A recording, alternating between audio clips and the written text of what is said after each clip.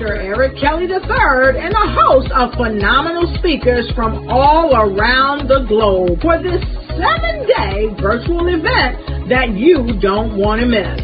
The mission of the Black Business Expo is to raise scholarship money from kids all the way from high school all the way from college. The Black Business Olympics is one of the largest Black business showcases in the world. It is an opportunity for businesses and companies to showcase their businesses globally. We are going to be giving away laptops up to $5,000 away to students. Again, I'm Olivia Appleberry, the founder of 2 Cents Finance and one of the speakers for the expo. I am so excited to see you there. For more info, go to www.blackbusinessexpousa.com or call 919-308-9090 and hope to see you there. I am Black Business. From the moment I wake until the time I sleep. Yes, I am Black Business. I am Black Business. Tell me, are you Black Business? I am Black Business. Do you support Black businesses? Listen, I support Black business because I am Black Business. Black Business Expo, one of the largest business showcases in the history of Black business in the world. The world! Sign up today at www.blackbusinessexpousa.com or call 919-308-9090. I am Black Business. I am Black Business. From the moment I wake until the time I sleep, I am Black Business. I am Black Business. Are you Black Business? I am Black Business. Do you support Black businesses? I support Black business because I am Black Business. Black Business Expo, one of the largest business showcases in the history of Black America in North Carolina. Join Dr. Eric Kelly III and a host of phenomenal speakers from all around the globe for this 7-day virtual event that you don't want to miss. The mission of the Black Business Expo is to raise scholarship money from kids all the way from high school all the way from college. The Black Business Olympics is one of the largest Black business showcases in the world. It is an opportunity for businesses and companies to showcase their businesses globally. We are going to be giving away laptops up to $5,000 away to students. Again, I'm Olivia Appleberry, the founder of 2 Cents Finance and one of the speakers for the expo. I am so excited to see you there. For more info, go to www.blackbusinessexpousa.com or call 919-308-9090 and hope to see you there. I am. How many times have you been asked to help someone you didn't even know? A student, a business entrepreneur? Or did you ever even ask, where did they end up? That business, that friend, that entrepreneur. Well, just maybe they ended up in a gang, bankrupt, homeless, or worse, dead. Maybe they turned to crime, drugs, and alcohol. Did you ever wonder? Did you destroy their dream, or was your life always so easy? At the Black Business Olympics, we started a movement to help students complete. Give them hope and foster success. Help them to leave their dreams of providing laptops, computers, and up to $5,000 in scholarship funds. Today, we ask you to help a student, a business owner, or an entrepreneur to realize their dream by sponsoring them, supporting them, and buying from them. Consider this. With $1.6 trillion in our Black community, we only ask for a small donation for our students, our businesses, and our entrepreneurs. And you can change a life today. So I ask you, what are you going to do? Sit on the sideline and watch our students in high school be losers, miss out on their dream from lack of resources? Or are you going to donate to the movement and change their future and yours as well? Give us a call today at 919-308-9090. Change their life by investing with action to the Black Business Olympic Fund. The Black Business Olympics, one of the largest business showcases of Black business in the history of the world.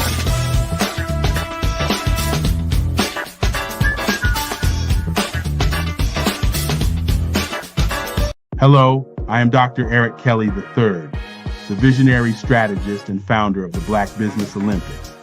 I invite you to showcase your Black-owned businesses on the Black Business Network global stage.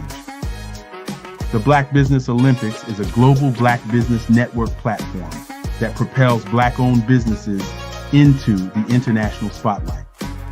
By showcasing your business on the Black Business Olympics platform, you can reach a worldwide audience of potential customers, partners, and investors. You can also establish yourself as a thought leader, an expert in your field, attract lucrative partnerships, and more speaking engagements.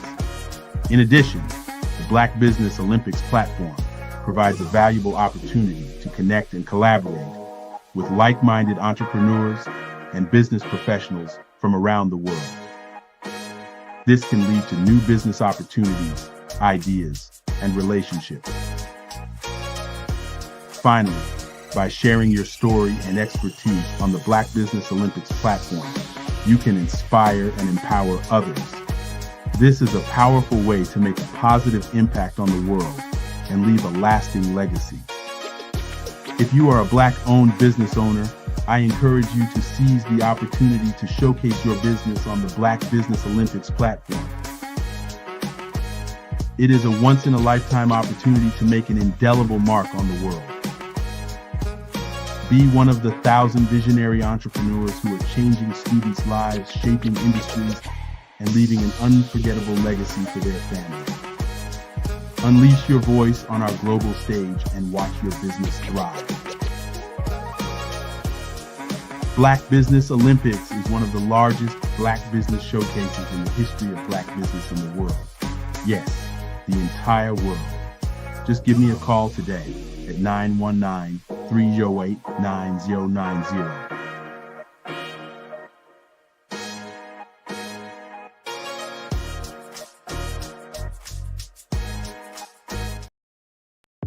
The Black Business Network and Black Business Olympics are essential platforms for Black business owners globally. They provide the tools and support you need to succeed in today's competitive marketplace.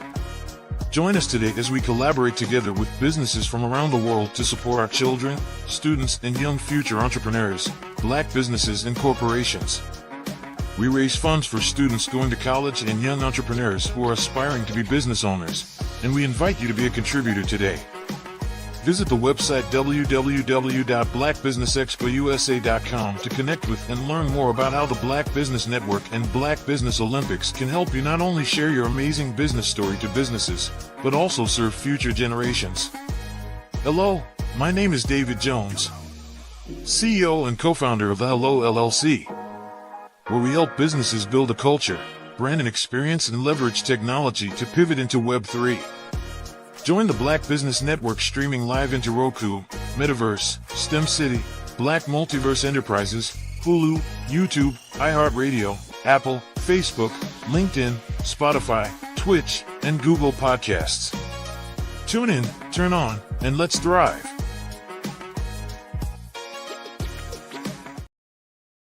I am from Washington, D.C., but I was raised in Durham, North Carolina. I came to Durham when I was about 5 or 6, And then I travel back and forth to DC because it's where my people are from.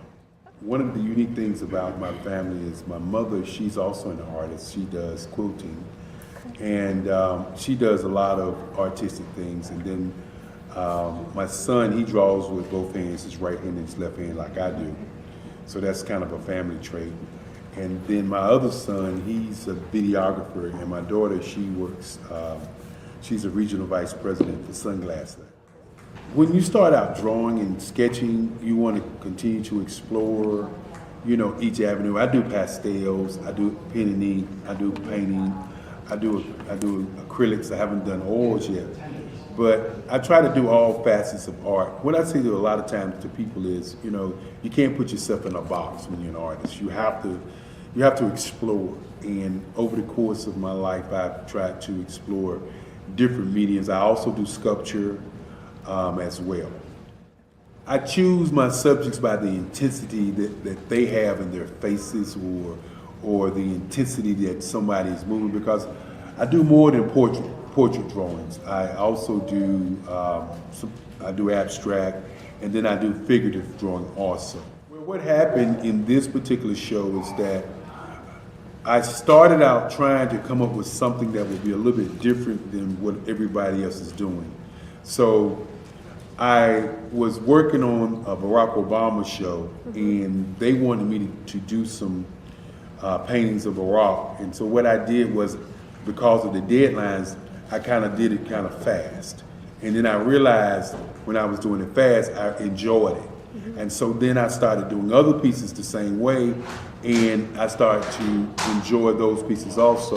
And so I came up with this particular style, and it's a style of lines and colors.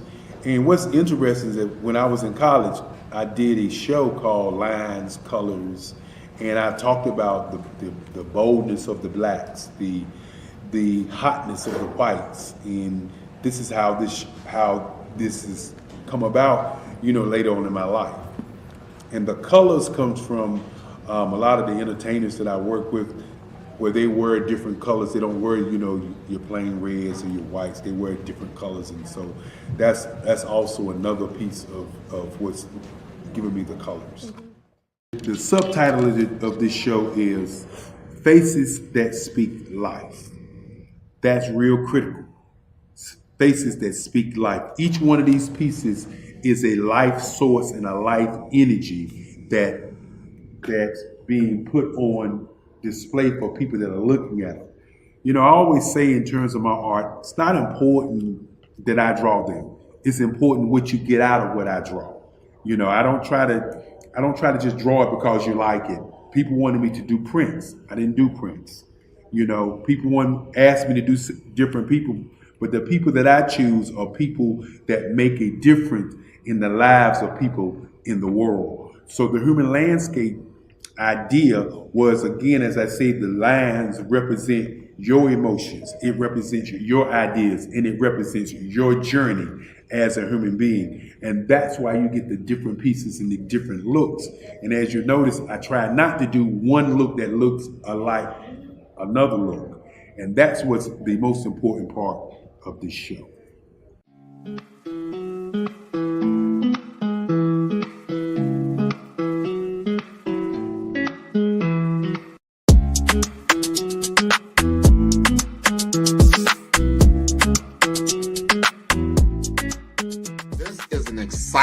Exciting time to be in digital marketing with the advent, the explosion of generative AI chatbots. They're better known as ChatGPT. There's Bard, there's Claude, there's all kinds of this new one came out called Gemini. There's so many different tools that really what it comes down to is that it's made my business more precise. I can do things more quicker, I would say, and to elevate my brand messaging to a level that allows me to be as creative as possible.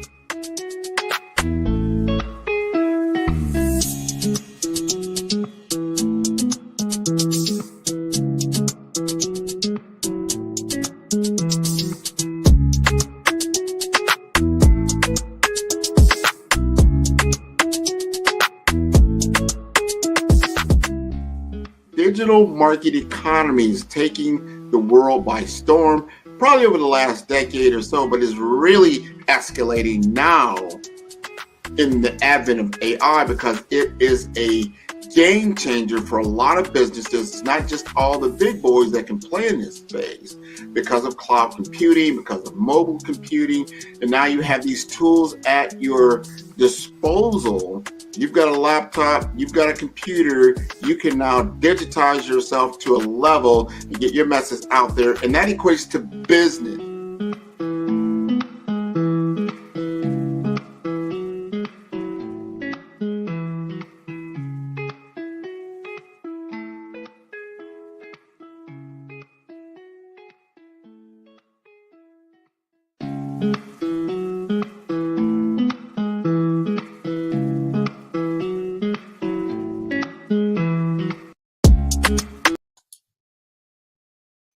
Hi, I'm Barbara Smith. Genius is common. My genius is executive coaching and professional corporate training. As the master executive coach and corporate training ambassador for the Genius is Common movement, I help business owners craft their stories in such a way that you know exactly what they do, what they have, and what they bring to the table. Many times as business owners, we are asked, so what do you do for a living? And we could be crushing in our businesses, but we're not quite sure exactly what to say in a short amount of time. Well, I help you take those stories that are the reason why you're in business and why you're so passionate about your business, and craft them in such a way that people are drawn to you, as opposed to being repelled by you. Because every conversation, every time you talk to someone about your business, you are excited about it.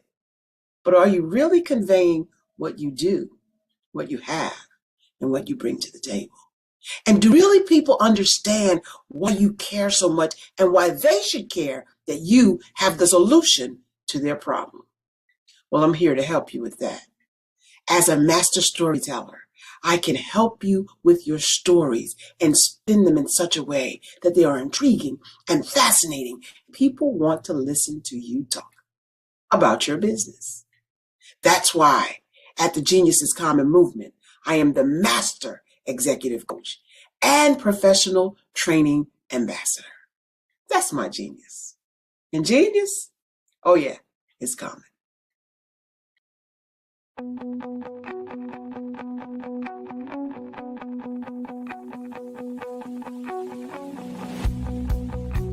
I am Black Business. From the moment I wake until the time I sleep. Yes, I am Black Business. I am Black Business. Tell me, are you Black Business? I am Black Business. Do you support Black businesses? Listen, I support Black business because I am Black Business. Black Business Expo, one of the largest business showcases in the history of Black business in the world. The world! Sign up today at www.blackbusinessexpousa.com or call 919-308-9090. I am Black Business.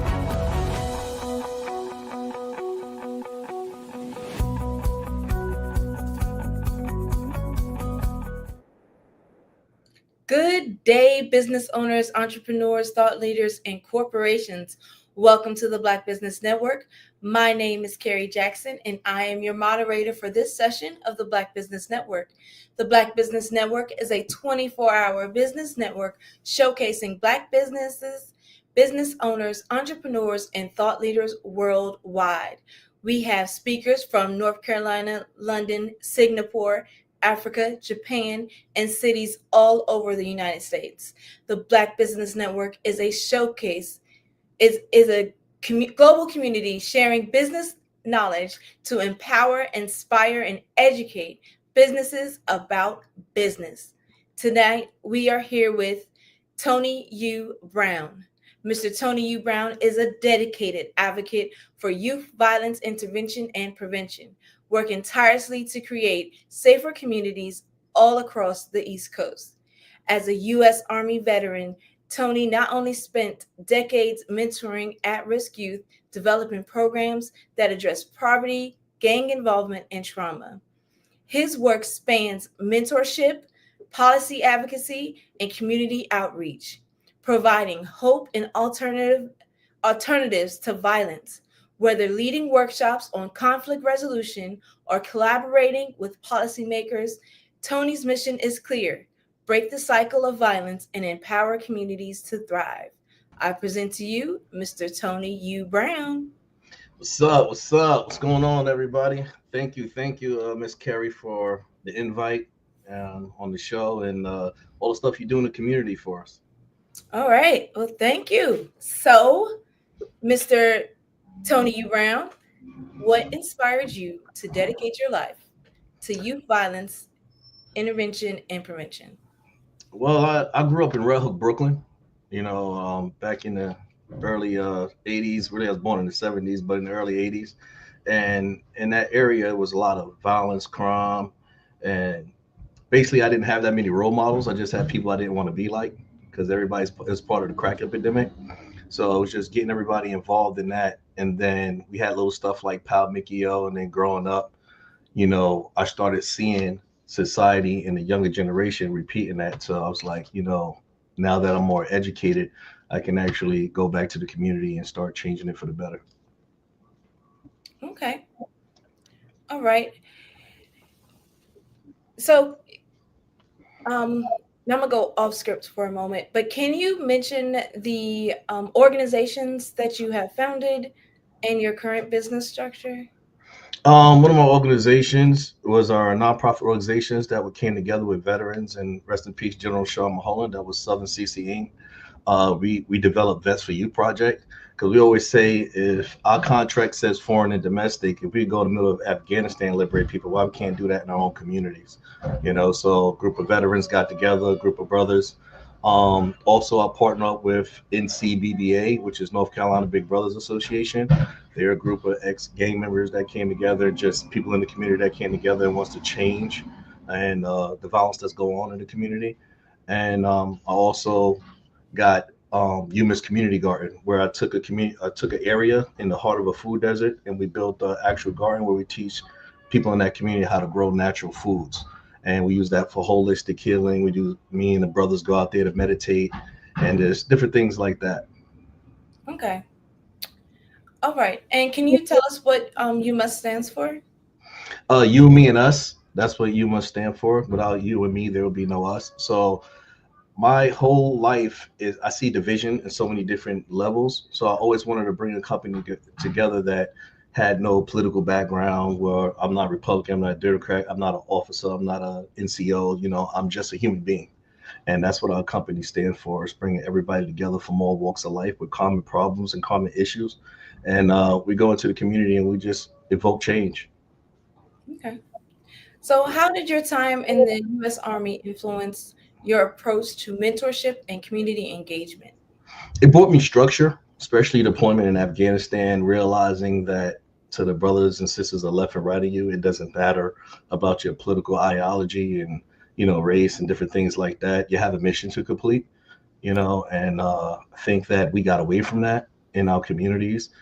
Sometimes people say it takes a village to raise a child, but people forgetting that they're a village. It's more individualism. And that's where, my organization comes to bring back that village mentality. Okay. What would you say is the biggest contributing factor to youth violence today? Lack of love and understanding. A lot of people in general look for belonging. And with belonging, going out to the community, you find different things. I met kids that don't have any parents. They're orphan kids. When they age out of foster care, they have nowhere to go. So they never had structure. Then I had kids from 2 family households that parents bicker a lot. So it's such a myriad of different things. But it always boils down to lack of belonging, feeling a safe space and comfortability. Everybody's in survival mode, and the youth is in survival mode. It's just sometimes a lot of these kids got a lot of love for their friend, and they get themselves involved in certain things because they want to protect their friend. So we got to understand that aspect of things too. Okay, so how does trauma impact the young people? I think you spoke on this a little bit, involved with gang violence or violent environments. If you see the way the community is, and different, a lot of things are territorial, a lot of things are prideful. A lot of people have pride for where they come from, and not understanding the differences between those areas, it causes a lot of confusion. So a lot of problem is we don't know our history, where things derive from, and the youth don't know their history. They just, everything's now, if you ask a lot of these youth, like what day Martin Luther King was born, they'll be like Martin Luther King Day, and they wouldn't say January 15th. It's whatever Martin Luther King Day falls on. You see what I'm saying? So getting the kids the understanding of where they came from and their roots is 110% is where a lot of this violence come from, this influence violence from. They don't know where they came from. They have no guidance and no foundational structure. Okay, so what strategies have you found most effective in breaking the cycle of violence in communities? Education, finance, and faith. You have to give an F, which is you gotta teach them. You gotta make them learn, even though about finance, and you gotta give them something to believe in. I really don't go into what religion you are. I go to more spirituality, because I'm more of a spiritual person. Because you got cracks in every religion and everywhere. You're gonna find some type of person not to relate to. So I try to push them to heal within the pain and everything they got within inside, and then seek, religious things and other stuff you want to do on the outside. So you come in with a clear heart. But the most practice I see that works with the community is getting the reoffenders and the people that been down that path coming to speak, but coming to mentor them as well. Because how many times have you been asked to help someone you didn't even know? A student, a business entrepreneur? Or did you ever even ask, where did they end up? That business, that friend, that entrepreneur. Well, just maybe they ended up in a gang, bankrupt, homeless, or worse, dead. Maybe they turned to crime, drugs, and alcohol. Did you ever wonder? Did you destroy their dream, or was your life always so easy? At the Black Business Olympics, we started a movement to help students complete. Give them hope and foster success. Help them to leave their dreams of providing laptops, computers, and up to $5,000 in scholarship funds. Today, we ask you to help a student, a business owner, or an entrepreneur to realize their dream by sponsoring them, supporting them, and buying from them.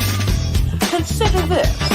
With $1.6 trillion in our Black community, we only ask for a small donation for our students, our businesses, and our entrepreneurs.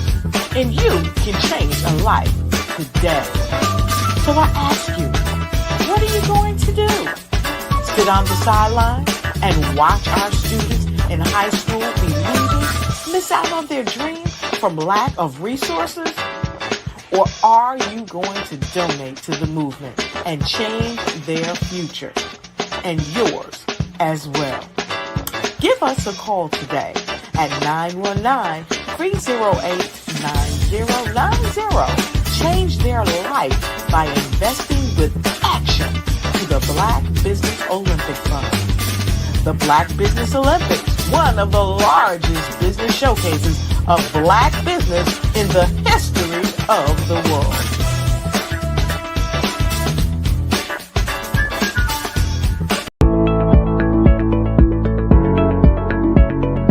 Prepare for what's coming and dominate in economic winter.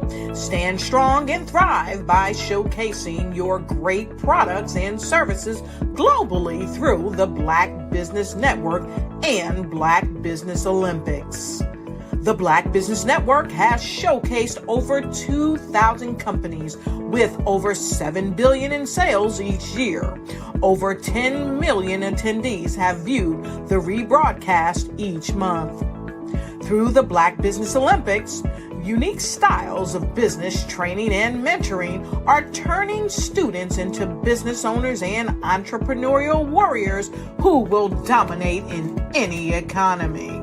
Gain the ultimate advantage of the Black Business Olympics, 7 days of unbelievable topics and speakers speaking around the globe. Donate your time and experience to provide expertise and scholarships to students worldwide and change the world. Now, more than ever, new insights, tools, strategies, and capabilities are needed. This is your chance for a major presentation to the world. Fill out the form and join the more than 2,000 speakers who have presented to over 200 countries. Join the Black Business Network streaming live into the metaverse, STEM City, Black Multiverse Enterprises, Hulu, Amazon, YouTube, iHeartRadio, Apple, Facebook, LinkedIn, Pod TV, IBM TV, Spotify, and Google Podcasts. Sign up today. Spaces are limited, and we will see you there.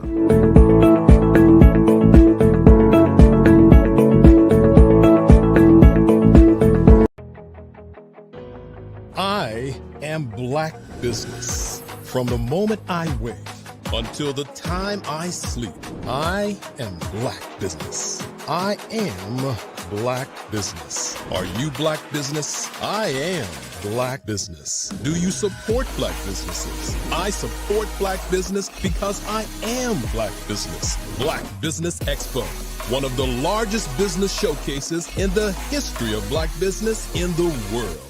Sign up today at www.blackbusinessexpousa.com or call 919-308-9090.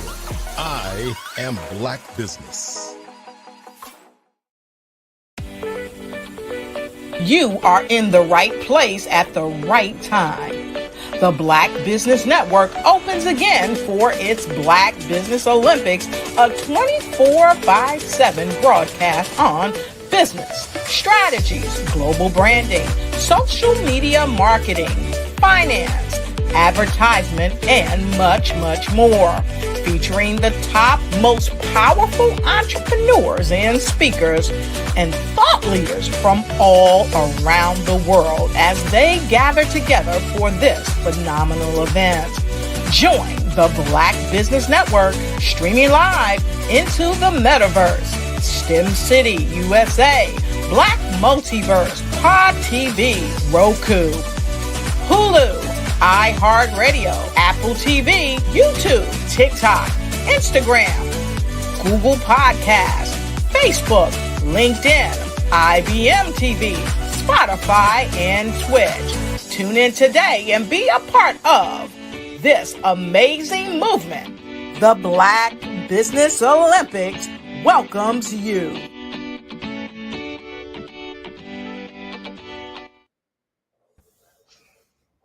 So we had a brief commercial break. Good to see you back, Mr. Tony U. Brown. Technical difficulties. Yes. So how do you collaborate with policymakers to create systemic change? Last year we had a conversation with the mayor, and we had conversations with some senators, some city council members, and everybody came together with the company and the nonprofit, other nonprofits, to show that the discrepancies that we got in the community, sometimes it happens from the policies that's made up here. You see what I'm saying? So it was just pointing those little discrepancies out, which they started implementing more programs like the trade program, that they implemented with FTCC, where it pays for brothers who's getting out of prison or just looking for a change. They get any trade they want for free. You know, we partnered with FTCC for that, and we was the boots on the ground. You know, getting young men that got out of foster care, different things like that, and put them in these schools so they get trades at early ages. You know, and then on the other side of things, for another younger generation, you'll see my shirt. What we started doing is invoking video games. So we know a lot of them like to play video games. So we got them into tech and gaming. So we can actually get them to learn these different codes so they can get into the tech and gaming industry at an early age, because that's the future. Tech is the future. Okay. So what advice would you give to community leaders looking to start and improve youth intervention programs? Just listen to the youth, you know, understand their language, you know, because and give them responsibility. You know, even in the military, when I was we had a lot of soldiers that was rambunctious. What they did was give them responsibility. You know, sometimes they just don't want to disappoint you, and the responsibility that they get, it stopped them from being bored as well. You know, so we'll go over them like we do our credit responsibility course, or we'll do our gardening responsibility course, and they'll lead the classes and different things like that.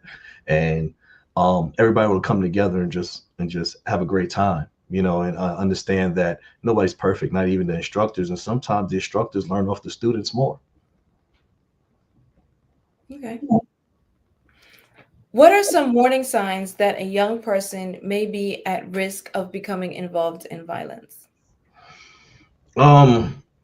Running away, rebellious, talking back, you know, quiet. It's all different type of symptoms, you know, because as for me, you know, from I say 94 to 2004, I was in trouble with the law. Like, me and the law just was not best friends, you know, at that time. And for me to understand that changeover, I had to find out the pain. And sometimes what I didn't have at home was just as bad as the streets, you know. So that lack of father figure, or not having certain finances where I could take care of my mother, you know, different things like that. That was more of a sign of, okay, I'd rather get it and get in trouble, whatever, but at least I got it and it'll solve this problem temporarily. But I wasn't looking at being 25 or 30, because I was already at 16. I was like, hey, I ain't gonna be 25 anyway, so I might as well live as today. So when they got that rebellious attitude and feel like there's no tomorrow, that's when you cling on to them even more. Okay. So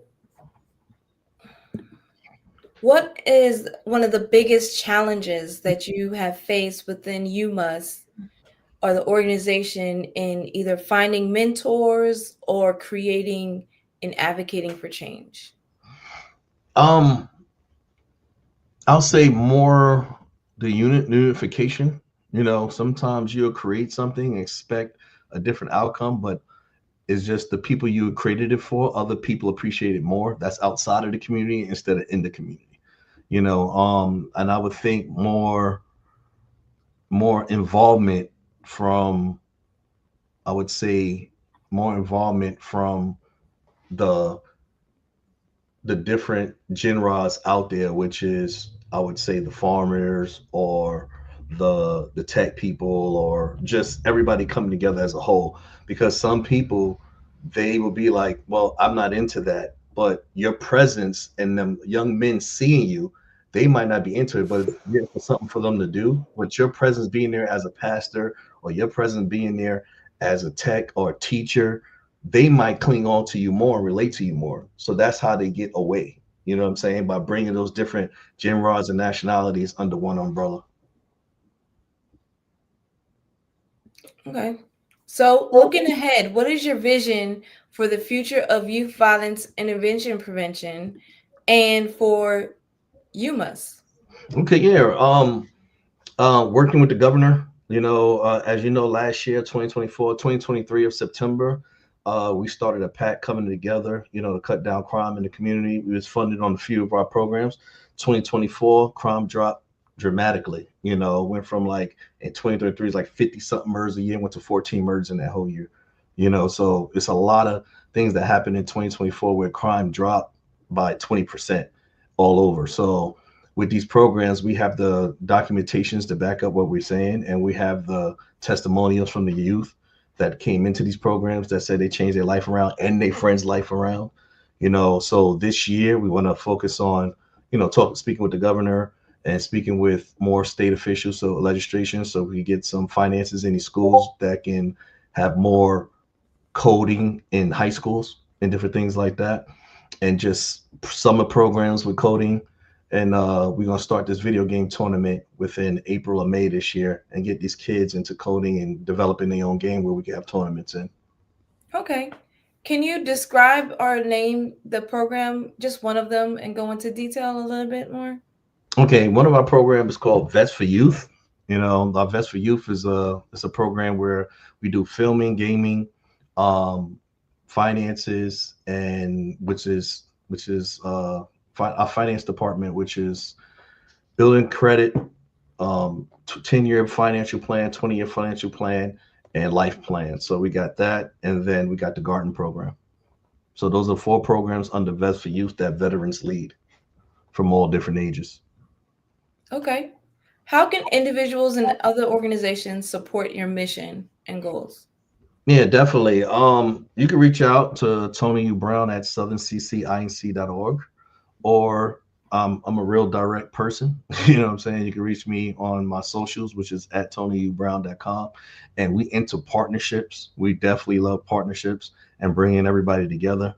That's what helps out even more. Like showing the youth that coming together and putting away our differences is the best. It's the only way we're going to win. It's not the differences that make us hate each other. It's the differences that should make us love each other. Okay.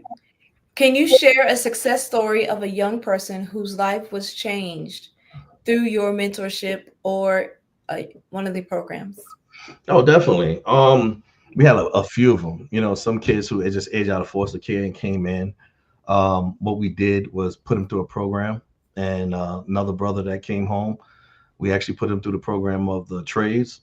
He got through his trades. Not only he got his trades, he got a job afterwards. We built up his credit in that year, which he got his own apartment. Another young man at 25 now, he got his own house, because we actually built his credit in the 2 years that he was going to school. So usually what we'll do is make the young men work from, I think, Thursday night to Sunday night. That'll keep them out of trouble. Thursday night, Friday night, Saturday, Sunday night, and Monday through Thursday, they'll go to school. And then we'll work on their credit and then build it up from there. Okay. What role should law enforcement play in violence intervention? And how should we improve those relationships between police and communities? Be more relatable. What's usually it's the officers, every time you see one is in uniform. Have an event. Like when I had my event, when we rented out Defy Gravity and we brought the whole community involved, the officers involved, they wasn't in uniform. So they was more personable to the kids now. You know what I'm saying? So sometimes in other fashions, sometimes it's a fear when they see it, or sometimes they got to be on their best behavior. They don't know how to be themselves. So if they see you humanize yourself, like, hey, I'm one of you, I'm just a normal guy working, it's more relatable at that point. To just be more relatable to the community. Let them know you're on a name basis, first name basis, last name basis. Be cool with them. Okay. If you could change one policy today to improve youth violence intervention, what would it be, and why? So many policies. That's a real good question. That's a real good question. Very broad question too, because there's so many that leads into other. One policy I would change is bring back trade programs in high schools. That's policy that should be mandatory, regardless of what high school you go to. It should be a trade program in there. Should be a tech program in there. Should be a trade program in there. So this way, a lot of people, colleges are for everyone. So if I know my young man is coming out of high school and they started doing plumbing at 16, and then they could graduate at 18 and take the state test at 19. You see what I'm saying? Then they can learn how to make money with their hands. So if they do go to college and something don't work out, then they can all fall back on their hands. You see what I'm saying? To make money. Yes. So what is on your playbook when you go to sit with the governor? When I go sit with the governor, I'm going to tell him the stats from 2024 and 2023 and how we changed it and what they're looking for. So a lot of people, when you start speaking to a lot of these guys, they more hear it from the older generation, which is like 40 and older. I'll put a packet together where they're hearing it from 15 to 28. This is what they want. This is what they need. You know what I'm saying? Because at the end of the day, they are future. You know, and once you invest in the youth, then you'll live 10 times over. You know, even after you're passing, your name will live on. So this is what brings us all coming together, is wanting us to have a better future for our communities. I can't hear you, ma'am. That's great. That's great. So what message do you want to leave with the audience about the importance of this work in the community and mentorship with the youth? Yeah, put away your differences. You know, sometimes the mission is more important than the personal feeling of the people involved in that mission. You know, usually I'm starting to see in this I'll say day and age, it's like if certain people's involved in the mission, then they don't want to be a part of the mission. You know, the goal should be the importance of it. So partnerships, unity, and the love for the youth, you know, because that's what my company really is basically founded on. You know what I'm saying? The empowerment of the youth. Okay, so can you tell us some information on how someone can get in contact with you, in contact with your organization, you know, give all of the social media details, websites? Yeah, you Contact. can do speaking engagements as well. I come to schools and I speak. You can reach me at Tony U Brown, which is 718-344-7378, or booking at TonyUBrown.com, which is BOOKING at TonyUBrown.com. Once again, my number is 718-344-7378, or you can reach me on all my socials at Mr. Tony U Brown. Like I said, I would like to connect with all schools for the garden program, for the gaming programs that we have. I would like to connect to the churches, the community members, the YMCAs, everybody. And we travel as well.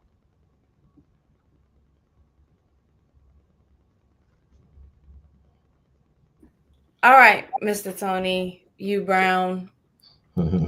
Can you tell us a little bit more, because we have a little bit more time due to that technical difficulty? Can you tell us about can you tell us about the your vision with the gaming and the youth Yeah. program a little bit detailed? We partnered up with a few community colleges, and been working with their game design team and creating the video games. Like I said, the goal is for me in 5 to 7 years, have North Carolina a second hub of Silicon Valley, where our kids are not leaving when they graduate. You know, that's a big issue. You know, they graduate, they get their degrees here. We got great HBCUs, we got great colleges here, but they leave for the finances. So I feel like if we can get those top paying jobs here, where these young kids can stay here at 18, 19, making 70, 80,000 a year, they can influence our community and build it to a better way, you know? So that's my main goal in the next 5 to 7 years, and speaking with the governor and going that direction. Because as you can see, AI, tech is everything now. Yes. Can you elaborate on the You Must Garden program and how it impacts the youth in the community? Yes, definitely. The Humus Garden program that we have, we put it in the dead center of a food desert on Murchison Road in Fayetteville, North Carolina. And in that food desert, we teach we got a HUD program, which we call healthy urban dieting, you know, a play off of words with HUD. And in that community, when we when we bring everybody together, it shows them, like, we have a class of a special needs class, autism class. So we have goats there, and we didn't know goats was on a certain frequency where it calms autism kids down, where they can learn better, different things like that. So at the garden, you actually put not only a difference in size, you put your understandings in a different box, because some people understand things to be one way, and kids understand to be one way sometimes. So it's just showing them that, you can make food out of a little microgreens out of a little container, and it'll be more healthy than eating a bowl of this, so it hit us in so many different areas that it was a perfect spot for it, because it was a food desert.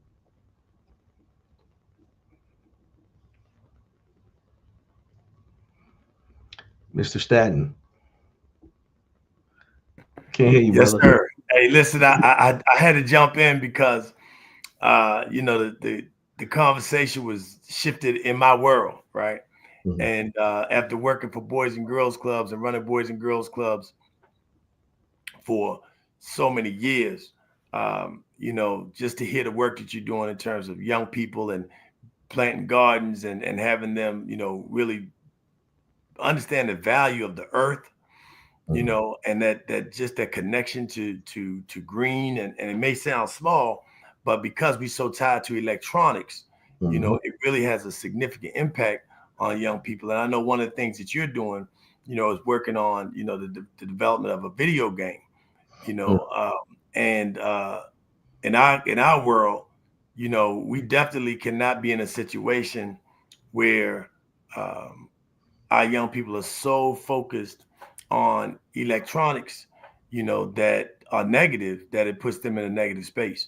So I'm just glad to hear that have understood the value of having them be outside, work outside, live outside, to just be outside. People joke about it after COVID, about being outside, but the reality is, for our young people, it is so important for them to be able to be in a situation where they can value the earth. Yep. They can value being, in that space. And what we did too with our program, we got these grow bags. So we know a lot of What these you places, call them? grow bags. We got these Grow bags? Yeah. So Okay. we grow bags. We'd be like, okay, there's 60 units in a project, 60 doors. So we'd be like, all right, you 5 grow squash, you 5 grow zucchini, you 5 grow kale, you 5 grow this fruit. So at the end of the grow season, they all come together and make a meal. And on our bags, we put Equifax, TransUnion, and Experian. So now you learn how to grow your credit as you grow on the food at the same time. Because if you mess up your credit, you mess up the food. So we put all that into one big program. Break that down for me. So you have grow bags. I got that. And for people who don't understand a grow bag is what your seeds come in, the soil and everything, and it grows right out of the bag, correct? Yep. Okay. We give you a mature plant. Okay, so now the next part is, on those grow bags, you actually write in on those bags the different credit agencies that rate your credit rating, correct? Yeah, definitely. All right. So sit back for me. And then tell me, there you go. And tell me what it is, why the transition and the connection between the grow bag and writing the credit on it. I want to make sure people understand the connection. Because if you mess up your credit, sometimes it'll take you 16 weeks to repair it. You see what I'm saying? It's the same thing with food. This is your source. This is your life. You see what I'm saying? So if you mess up your food, you're going to eat messed up things, processed food and stuff like that. This is the vital of the community. Credit and a diet. What do we got? Obesity, high blood pressure, bad credit. You see what I'm saying? So you incorporate all that together, and kids, the way to get to them, they spell love Time. So now you spending time. Remember back in the days, if we need a loaf of bread, who we go to? Our neighbor. Now people don't know their neighbor. But if you know you need potatoes, and that side of the farm or that side of the projects is growing potatoes, now you need each other as a resource. Go over there and get those potatoes from, Aunt Cece or whoever you got to go to, Miss Cece on that side. So we bringing that village and that family mentality back again. I love that. So that whole cooperative economics, really helping them to be able to understand the sense of community, and sharing the resources, because that being able to go from I got potatoes, you got that, so now we can barter. There you go. There we go. And that's what it was about back in the days, the barter system.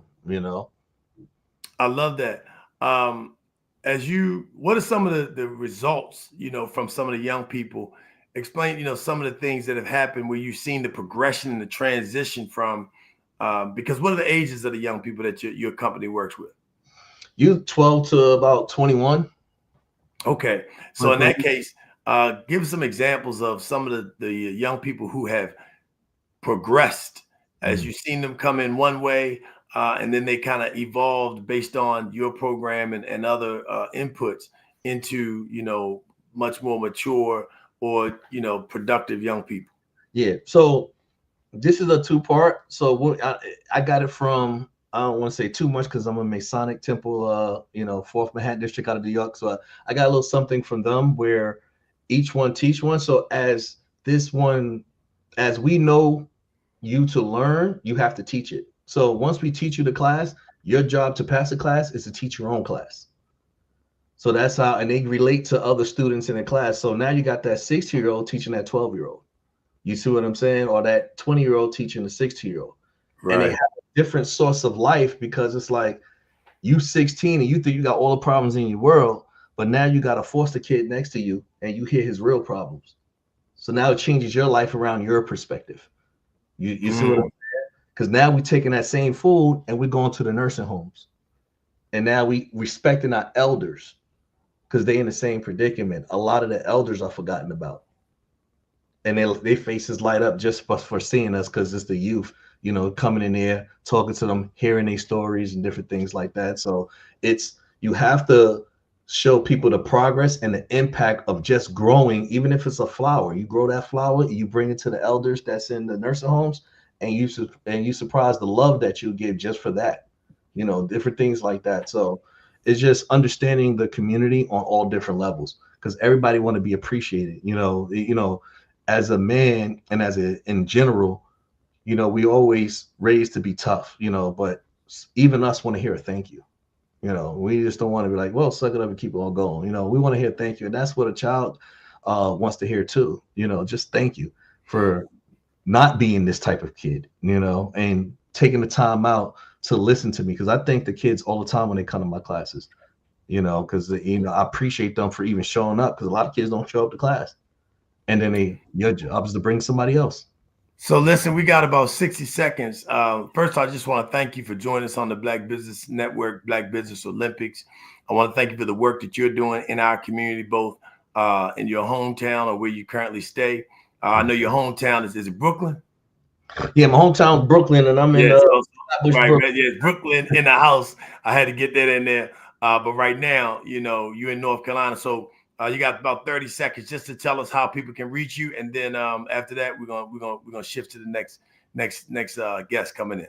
Definitely. You can reach me at Tony U Brown, on any on any social medias at Mr. Tony U Brown, MrTonyUBrown, or you can call me directly at 718-344-7378. We actually do speaking engagement. We actually travel as well with our computers, with our grow bags, and speak at schools and do these programs and after schools as well. You can reach me at booking@TonyUBrown.com, BOOKING @TonyUBrown.com. Got it. Well, listen, Mr. Tony U Brown, I'm so grateful that you joined us today. I look forward to seeing you again and hearing about the great work, and we hope that you'll come back and share with the Black Business Network. Remember, genius is common, and I'll see you on the other side.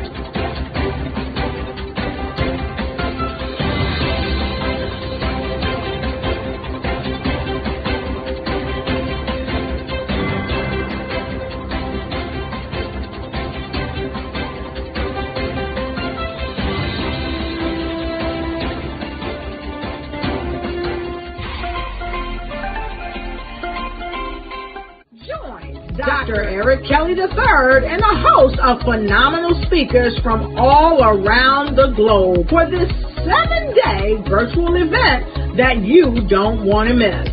The mission of the Black Business Expo is to raise scholarship money from kids all the way from high school, all the way from college. The Black Business Olympics is one of the largest Black business showcases in the world. It is an opportunity for businesses and companies to showcase their businesses globally. We are going to be giving away laptops up to $5,000 away to students.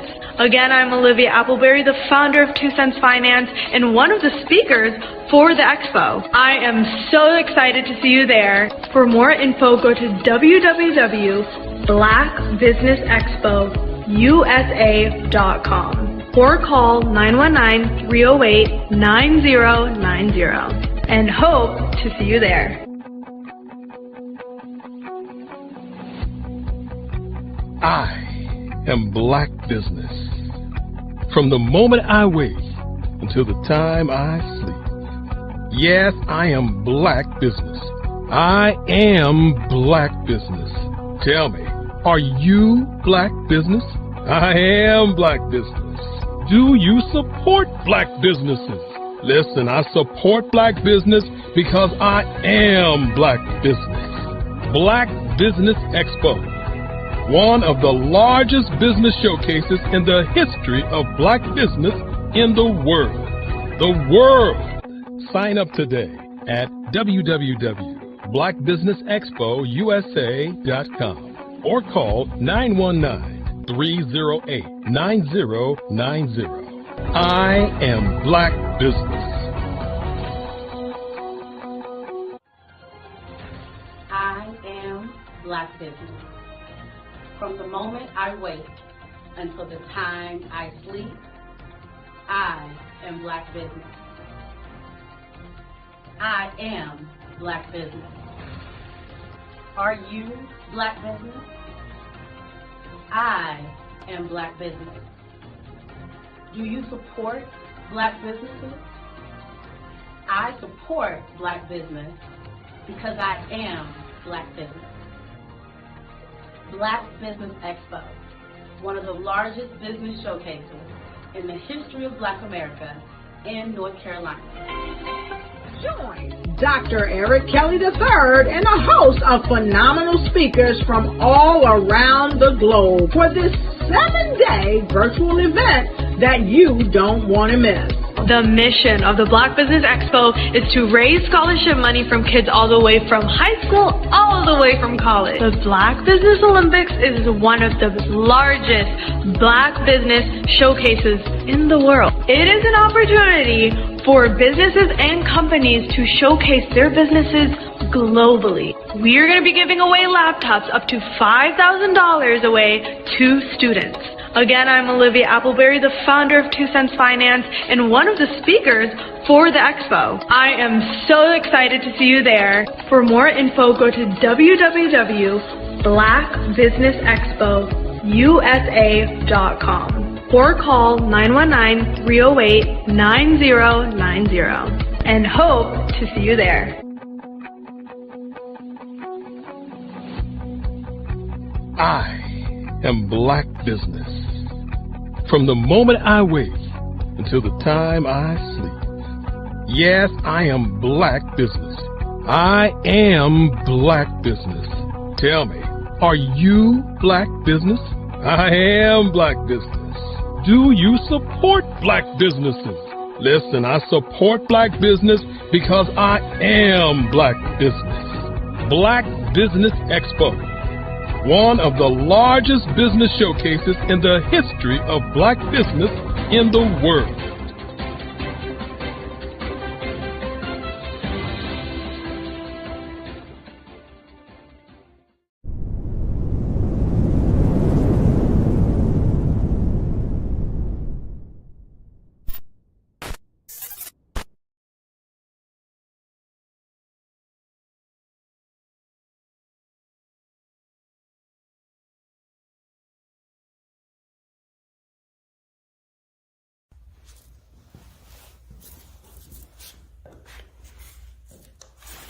How you doing?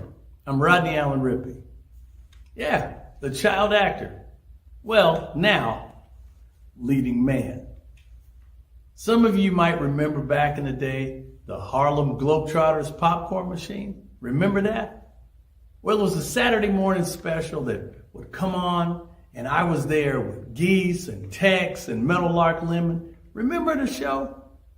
Well, I had a great time. And I have to say a huge, huge thank you to all my fans out there. Thank you for all the years of support. I went on from the entertainment industry. I started getting into producing and directing. And now, hey, here I am. I'm a studio executive here in Burbank, California at 2526 Studios. I have to say, it's been pretty good, but the best is yet to come. Please stay encouraged. Keep reaching for your dreams and never forget that genius is common. Remember that. Genius is common. No matter what anyone says to you, no matter how tough the road may get, keep striving. Keep reaching for your dreams. And always know that you are worth it. Everything that you put into yourself, everything good that you pour into your life, you are worth it. And when the times get tough, when things don't go exactly right, it's okay. Dust your shoulders off. Stand up strong. And remember, genius is common.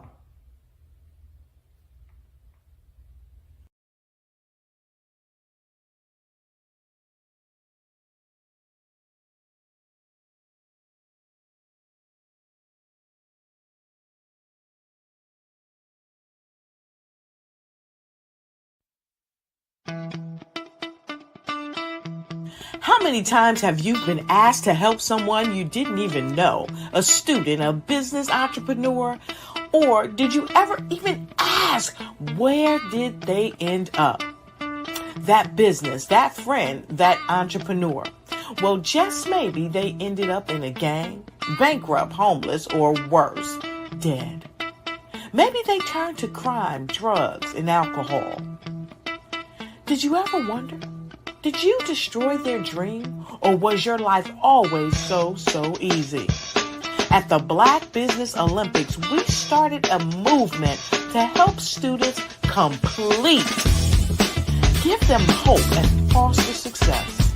Help them to leave their dreams of providing laptops, computers, and up to $5,000 in scholarship funds. Today, we ask you to help a student, a business owner, or an entrepreneur to realize their dream by sponsoring them, supporting them, and buying from them. Consider this. With $1.6 trillion in our Black community, we only ask for a small donation for our students, our businesses, and our entrepreneurs. And you can change a life today. So I ask you, what are you going to do? Sit on the sideline and watch our students in high school be losers, miss out on their dream from lack of resources? Or are you going to donate to the movement and change their future and yours as well? Give us a call today at 919-308-9090. Change their life by investing with action to the Black Business Olympic Fund. The Black Business Olympics, one of the largest business showcases of Black business in the history of the world.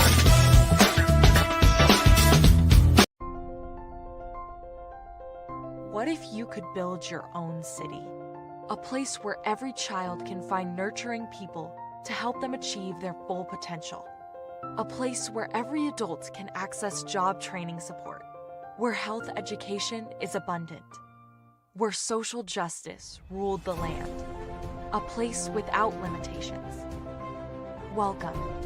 You have arrived at STEM City USA. It is what every city should be. A safe, and trusted community where you find people and resources to help you become everything you are and beyond. STEM City is unlike anything you have ever experienced. It is a digital twin of the world around you, only better.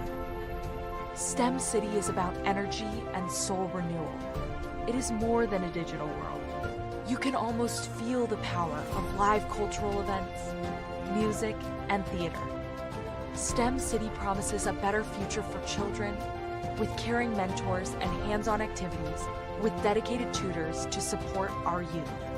STEM City is your passport to a healthy lifestyle with weekly events addressing our community's many issues. STEM City is your financial well-being with helpful information on wealth management, career advancement, job training, and so much more. STEM City is the community you deserve. It is the city where your dreams can come true. STEM City USA, a place in the sky that is accessible to all who reach for the stars.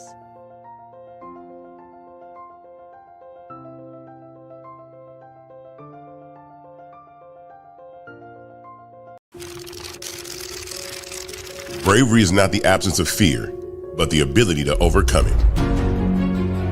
We stand for those who defy suppression, who speak out, and those who walk the road less traveled. Everyone deserves to be seen and their voices to be heard. We're sparking a movement, growing a community of creators united by the desire for freedom, choice, equity, and ownership. At Fanbase, it's all for one and one for all. We support each other to guide, promote, and uplift you in a place where you can unapologetically be yourself. A place where your voice, ideas, and creativity are not just welcomed, but celebrated.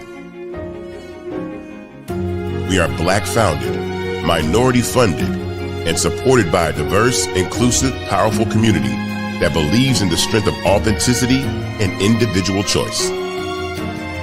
Regardless of success or background, we welcome you. The marginalized, the underappreciated, the successful, the superstar. We're for all who seek a space to express themselves freely, where they are rewarded for being their authentic, true self. We transcend labels because only we have the right to define ourselves. We are built for the brave, the culture, the creators, and for the future where everyone has the power to shape their own destiny. Where all are empowered, voices are amplified, and freedom is embraced. For the first time, you have a chance to own the platform you helped make popular. It's a revolution, a movement in how we connect, create, and share.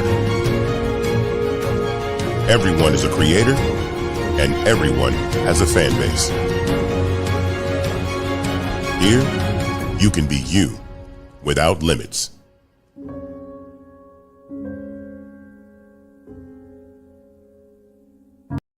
In today's world, everyone has a platform, but few have a voice that truly resonates. Standing out isn't just optional, it's imperative for survival. Through years of guiding industry leaders, I've discovered what truly sets exceptional professionals apart. Today, I'm sharing a framework that's transforming careers and opening doors to unprecedented opportunities. Your digital footprint is more than just a resume. It's your stage for thought leadership. Think of your online presence as a beacon of expertise. Every post, every comment, every share should demonstrate not just what you know, but how you think. Engage with content, speak at conferences, and let your digital authority shine. Forget collecting connections. Focus on cultivating relationships that matter. It's not about how many people you know. It's about the depth and quality of those connections.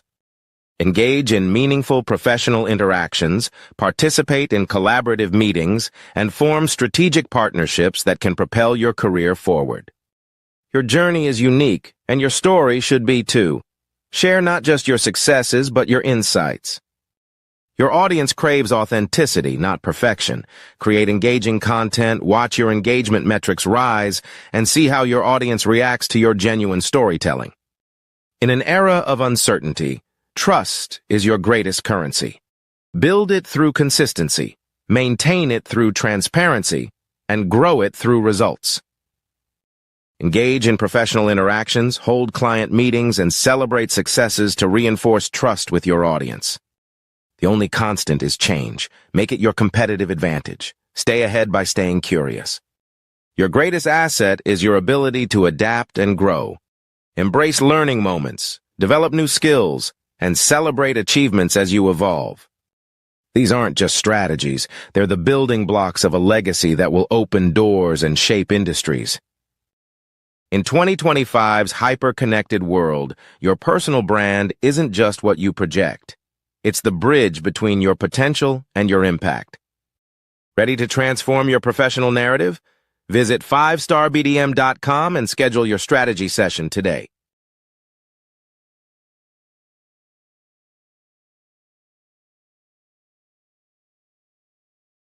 At 5-Star BDM, we don't just elevate brands, we forge industry icons.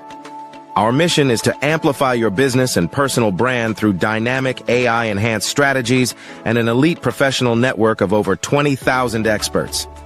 We empower entrepreneurs and small to medium-sized businesses to lead, scale, and transform. Our powerful network accelerates your speed to market and connects you with unparalleled growth opportunities.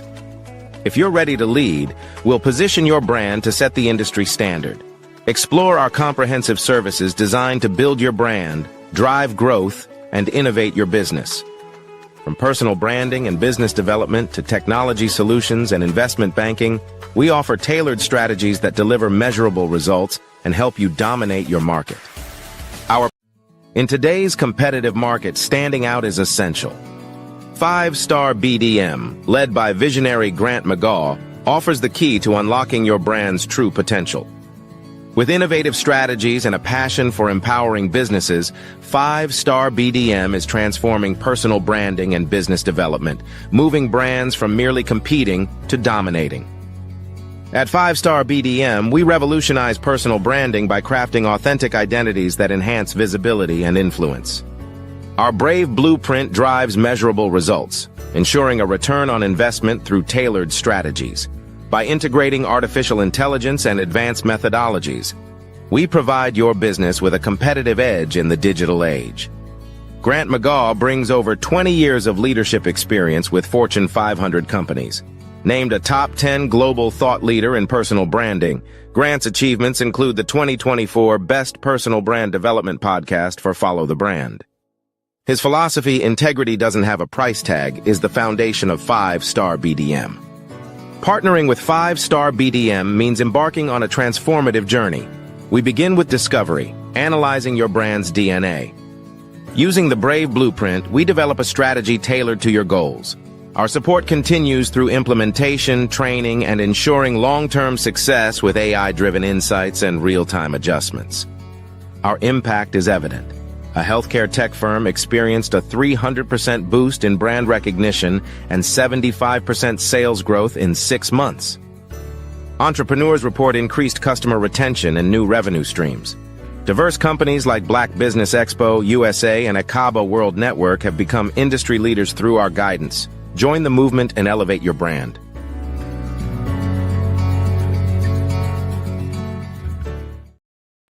In today's competitive market, standing out is essential. 5-Star BDM.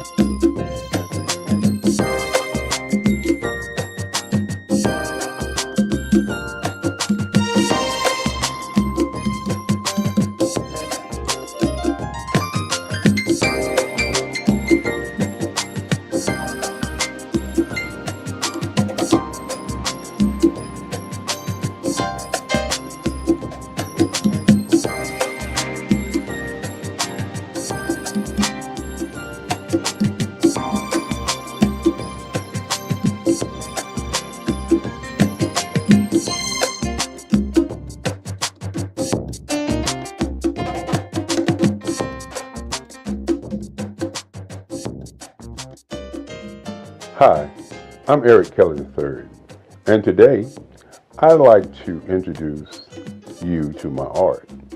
Welcome to the Eric Kelly III Museum, located in Durham, North Carolina. Today we're going to be discussing my art, my journey, and where I'm going next. You know, the past, the today, and the future. When I think about the beginning of my work, I have to go all the way back to when I was about 4 years old.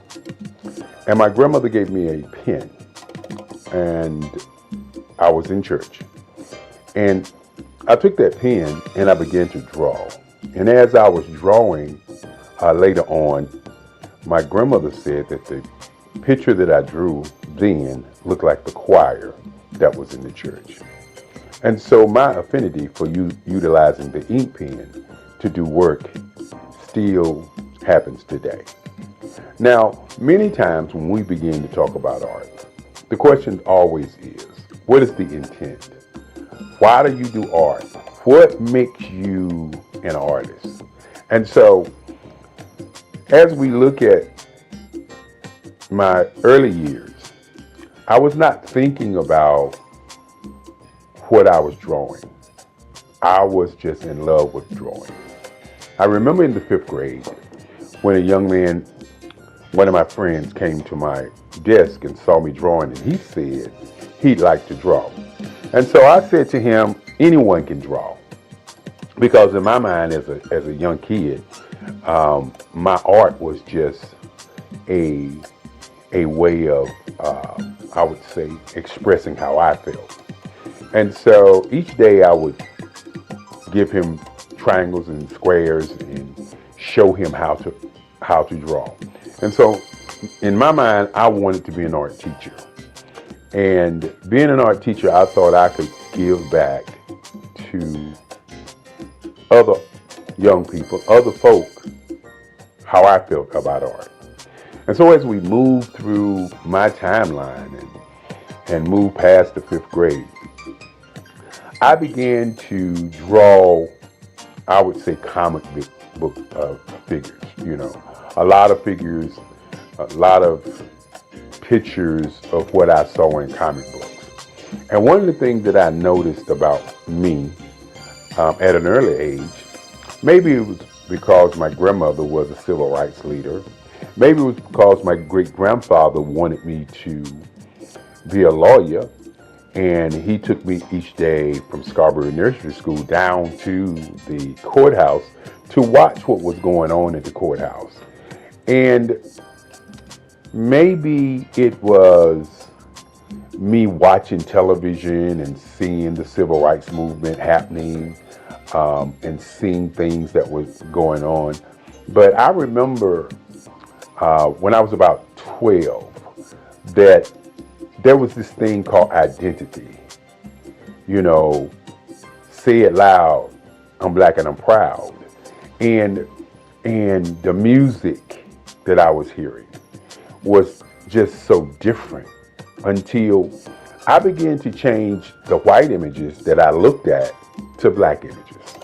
I can remember the Incredible Hulk that I changed into the Incredible Bullock.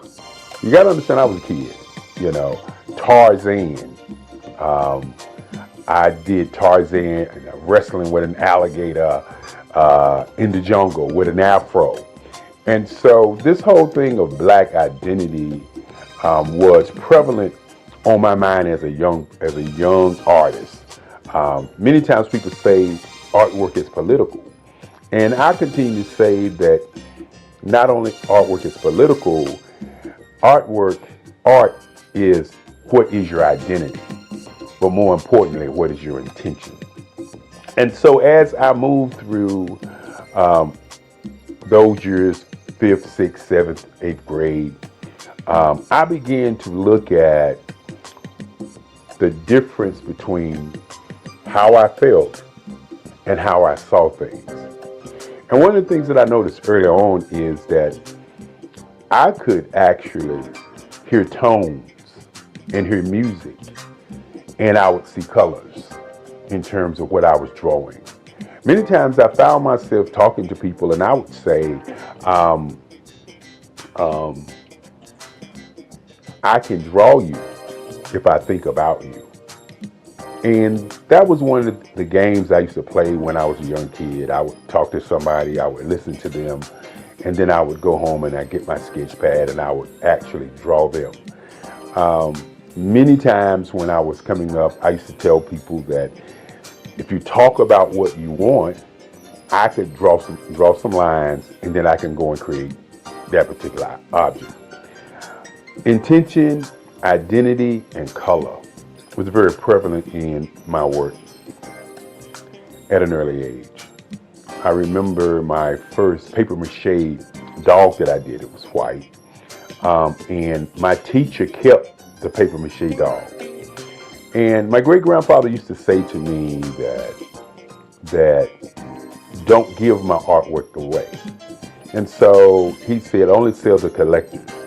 And so at 7 years old, he started a museum for me called the Eric Kelly III Museum that would house my artwork in his house, along his halls, and house my writings. I'm also a poet. I do poetry, 3 portrait CDs that I've done in the past, along with some more interesting writing. My work, again, as I said before, is about identity and intention.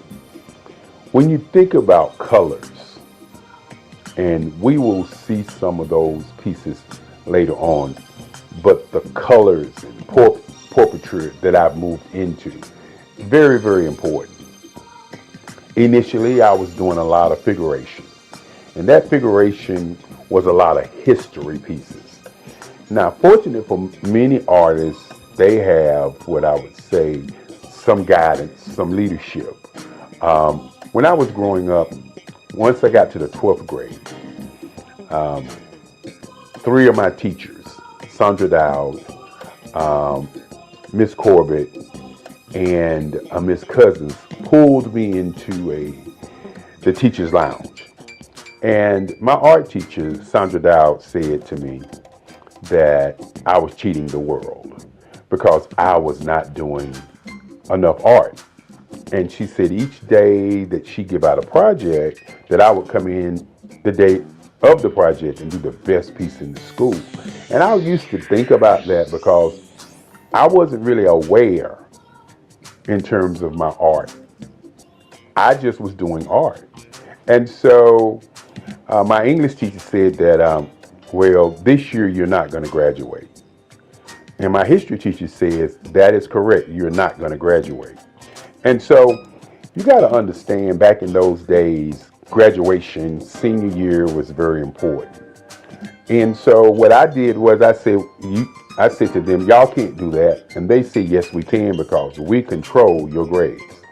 And so I sat there and I listened to them as they began to tell me what they wanted me to do my senior year so that I could do more art. And many times when you have people that come into your life and say they want you to do something and you have your own mission and ideas of what you want to do, sometimes you just, don't do it. But in those days, I was the guy who was very popular in high school. So I thought to myself, this is only a challenge. And so each morning, I would draw for my English class, the Macbeth, the Odyssey. For my history class, which was a Black history class, I would draw about the transatlantic slave trade, great African Americans who went on before, like Crispus Attucks, Martin Luther King, Marcus Mosiah Garvey, Malcolm X. And these are the kind of pictures that I was drawing. They were historical figures.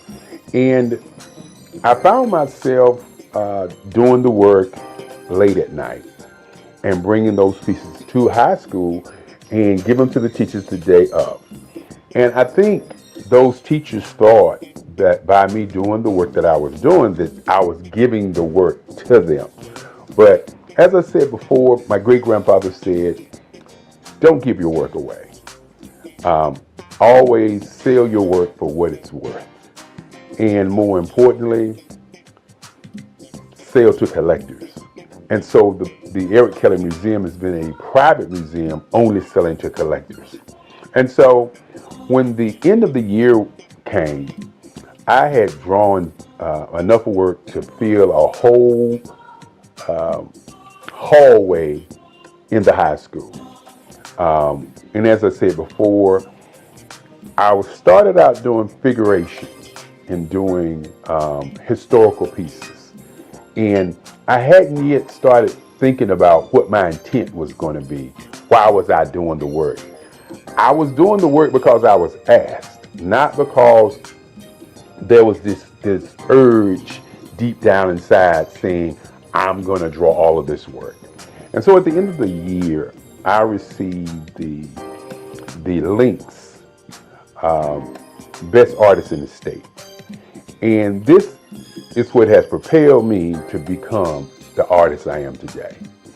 I looked at the art award that I received, and I thought about where did I want to go to college. And so I had letters coming to me. I was in the news, I was on television and all these great things. I had these things to happen. And so I had letters coming to my house to go to different schools. And my great-grandfather used to say there are 5 things that you need to think about as you live. He said, number 1 is to think. Number 2 is to sell something. Number 3 is to do research. Number 4 is to be relentless. Number 5 is to have energy in everything that you do. And so I started on my quest for understanding that art was going to be what I wanted to do. And so I did research on the schools in Durham, North Carolina. And for those who don't know about Durham, North Carolina is a space where black people, 49% black people, were engaging in economics everywhere. You know, Durham was the tobacco capital of North Carolina at one time. And so when I was a young man and I lived in Federal Street Projects, I could walk down to Pettigrew Street, not to Parish Street, because Parish Street is considered Black Wall Street now, but before Parish Street, there was Pettigrew Street. And on Pettigrew Street was Service Printing, black men owned it, the Regal Theater, black men owned it, the barber shop, WAFR, and the taxi cabs. And I could see black people doing great things right there on Pettigrew Street. And Pettigrew Street was probably about 4 or 5 blocks from where I stayed. I remember going to the Regal Theater, seeing Hercules and all these movies as a young man. But the thing that really impressed me about Pettigrew Street was I saw black people doing black things. And so as I did my research to see where I was going to go to school, I discovered that North Carolina Central University was one of the top schools with black professors. And one of the things that I wanted to do, you know, as a young person is I wanted to go to a school where I could study in the class, and then I also could go to the library and pick their books up and read more about what they were talking about, so I would be immersed into the art. And so at that time, North Carolina Central University did not have an art scholarship program. And so remember what I said earlier about my great-grandfather. He said, think, and then sell, and do research. And so in doing my research and thinking, I said to myself, I want to take my portfolio down and ask them to come to that school for art.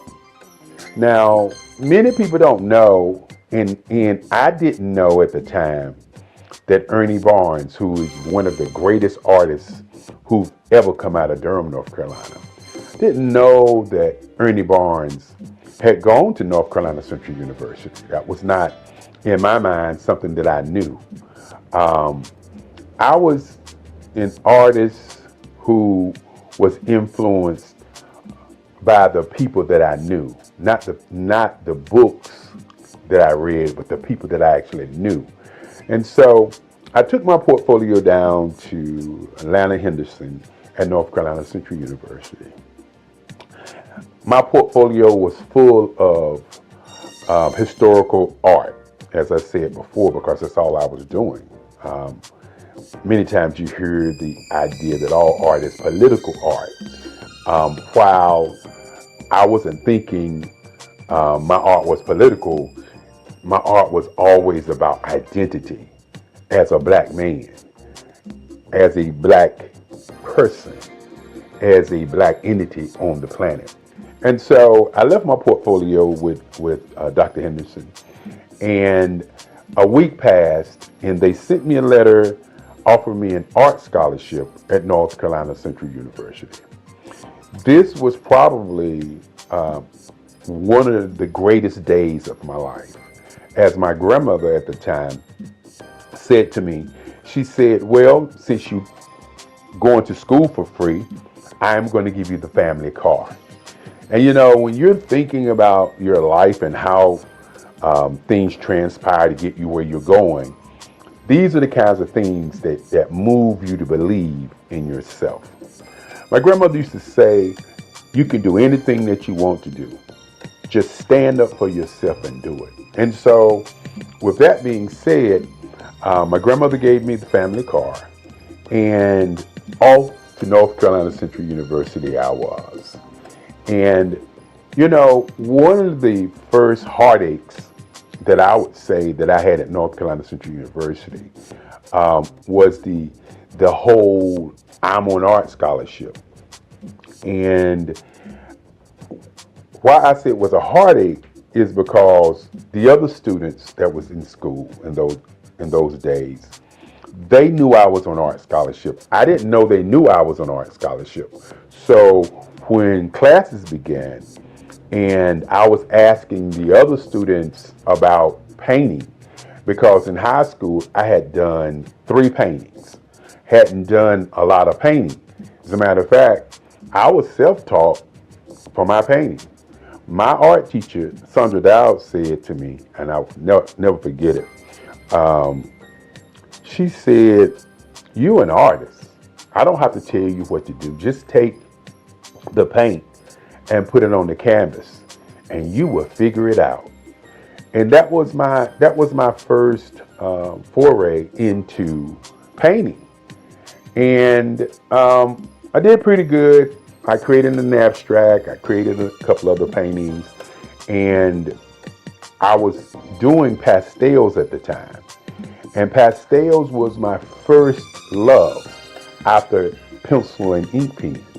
And so what I did was I utilized my pastel skills as a way of painting. So when you actually see some of my painting, it looks like pastels, because that's how I mix, that's how I match my colors, that's how I draw, that's how I utilize my line work on my paintings, just like pastels. And we'll get an opportunity to see some of those things as we move forward. And so as I got to college, I won't ever forget, I was asking a young lady how to paint. And she said, "You got an art scholarship. You ought to know how to paint." And this was a heartbreaker for me, because I came from a background of people helping people to get to where they go. And so with that in mind, in terms of how I was raised, I was never raised to say to people, "I can't help you. I'm not going to help you. You got something, so go do what you do." And so this was a daunting task for me, because I was looking at seniors doing artwork, and I was expected at that moment to be able to do work just as well as the seniors were able to do the work, because in their minds, I had an art scholarship, and that art scholarship meant that I had some magical powers, some great art in me that they didn't have. And so I was very, very depressed on that day. I remember it like it was yesterday, because what I did was, as they laughed at me, as they looked at me with those eyes of, you know, I don't know why you got an art scholarship if you can't paint kind of feeling, I just walked out of the classroom, got into my car, and I drove home. And I sat in my house, in my grandmother's house. I sat there and I just thought, why am I going to college? Do I want to go back to college? Do I want to continue this thing called art? I wasn't sure.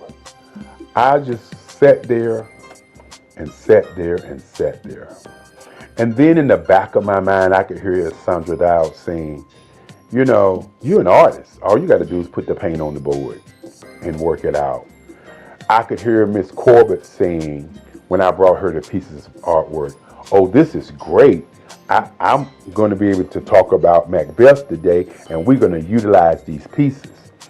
I could hear in the back of my mind Miss Cousin saying, when you look at Eric Kelly, he looks dumb. But when he opens his mouth, he is brilliant. He holds class from one side of the classroom while we are doing class, and he can answer all the questions about history. And I could hear these things in my mind while I was sitting there thinking, do I even want to go back? I tell people all the time that peer pressure is a major pressure on many people if they can't handle it. Fortunately for me, my great-grandfather, my grandmother, and my moms always said to me, you can do whatever you want to do. Listen to what you want to do first and follow your dream. And so my art class was on Monday, Wednesday, and Friday. And my class that I went to was on a Monday. On Tuesday, I didn't go to art class. Wednesday, I didn't go to art class. So on Thursday, I decided that I'm going to go over there to North Carolina Central, and I was going to paint. Now, you got to understand, as a young kid, a young black man, when you're thinking about your identity, you're thinking about what you want to do, and people are pressing against you and doubting who you are and really identifying and seeing who you are. You gotta understand, you're not the guy that I am today. You are a young man who has fear, a young man who's uncertain, a young man who is asking the question, why am I here? And so on that Thursday, I went to the art department at 4:00 when I knew most of the students were not there.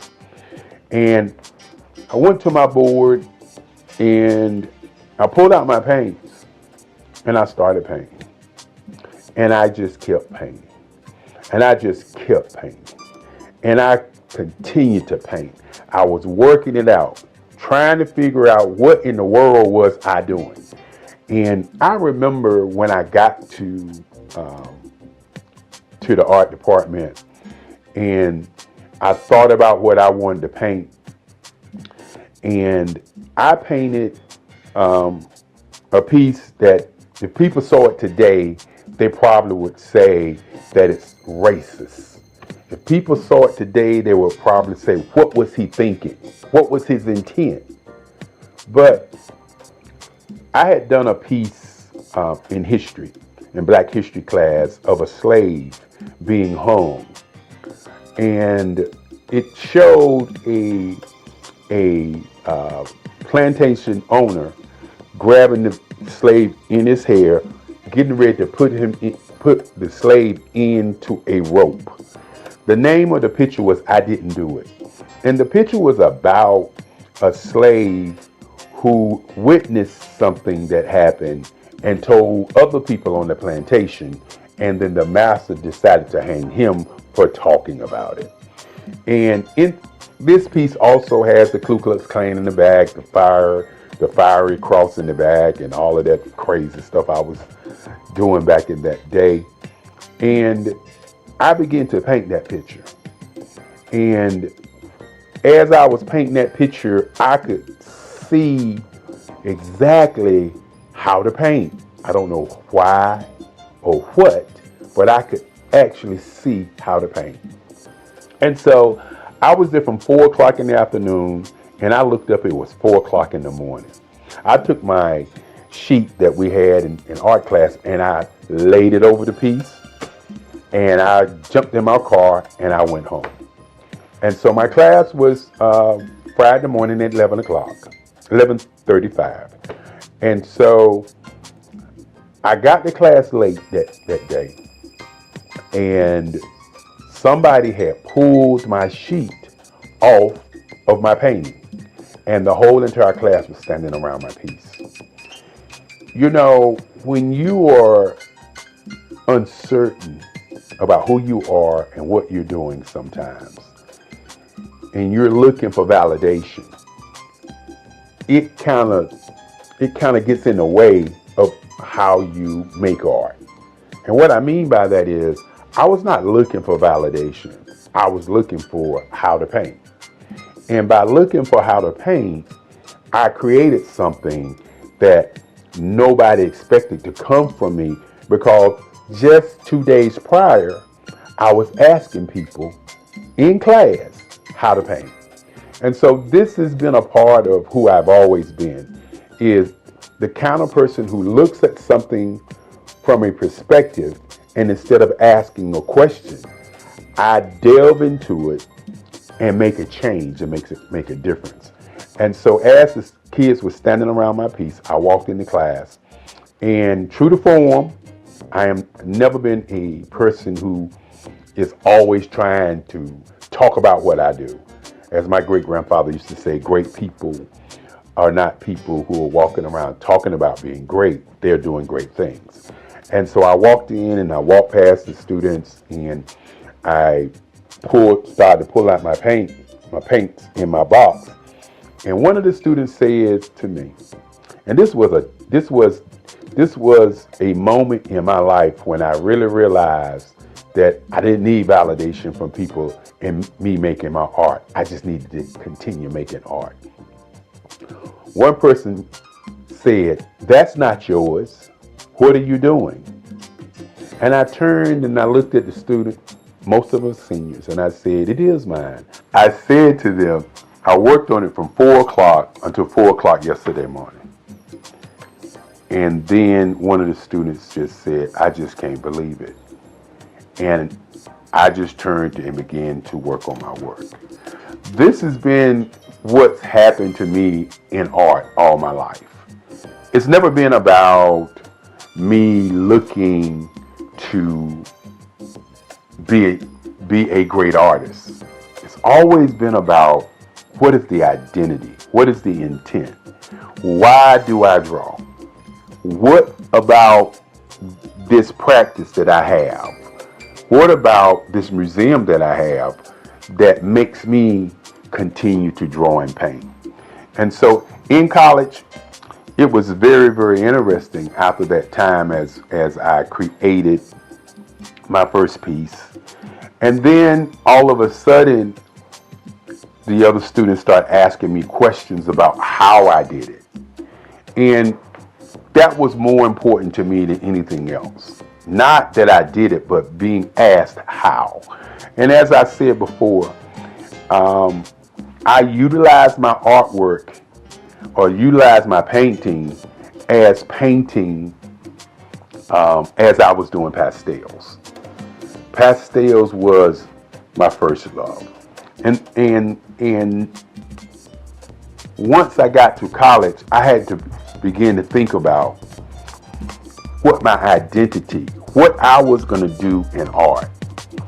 Was I going to be doing figuration? Was I going to be doing scenes? What was I really going to do? And I remember Carlisle, who was one of my teachers. Mr. Carlisle, I remember Mr. Carlisle. And Mr. Carlisle was a teacher, an art teacher, who said to me,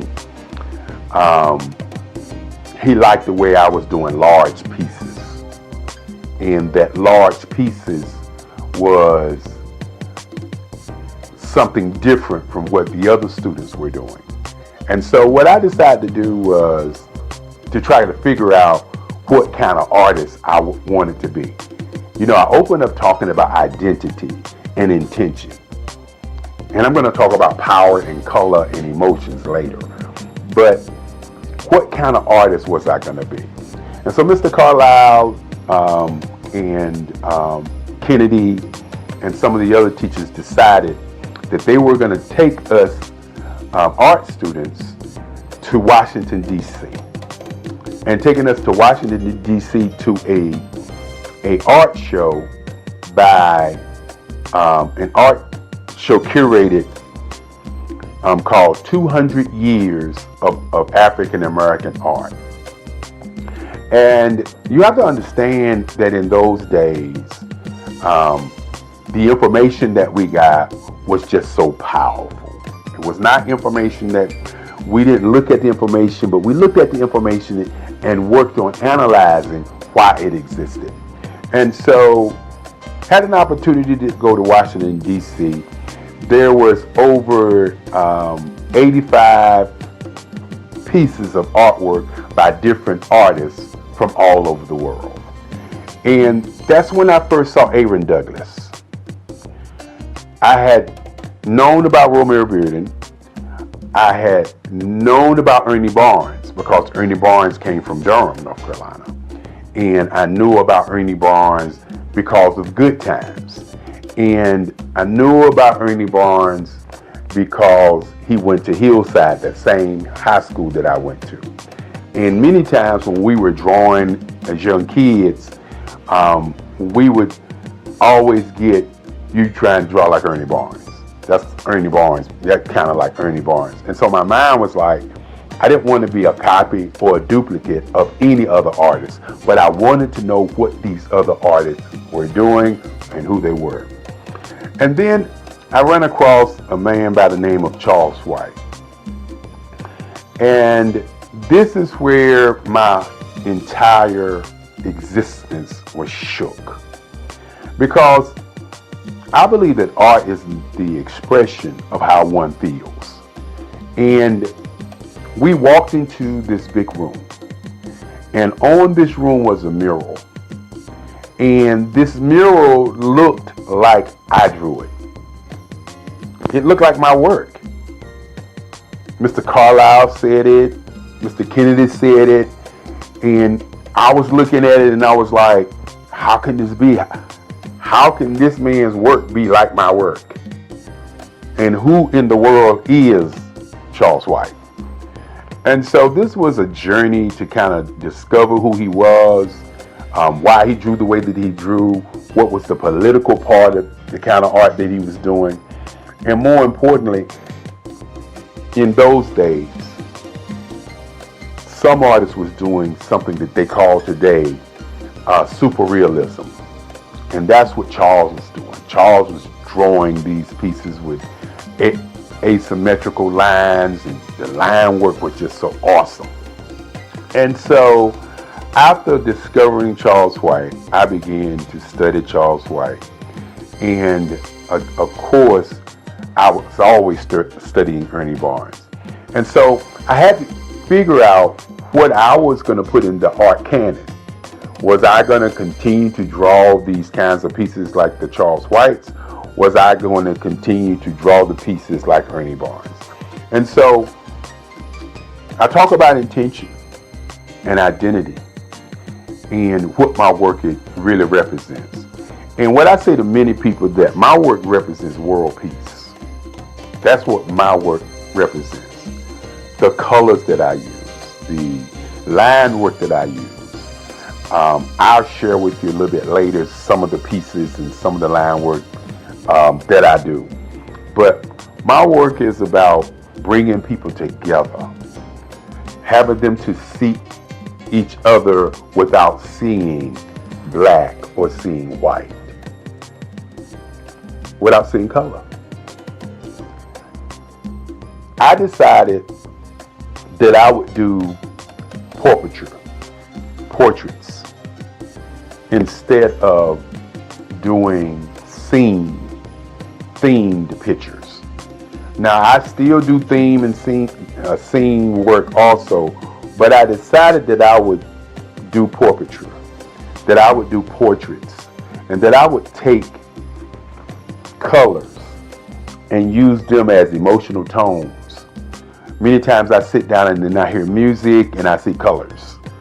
I hear people having conversations, I see colors. And so I decided that doing portraits of people and how they feel and how they look would be an impact on how people feel. And so I can remember going to New York City during the summers and just sitting on the stoop in Harlem and just watch people go by and just try to see what they were thinking. And they was arguing, how the intensity of that argument was, and the facial expressions. And I was always amazed by how people reacted. And each time that I would see people responding or moving, I would always see a different color that I could see in my paintings. And so I started drawing pieces in colors. And so my work has morphed from just doing the figuration into just doing portraiture, even though my next series of paintings are going to be dedicated to black women. That's going to be an awesome set of work that I'm going to work on. I can't wait. And so when you look at my work and you look at my portraits, you'll notice that I'm working to capture an emotion. When I do a piece in green and white, I'm looking at capturing an emotion. When I do a piece in a red, white, and blue, or as the Nipsey Hussle piece that I did, or as I would say, the rap piece that I did, which is a piece that shows the California colors, the American colors, and the African colors. And so I'm utilizing all these colors to make you, the viewer, see an emotion and get a feeling from that particular piece. My intent is to push you away from looking at a scene, but looking at how somebody is being seen. And that's what my portraiture work is all about. For the last 20 years, I've worked on work that transcends time. Pieces on my grandmother, my mother, in what I call lines, colors, and emotions. And when you sit back and you think about that first day in college when I didn't know how to paint, and you think about now where I'm painting every day, you can understand what identity for me has always been about.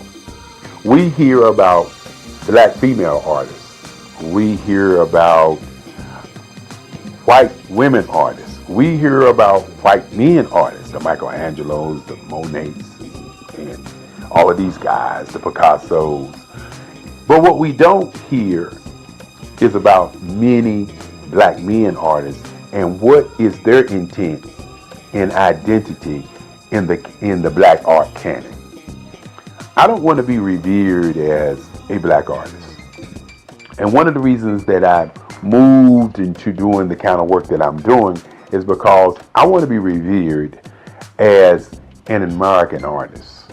I don't want to be revered as a black man artist, even though I'm a black man. I want to be revered as an artist that painted people, portraits in different colors to get emotions from the viewer. I want my pieces to be large enough that it impacts you as you're looking at it, as opposed to you're just looking at a piece. You know, the colors are symbols and emotions that I get when I'm listening to music, when I'm painting. And so I want my audience to begin to look at my pieces as if it's an emotion, not just a painting, an emotion. And when you talk about all art being political, my work is about, again, how do we develop world peace through art? And I believe the way that we get to world peace through art is by stop looking at art as being black or being white and looking at art as an entity of making, or as some people say, as creating a piece where you get emotions, where you get feelings, where you get an idea of what my intent is when I was actually creating or making the art. That is kind of where I am today in terms of my work. When you think about my great-grandfather, so many years ago when I was 7 years old, walking into my bedroom saying that he wanted me to be a lawyer. And he asked me what did I want to be, and I said I wanted to be an artist. And at that moment, he made a decision to create for me the Eric Kelly III Museum. After we went to look at museums to see what they were about, you have to understand that the future of what I would like to see happen is museums for artists who have been marginalized, for people who we don't talk about. Why is there not an Ernie Barnes Museum in Durham, North Carolina? Why is there not a Romer Bearden Museum in his hometown? Why is there not a museum for black artists so that our young people can see how they went through the process of how they do work? And so with my museum, it's been kind of a blueprint for these kinds of things. The Eric Kelly Museum houses the collective writings, the collective works of my work for over 65 years. And one of the things that I would like to see happen is many, many more museums for great artists. When you sit back and you talk about Basquiat, for example, great artist, a New York artist, where's his museum? Where's a place or a space for us to go and see his work? I talked about Ernie Barnes, or Charles White, for instance. Where can we go and learn about Charles White?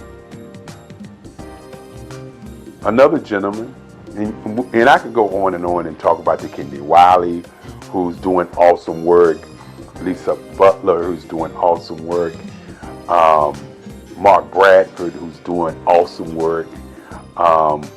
We can go around the country and around the world and see the Van Gogh Museum. We can see the Richard Steele's work, Clifford Steele, work. We can see all of these white artists around the world. Museums. Where are the black museums for our young people to see the greatness of these artists who have gone on before us? You know, I also do photography work, and Gordon Parks was a great photographer. But think about it for a moment. Other than seeing the exhibit of Golden Park's photography, where can you go and study him, the man? One of the reasons that I'm doing this video is because when you look at or talk about artists, many times we have people to narrate what was that artist thinking about, okay? And what was he feeling about what he was doing? And you don't get the conversation from the artist. The artists don't talk about the line work. The artists don't talk about the color. The artists don't talk about how he got to where he is. There's always somebody else talking about how he got there. Van Gogh, for instance, they talk about him cutting off his ear and sending it to somebody. They talk about the Starry Night piece.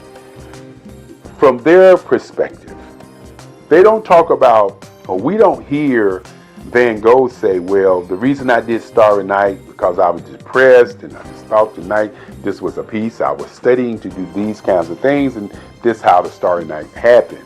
We don't get that story. So you really don't know the intent. And so I want to do a conversation about the intent of my work. My portraits, my lines and my colors are put together in a way to pull from you an emotion of how you feel about people on the planet. My pieces are human landscapes. I want you to look at my work and see the lines as the age of the people who I'm painting. When I talk about sitting in North Carolina on my stoop, or sitting in New York City, or going to Chicago, going to New Orleans, going to California, and going to all these different places and watching people, I want you to understand that I'm watching people to see how they move, how they react, how they respond, what makes them them. And so when you see my work, you may see a piece and say, that looks like this person, or that looks like that person, or that looks like this woman or this man. Well, what I do is I watch people and then I create the feeling that I got from those people. So while my pieces may look like certain folk, in my mind, they are sending out a message of emotion, feelings, and ideas and presence. And that's my intent. My intent is not to just paint pictures and you like them. My intent is to pull something from you deep down. My pieces are spiritual. The lines sometimes remind you of African mask. The lines remind you of lights and darks. The lines remind you of energy, of hope and presence. That's why I do the work that I do. Now, I could easily do figurative work. I could easily do scenes. But I had to ask myself one question. How do I do something that's going to be different, that's going to stand the test of time and say Eric Kelly III was here? And this was his work. This was his style. This is what he was thinking as he did artwork. And so as you look at my work, my earlier pieces, as I said before, were historical pieces, historical places in time. And then you look at my work now, you'll notice that I've morphed into doing work that brings about that whole emotional feeling from you to the work. And that's where we are today.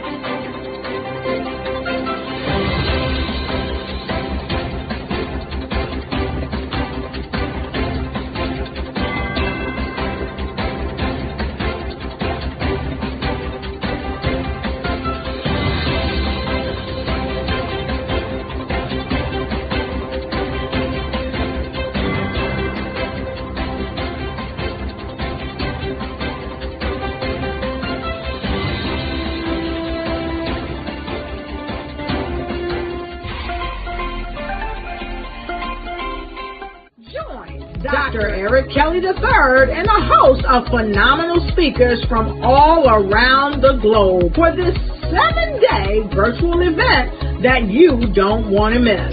The mission of the Black Business Expo is to raise scholarship money from kids all the way from high school, all the way from college. The Black Business Olympics is one of the largest Black business showcases in the world. It is an opportunity for businesses and companies to showcase their businesses globally. We are going to be giving away laptops up to $5,000 away to students.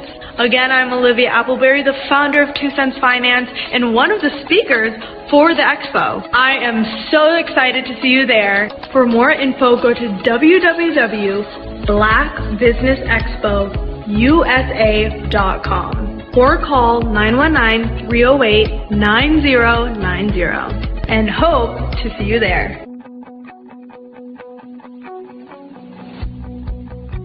I am Black Business. From the moment I wake until the time I sleep. Yes, I am Black Business. I am Black Business. Tell me, are you Black Business? I am Black Business. Do you support Black businesses? Listen, I support Black business because I am Black Business. Black Business Expo, one of the largest business showcases in the history of Black business in the world. The world! Sign up today at www.blackbusinessexpousa.com or call 919-308-9090. I am Black Business. I am Black Business. From the moment I wake until the time I sleep, I am Black Business. I am Black Business. Are you Black Business? I am Black Business. Do you support Black businesses?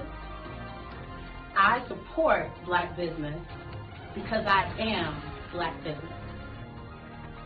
Black Business Expo, one of the largest business showcases in the history of Black America in North Carolina.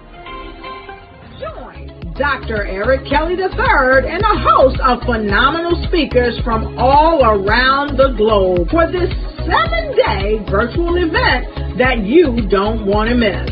The mission of the Black Business Expo is to raise scholarship money from kids all the way from high school, all the way from college. The Black Business Olympics is one of the largest Black business showcases in the world. It is an opportunity for businesses and companies to showcase their businesses globally. We are going to be giving away laptops up to $5,000 away to students.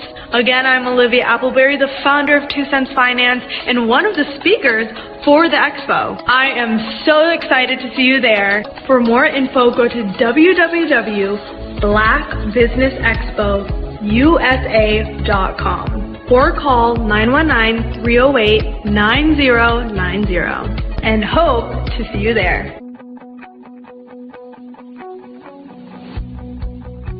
I am Black Business.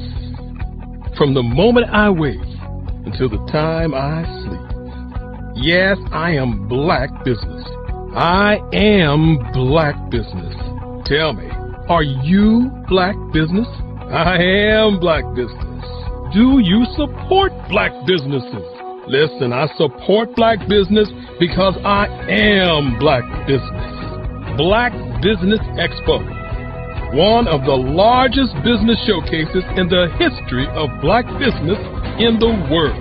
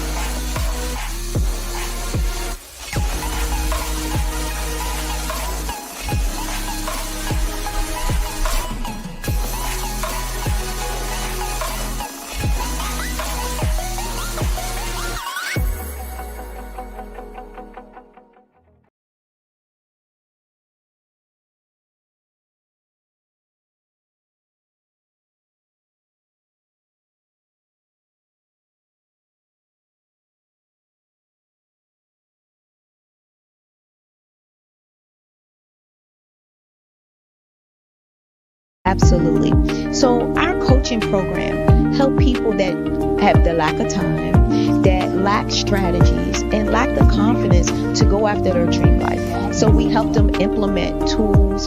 We help them implement, I love to leave the inherited lack of finances or the education behind finances. But it wasn't until I lost my firstborn, my only son, that life changed for me.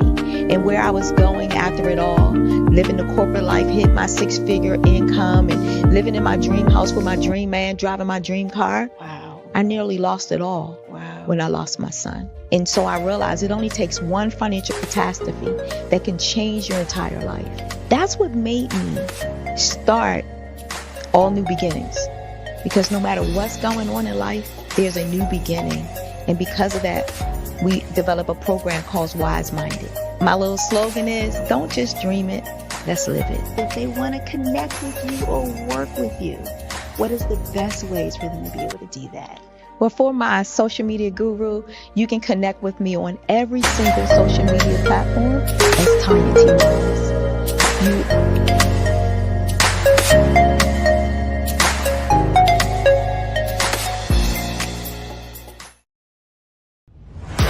Social media is evolving. It's more vibrant, more colorful, more energetic, and so are you. It's not just photos anymore.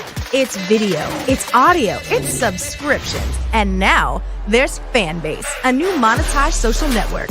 Fanbase delivers the complete native app experience with full content monetization for every user. No algorithms that shadow ban your engagement or growth, and no ads. Follow anyone for free and subscribe directly to your favorite creators for $4.99 a month. Plus, show some love by tipping on any post. Also, make a Fanbase page and monetize your content the same way. Finally, connect with your followers by posting the amazing content you already create. And now, get paid for it. It's time to energize and monetize, because everyone's a fan of something and everyone has a fan base.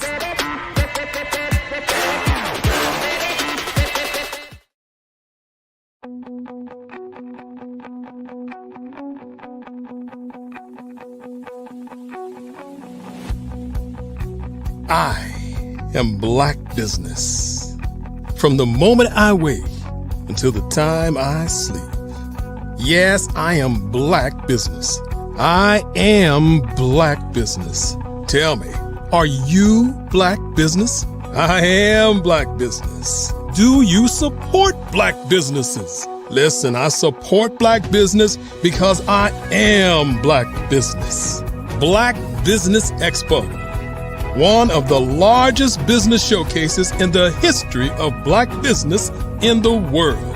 The world! Sign up today at www.blackbusinessexpousa.com or call 919-308-9090. I am Black Business.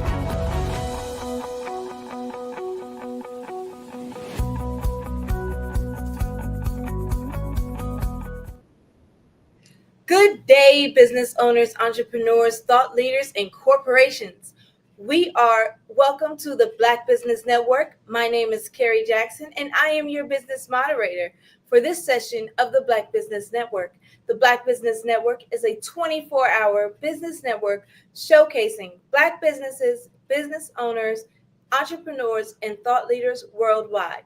We have speakers from North Carolina, London, Singapore, Africa, Japan, in cities all over the United States. The Black Business Network is a global community sharing its business knowledge to empower, inspire, and educate businesses about business. Our speaker for this hour is Tanisha Prim. Tanisha Prim is a dynamic funeral service professional dedicated to empowering Black women and men through open, honest conversations about end-of-life planning. With a passion for demystifying the funeral industry, Tanisha offers a one-on-one and group sessions designed to create brave spaces for discussing and planning for the inevitable. These sessions honor individuals' legacies and foster community well-being by providing supportive environment. As the guest speaker, Tanisha brings a unique blend of expertise and compassion, guiding audience through the importance of proactive planning and providing actionable steps to ensure their final wishes are respected. I present to you, Tanisha Prim. Oh, you're muted. Hello, Carrie. Can you hear me now? I can hear you now, loud and clear. Yes. Thank you so much for the invitation, for having me here today. Thank you for joining us. So, Tanisha, what inspired you to become a funeral service professional, and how did your journey lead you to focus on empowering Black men and women through end-of-life planning? I was inspired to become a funeral service professional after I lost a family member due to gang violence when I was a young girl. And going into the funeral home, I was very impressed with the aesthetics of the funeral home and the fancy decor. And when I was 10 years old, I said, this is where I want to work when I grow up. And it just stuck with me. When I was old enough to understand what it was, I still knew that that was my calling. So I've been practicing for over 20 years now, and I've seen a lot of families suffer with not being prepared for the inevitable. So in all of my time, that is what I'm most passionate about, is helping our people plan ahead for the inevitable and avoid the drama that can come along with that. So what are some of the biggest misconceptions about the funeral industry, especially within Black communities? Some of the biggest misconceptions are that funeral directors or the funeral business itself is designed to take advantage of people, and that it's all about money. What we do is really designated to caring for the loved ones, making that final goodbye as pleasant as possible, and providing a service that most people can't handle, physically or mentally. So I think that is the biggest misconception of it all.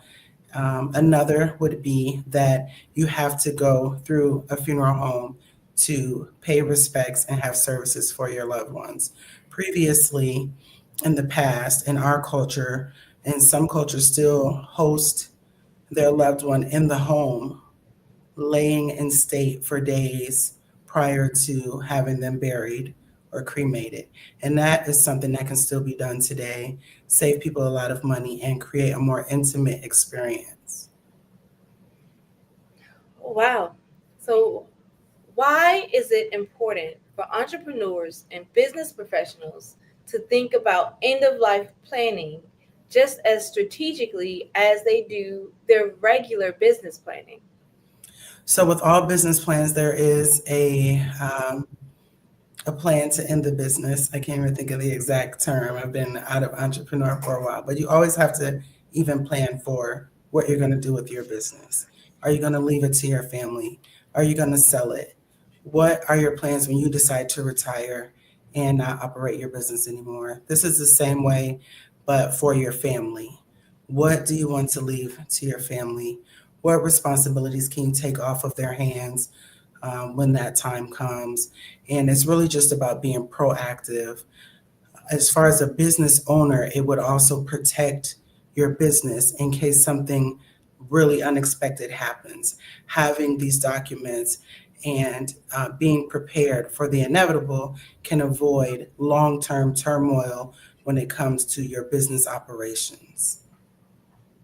Oh, so how can business owners ensure that their legacy continues both personally and professionally through the proper planning? So there are a number of legal documents that you can complete that will help make sure that your wishes are stated and documented, like wills, inheritance forms, trust forms for your business. A lot of people are intimidated by doing this. Of course, you do want to consult legal authorities. There are some things you can do right away, right now, to ensure that my wife or my children will receive these things or be responsible for these things in the event that something happens to me. Okay. So earlier we had mentioned about a brave space. What does a brave space for end of life discussion look like, and why is it so essential? So, a brave space would be a place where people would come without the fear of jinxing themselves or the fear of thinking about the future in that way, to put those emotions aside and come together and ask questions and have conversations about their wishes. Or perhaps they have family members or loved ones that are nearing the end of life and they have questions. This is a brave space where they can come, ask those questions, and get answers, and also be inspired to plan ahead so that their loved ones won't have to deal with the same questions. Wow. Yes, it's always hard trying to have a safe space to ask those questions on something that you know that's that one guaranteed ticket that everybody got to punch, right?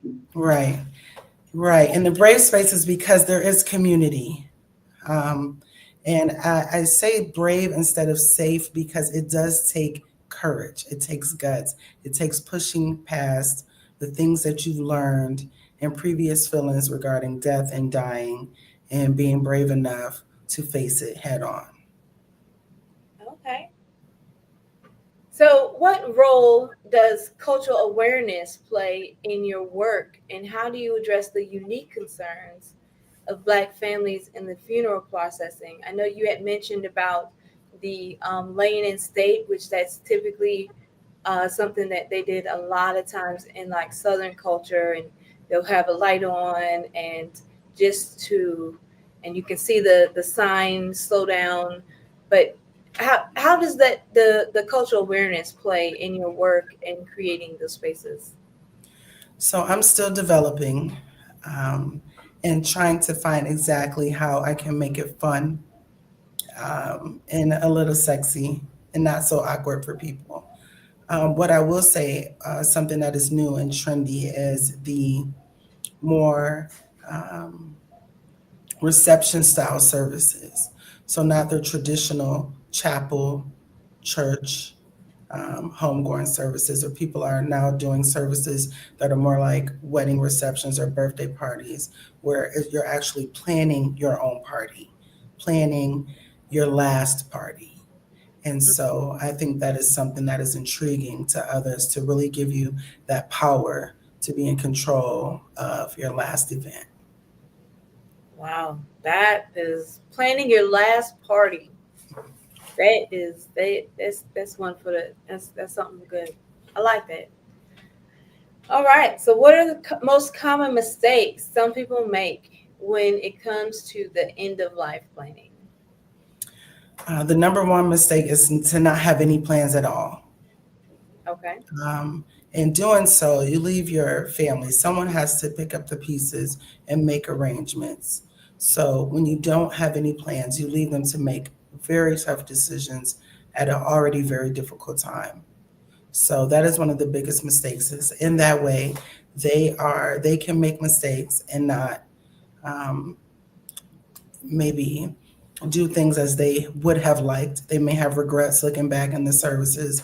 And also, your final wishes won't be honored. Say you know that you want to be cremated, but your family buries you because they had no idea what your wishes were.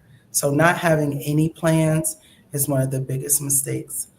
The next mistake would be to have plans, but no one knows where they are, right? So making sure that your family members, someone you trust, knows where the documents are, whether they're in a china cabinet or under the bed, wherever they are.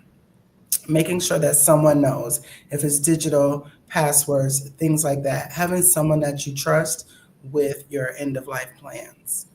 Okay. And then if I had to give one more mistake, it would be to not do your research on which funeral home that you're going to choose. It's mandatory, even though you can do things at home. Funeral directors are required to help when it comes to final disposition of a loved one. So do your research, find out who's in your area, who you would trust enough to do, even if it's just the bare minimum of them picking them up and bringing them to you or delivering them to where they will be buried, etc. Do your research and find someone that you trust, because again, at that time is not a good time to be filling out people and seeing if this is a person you want to do business with. Yeah, that is good. Is the requirement the same for funeral directors in every state? Like, is it just like one blanket requirement, or do you know? So the educational requirements are pretty much the same, but there are different state laws in each state. So for instance, I am licensed in New York and Virginia, and I have to take state law and stay abreast of the laws in both states because things can be different in different states. And that is another reason why I say do your research, because a lot of times we are transporting our loved ones from one place to another, which involves multiple funeral homes to work together to do that. That is correct. It is very much so. So what are the most impactful steps that people can make today to begin planning for the inevitable? So the first step I would say is to begin to be comfortable with having the uncomfortable conversation. To start to think about who you need to have these conversations with and what is the goal or the outcome that you are hoping to achieve in having the conversations. The next thing would be to start to plan ahead for yourself. Like I mentioned, the legal documents that can secure things like your estate and your medical decisions, and even who will take care of your children or your pets in the event that something happens to you. I do have a package bundle of 12 essential documents that people would need just to get started, that you can start without seeking an attorney. You would need to have them notarized, but it will give you a good baseline to, again, start to have those conversations and begin the awareness of the importance of it all. So how would one guide individuals into ensuring that their final wishes are respected, from financial planning to personal legacy documentation? Like, how can you guide that or mentor that process? So personally, we have programs, like I said, a community where people can ask questions and discuss these things. Also, I offer one-on-one sessions where we can really go through the uniqueness of your case and your situation. Otherwise, again, it really just goes back to getting comfortable with having the conversation, talking to your loved ones about what the wishes are, what they want, not doing it like awkwardly. You can even take your time with it. Maybe this time you might ask specific questions, and then another time you're with the person, you ask more questions, and you collectively gather the information so that it's not pressure or awkward for anybody involved. Okay. All right. So how can Black entrepreneurs and professionals use end-of-life planning as a tool for generational wealth? So the number one thing, of course, is life insurance. And life insurance is something that I feel like the African American community doesn't leverage as much as other communities do when it comes to leaving legacy and making sure that your family has everything that they need.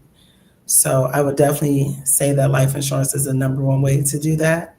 The other thing would be to put all of your assets into a trust instead of under your own personal umbrella. That way you can be more definitive in the direction in which you like your things to go. And it also has other protective things for the family, like taxes and legalities that they won't have to go through. That's some good information. What advice do you have for those that feel hesitant or overwhelmed with the idea of planning for their final affairs? My advice would be, just like with anything that we avoid, is to just face it head on.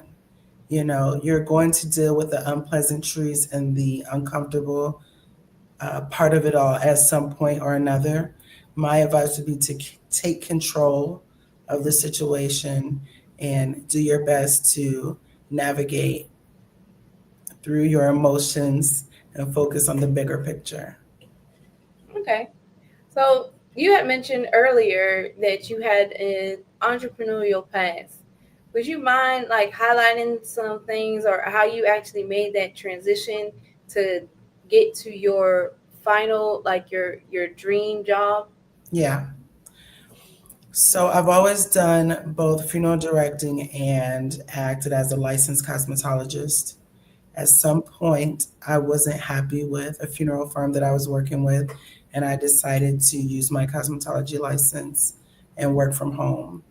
And within 2 years, I had a storefront location, and about 17 years later now, I finally retired. Maybe within the first 10 years, I realized that really wasn't what I wanted to do, and I missed this part of my life, and it took a while to transition into that. But this year in July, I officially retired and closed down my salon so that I can focus solely on my purpose, which is helping people plan for the inevitable. And I also went into the corporate field, so I manage some funeral operations in the Northern Virginia area during the day. Okay. All right. So what's the one message you hope every person walks away with from today's conversation?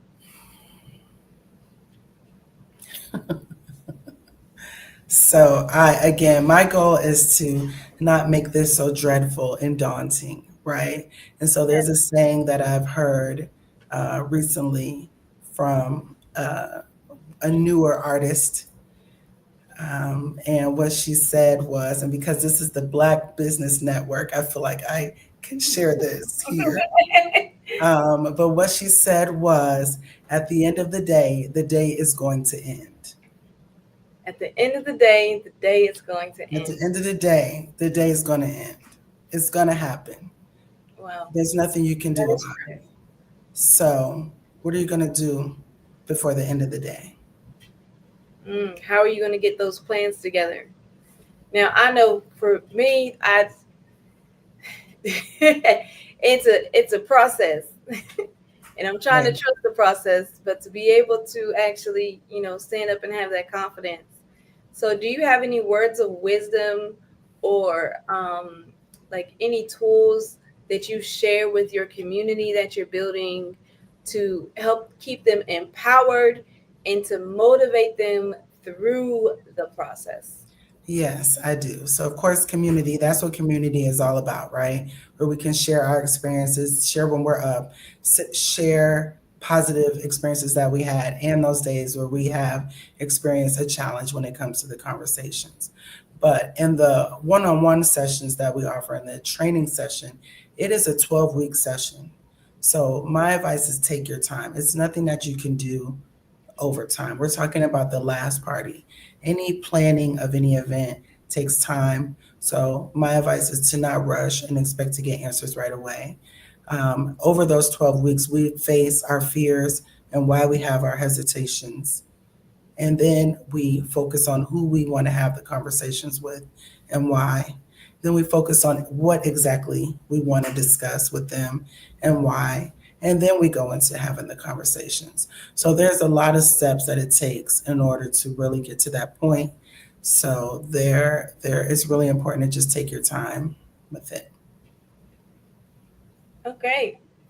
So how can people get involved in your sessions, or do you speak for at organizations? Yeah, so that is my ultimate goal. I've hosted a few events and workshops where we not only plan ahead, but I've just recently, in honor of Dr. Martin Luther King, hosted a legacy writing workshop where we took time to write about ourselves and kind of write our own obituaries per se, based off of what we've accomplished and what we've done. I would love to do more speaking arrangements, more vendor arrangements, and be more out in the community with the people. I realize that the network that I've built in the beauty salon is not the same network that I will be reaching on this mission that I am on now. So I'm definitely open to more opportunities. In the meantime, I do have a website here.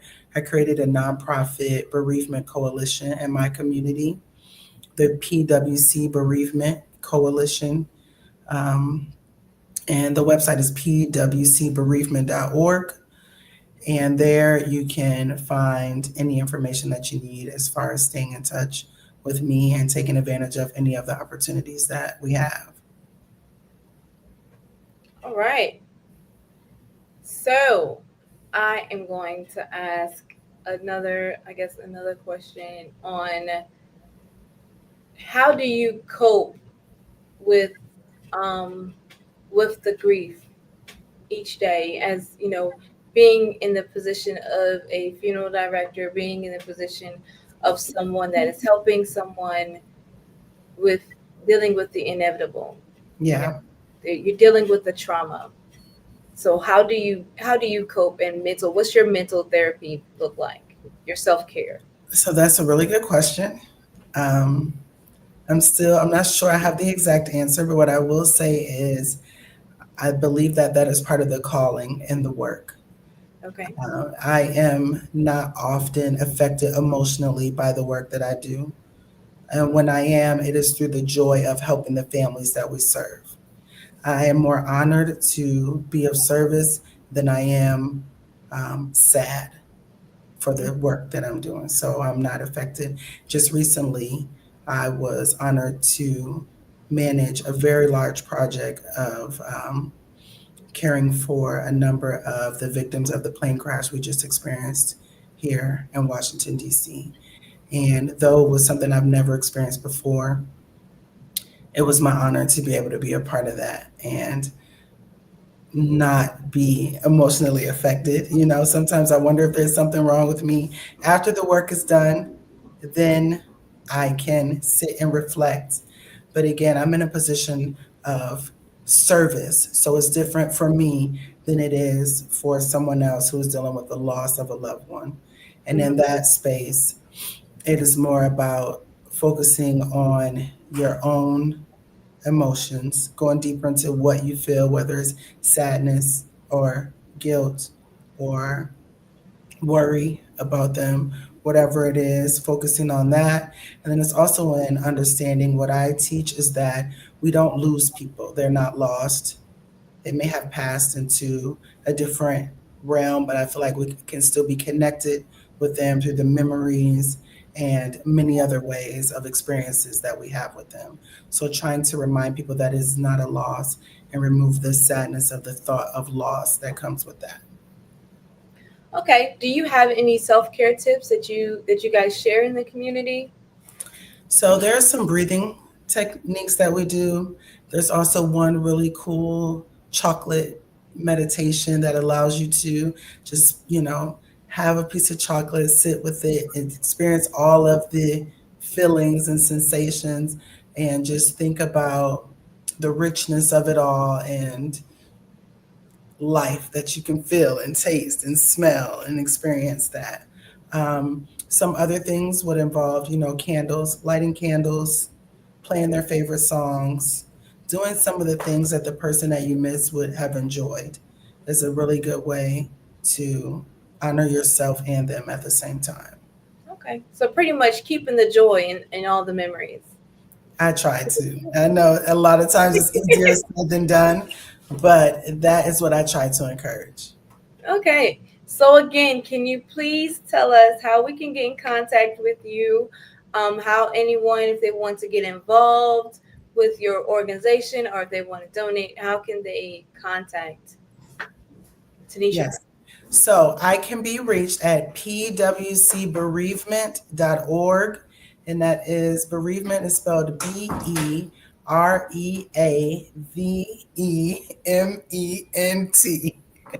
pwcbereavement.org. I don't have a chat option, but pwcbereavement.org. PWC stands for Prince William County. So if you put in Prince William County Bereavement Coalition or any of that, you'll find me. I do have information there for volunteering as well and offering resources. If anyone has experience with grief counseling, I'm also looking to network with life insurance agents and attorneys that help with estate planning so that we can work together to spread the awareness. That is so awesome, Tanisha.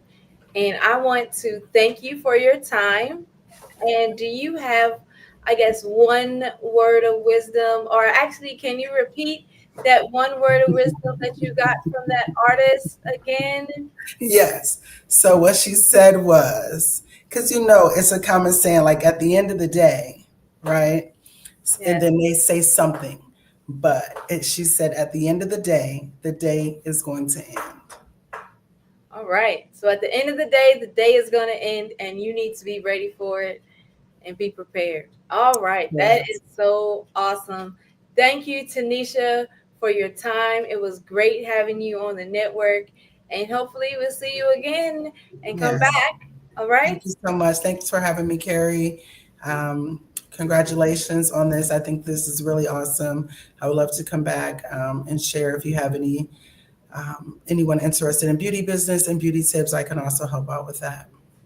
All right. Well, thank you again, Tanisha Prim, and Genius is Common. I'll see you on the other side.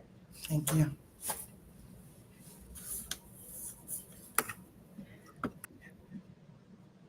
All right. The Black Business Expo's mission is to raise funds for high school seniors going to college or K-12 entrepreneurs. This expo is a fundraiser for students. You may go to www.blackbusinessexpousa.com to donate to the scholarship fund, or use the Cash App that is on the screen below, $BBX USA. Our goal is to give laptops and up to $5,000 to 10 students. Students can register online at blackbusinessexpousa.com. Every dollar counts. So we want to remind you to donate to the scholarship fund. We want to thank our Black Business Expo USA sponsors for February 2025. NC100, Suede Soul, Carolina Virginia Minority Supplier Development Council, Step Management, Margie McLean Foundation Incorporated, Genius is Common, Executive Women's Suite Success Institute, the Quality Coaching Company, Superwoman Business Services, Creative Force Studios, Lee Entertainment, Black Business Olympics, Artistic App Design, Banks Law Firm, and Black Business Expo USA. Genius is Common, and I'll see you on the other side.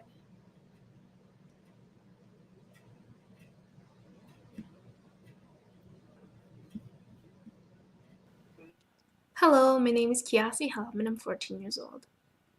I think my genius would probably have to be setting goals and achieving them. I say this because ever since I was young, I always wanted to be an author, and at age 11, I ended up achieving this. But not only did I end up becoming an author, I ended up becoming a public speaker, a publisher, a business owner, all these great things. The name of my business is Written by Kids Publishing Company. I decided to start this company because I thought it was important for me to help kids my age express themselves through literacy and just achieve their own goals. Because to me, achieving goals is the best thing in the world to feel. It's you just achieving things and aspirations that you set for yourself. And I know that everybody is capable of this, because even if you don't end up achieving the goal, you still tried your best, and that's the most important thing. And everybody is capable of this because genius is common. Thank you.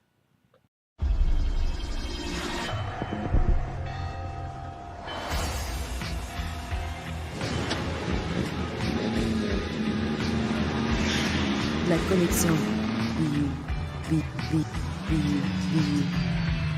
La connexion.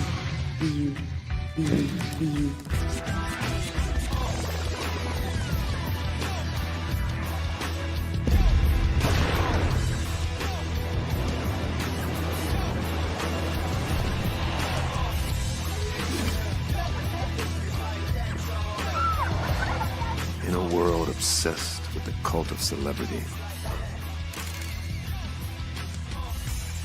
I challenge you not to aspire to anyone else's greatness, but instead strive to reveal and ignite the greatness within you. Are you serious? I totally think that that's it. Hey. No! Hey! To me, sexy is a man that knows who he is and what he wants. Okay. He's comfortable. You look at him, you see him, he's just comfortable being himself. And you're like, Baby, be you.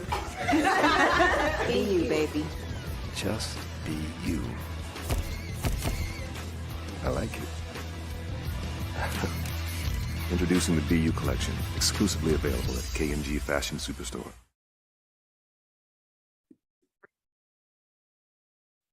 Hello, I'm Dr. Madeline Ann Lewis, President and CEO of the Executive Women's Success Institute.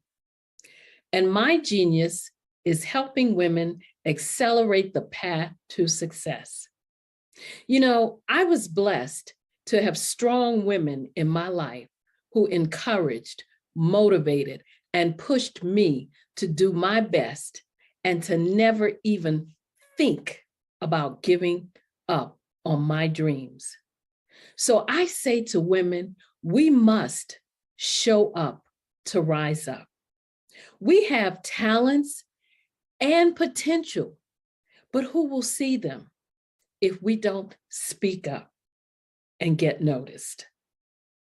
I know that women are a tremendous resource on this planet, and there is nothing more fulfilling than helping a woman tap into her full potential.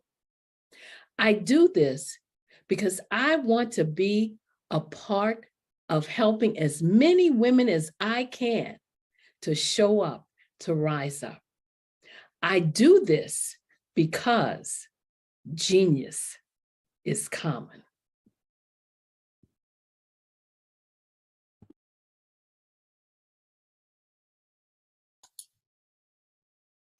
Hi, I'm Barbara Smith. Genius is common. My genius is executive coaching and professional corporate training.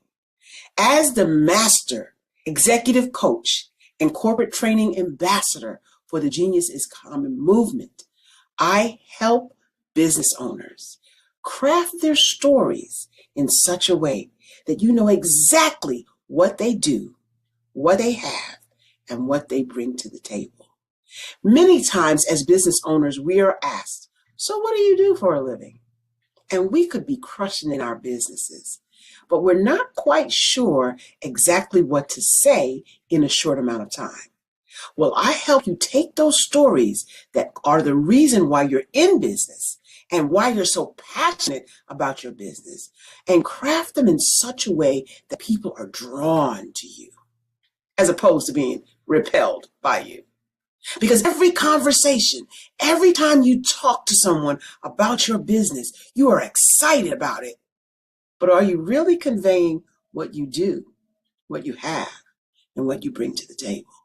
And do really people understand why you care so much and why they should care that you have the solution to their problem? Well, I'm here to help you with that. As a master storyteller, I can help you with your stories and spin them in such a way that they are intriguing and fascinating people want to listen to you talk about your business. That's why at the Genius is Common movement, I am the master executive coach and professional training ambassador. That's my genius. And genius? Oh yeah, it's common.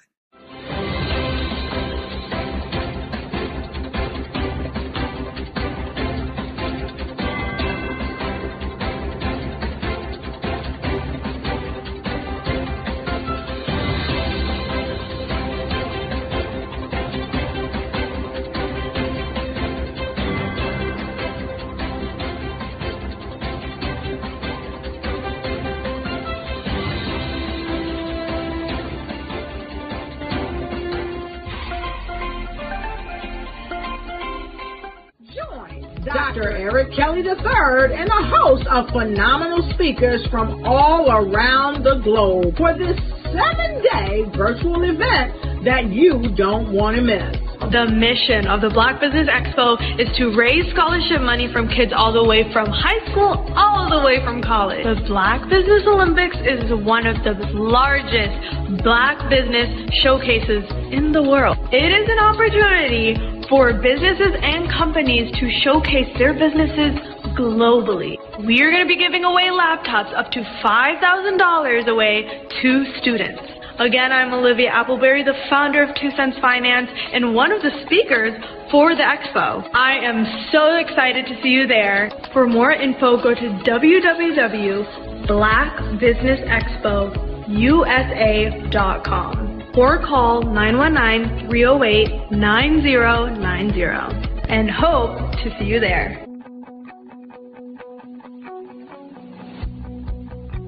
I am Black Business. From the moment I wake until the time I sleep. Yes, I am Black Business. I am Black Business. Tell me, are you Black Business? I am Black Business. Do you support Black businesses? Listen, I support Black business because I am Black Business. Black Business Expo. One of the largest business showcases in the history of Black business showcases in the history of Black business in the world. The world. Sign up today at www.blackbusinessexpousa.com or call 919-308-9090. I am Black Business.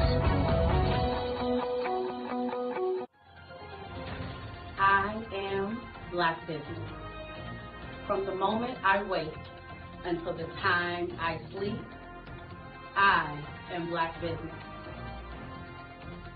I am Black business. Are you Black business? I am Black business. Do you support Black businesses? I support Black business because I am Black business. Black Business Expo, one of the largest business showcases in the history of Black America in North Carolina. Join Dr. Eric Kelly III and a host of phenomenal speakers from all around the globe for this 7-day virtual event that you don't want to miss. The mission of the Black Business Expo is to raise scholarship money from kids all the way from high school, all the way from college. The Black Business Olympics is one of the largest Black business showcases in the world. It is an opportunity for businesses and companies to showcase their businesses globally. We are going to be giving away laptops up to $5,000 away to students. Again, I'm Olivia Appleberry, the founder of 2 Cents Finance and one of the speakers for the expo. I am so excited to see you there. For more info, go to www.blackbusinessexpousa.com or call 919-308-9090 and hope to see you there. I am Black Business. From the moment I wake until the time I sleep. Yes, I am Black Business. I am Black Business. Tell me, are you Black business? I am Black business. Do you support Black businesses? Listen, I support Black business because I am Black business. Black Business Expo, one of the largest business showcases in the history of Black business in the world.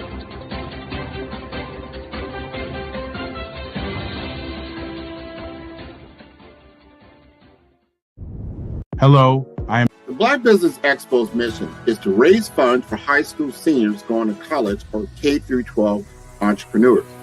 This expo is a fundraiser for students. Please, you may go to www.blackbusinessexpousa.com to donate to the scholarship fund or use the Cash App at $BBXUSA. Our goal is to give laptops and up to $5,000 to 10 students. Students can register online at www.blackbusinessexpousa.com. Every dollar counts. Please donate to the Black Business Expo USA Scholarship Fund.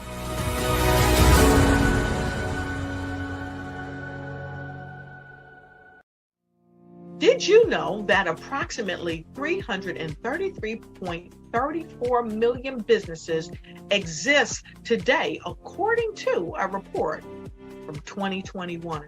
And you may be one of those businesses, or maybe you're not in the business market yet, but you're aspiring to be a business owner.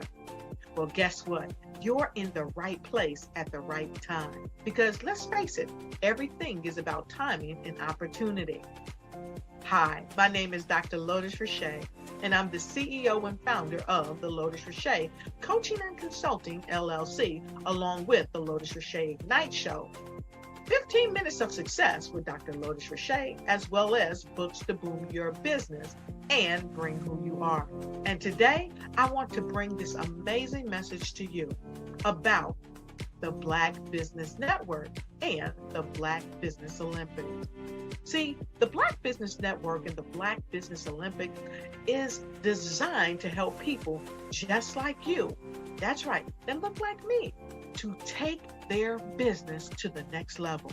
Not just in your front yard or your backyard, but globally. The Black Business Network and Black Business Olympics is designed not to just help you survive, but to help you thrive. So join us today as we come together with businesses all around the world to support our students, our children, our young teens, our young entrepreneurs. What we do is we come together to help raise funds for students who are aspiring to be business entrepreneurs, who are aspiring and who are thriving in college.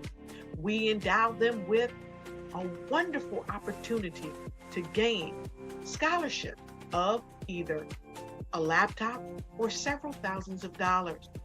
And we invite you to help be a contributor to this amazing opportunity to help someone that looks just like you. So join us today at our website and let us connect with you and help you ignite and take flight in every area of your life on the Black Business Network and the Black Business Olympics. I'll see you on the other side.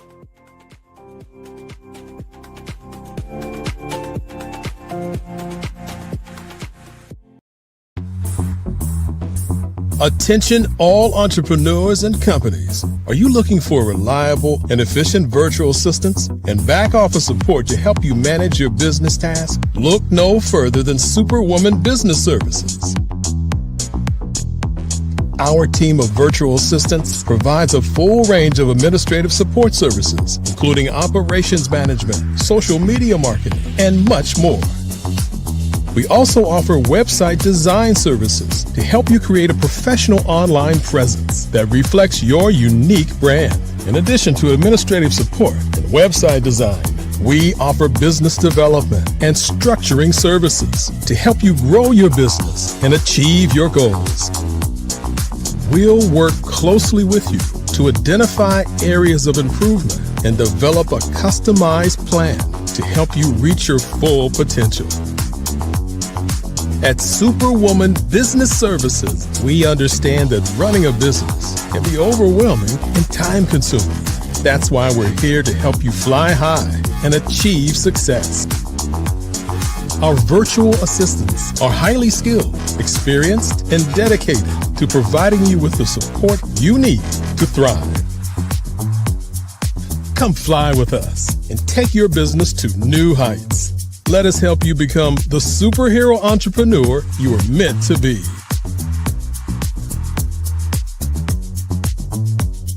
Contact Superwoman Business Services today to learn more about our back office support services. Come fly with us and take your business to new heights.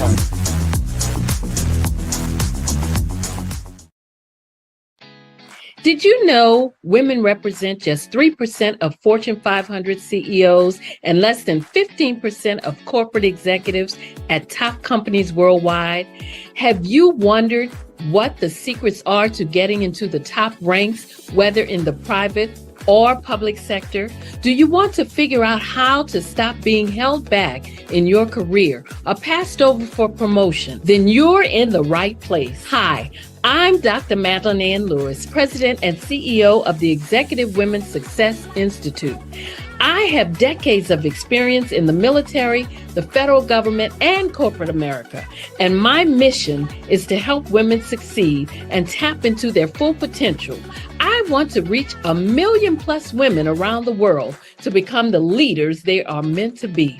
So if you want to move into a management or executive level position, or maybe you are a female veteran transitioning out of the military into business entrepreneurship, then reach out to the Executive Women's Success Institute at 301-693-3284. Let us get you on the fast track to success.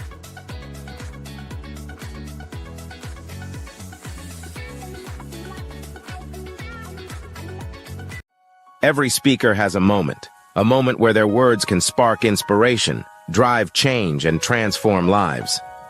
But what happens after the applause fades? With 5-star BDM, your voice doesn't have to fade. We transform your live session into a professional ebook. Imagine your session becoming a permanent interactive asset, reaching new audiences across the globe.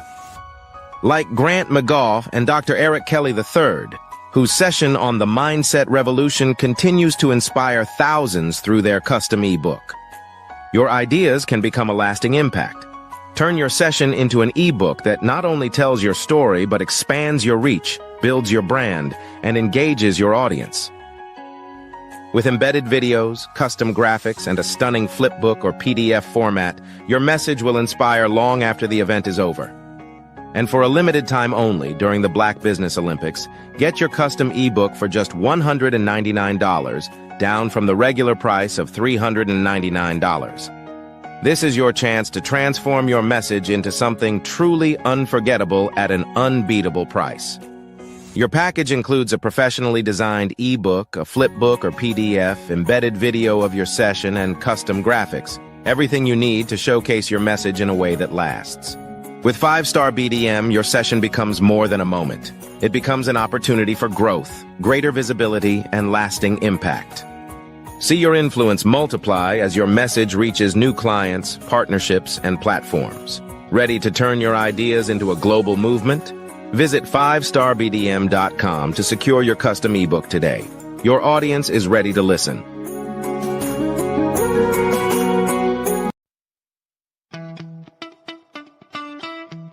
How many times have you been asked to help someone you didn't even know, a student, a business entrepreneur?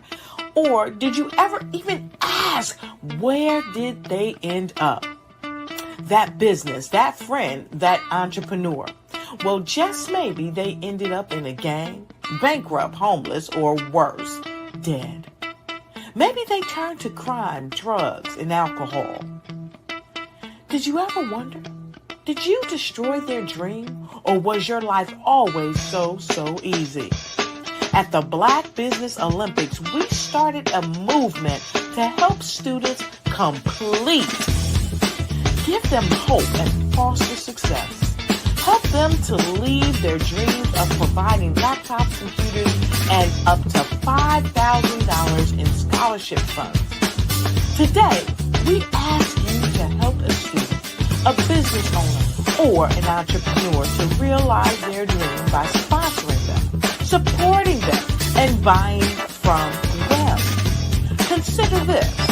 With $1.6 trillion in our Black community, we only ask for a small donation for our students, our businesses, and our entrepreneurs. And you can change a life today. So I ask you, what are you going to do? Sit on the sideline and watch our students in high school be leaders, miss out on their dreams from lack of resources? Or are you going to donate to the movement and change their future and yours as well? Give us a call today at 919-308-9090. Change their life by investing with action to the Black Business Olympic Fund. The Black Business Olympics, one of the largest business showcases of Black business in the history of the world.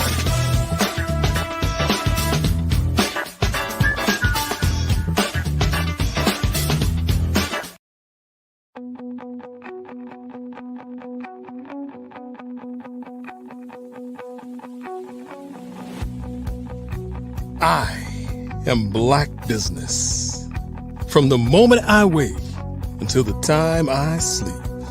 Yes, I am Black business.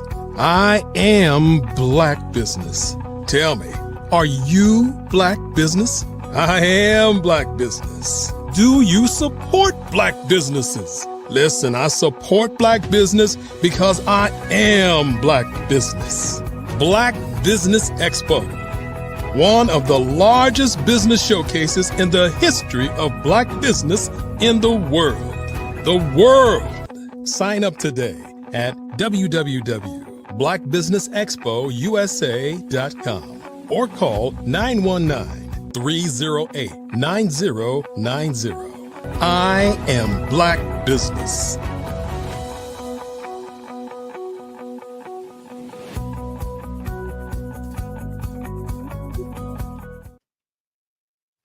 Good evening, business owners, entrepreneurs, thought leaders, and corporations.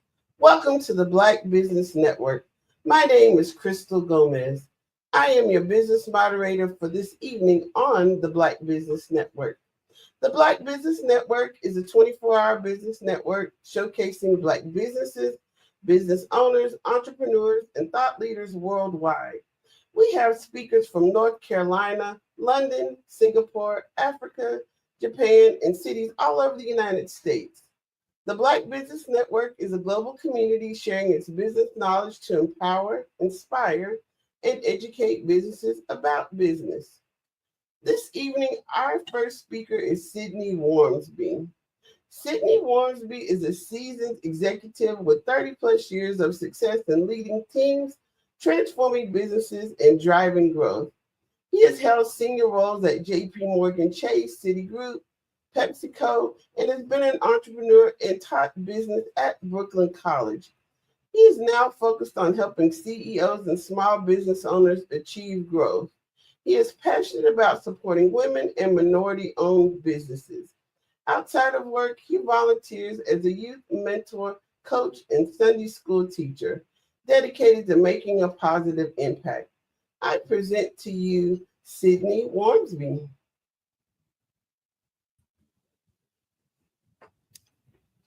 Good evening. How are you? Good evening. Great to see you again. You too. You too. It's good to see you. Good to hear your voice. Good to be with you. Thank you. Well, I look forward to our talk this evening about strategic planning. Yes. Yes. It's that time of year. Yes, we're all preparing for the new year, so this is right on time. So can you describe to us your approach to strategic planning? Sure, Crystal. So as a business growth, what I call Imagineer, I'm always trying to work with business owners on how to take their business from their vision, to some value, value for their clients or customers, value for themselves in terms of their personal financials. And so, for me, strategic planning is critical. As I kind of joked a second ago, it's that time of year, the end of the year where everybody starts thinking about, oh, what are my goals for next year? What are my New Year's resolutions going to be for both personal and for business? And so we get into this, habit of looking forward. What are we going to do? What's going to be different, et cetera. And that's an important part of the process. So I use a 10-step process in working with my clients on strategic planning, and in doing strategic planning for my own businesses. And in the past, when I worked for corporate businesses, to work with them as well. And that first step is always about really assessing the current year's performance. What have we done? How did we do it? Et cetera. Second, step, I want to make sure we're engaging all of our shareholders, all of our stakeholders. So not just the folks, if you're a publicly traded company that might own stuff, but for most of us who are entrepreneurs, who are our stakeholders? The stakeholders will be our employees. Stakeholders will be our clients or customers. Stakeholders will be the general public, in the neighborhood or communities that we operate and sell in. So we want to make sure we're engaging all of those folks who have a perspective on the business. Third, I want to make sure I'm doing research about the industry and the market and what the trends are, what's changing, what are the new expectations for next year, what are the new requirements politically or regulatory wise, as well as customer wise in terms of the market. Are people wanting or looking for different things now, or are there new regulations that are going on that we need to make sure that we are in compliance with? Fourth, I want to make sure that I'm aligning everything that we're thinking about doing next year with what our vision and our mission and our values are for the organization. And that's a step people often kind of overlook. But we need to make sure we're aligned with who we were, who we want to be, and who we actually are at our core, from our value perspective.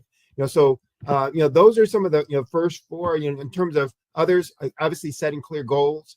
As a fifth step, I then work with my clients on prioritizing those goals or the initiatives that they've established or set for that next year. What's going to be the most important thing? What's the next most important thing? What's the least most important thing?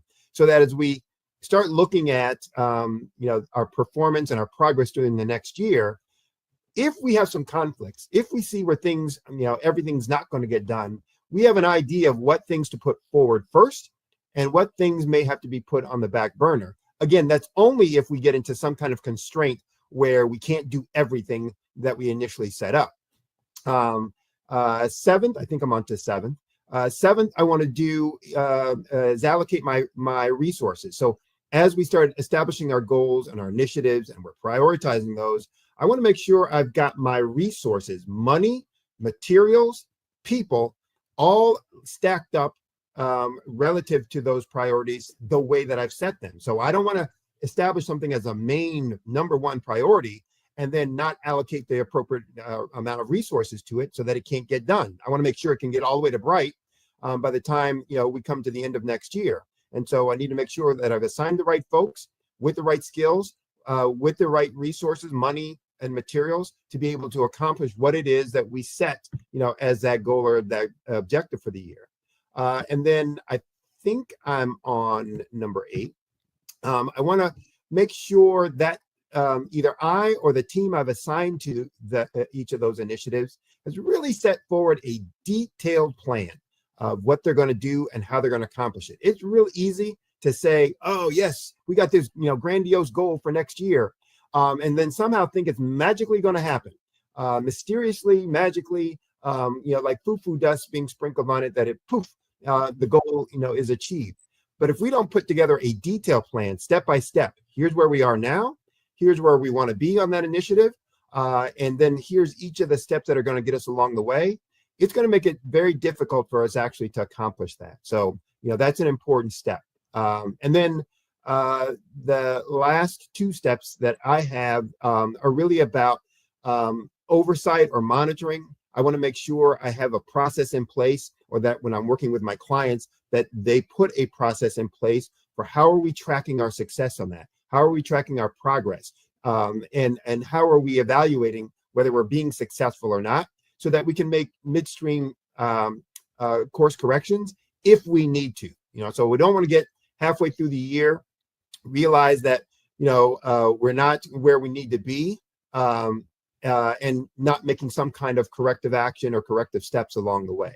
And then last but not least, after I created that plan, I need to make sure I'm communicating it, not only up front, to the rest of the organization, but all along the way, and to my clients or customers. Here's what we're going to be doing this year. I want to get them excited about the new plans, the new goals that we've set as an organization, and to show them how they're going to be a part of that. And so if I'm not communicating that plan to my team, they're not going to be inspired and understand where they fit in. And if I'm not communicating that to my clients or my customers, then they're not quite seeing what I'm doing this year that's going to be benefiting them, and getting excited about continuing their engagement with me going forward. So that is what I, kind of the 10 steps of the process that I use when I'm working with my clients to make sure that we're creating a detailed, effective, strategic plan for the organization going forward. So you mentioned goal setting in your strategic planning process. What is a common mistake that people make in setting effective goals, and how can they set better or clearer goals? Well, the problem that I see most often is that people aren't very specific with their goal setting. Basically, they set what I call directional goals. They might be inspirational, but they don't tell me whether I won or I lost. There's a book that I read a long time ago that's called The Game of Work. And it talks about the different way that we approach a game versus the way that we set up work. And in a game, we always know the score. Always. We always know how we can score. We always know how we win or how we lose. It's very clear in that game. I do this, I win. I don't do this, I lose. And in work, we don't always set that up. So one of the things I see with goal setting is that people don't always set up the goals clear enough around the outcomes, the objectives, making them very specific, measurable. There's the acronym that everybody's probably heard of, make your goals SMART. And folks will use different words for each of those letters. I typically use, the S for specific, the M for measurable, the A for actionable, and often people will use the R for realistic. I hate that concept, so I never use realistic. To me, any goal you set is realistic as long as you set a plan of how you're going to achieve that. So I use R for relevant, making sure that it's relevant to what we're trying to do in the mission of the organization. And, and the last, the T is for time specific or time bound. So I will see a lot of people, a lot of organizations, a lot of my clients setting goals like, well, we're going to improve on blah, blah, blah, blah, blah. We're going to increase on da, da, da, da, da. And those are directional goals, directional objectives, but they don't tell me whether I've won or lost. So if I increase it by 0.5%, is that good? Did I win? Was that worth all that you paid me this year, to do? Or do you have something more specific in mind? Well, I was really thinking about, 10%, not 0.5%, Sydney.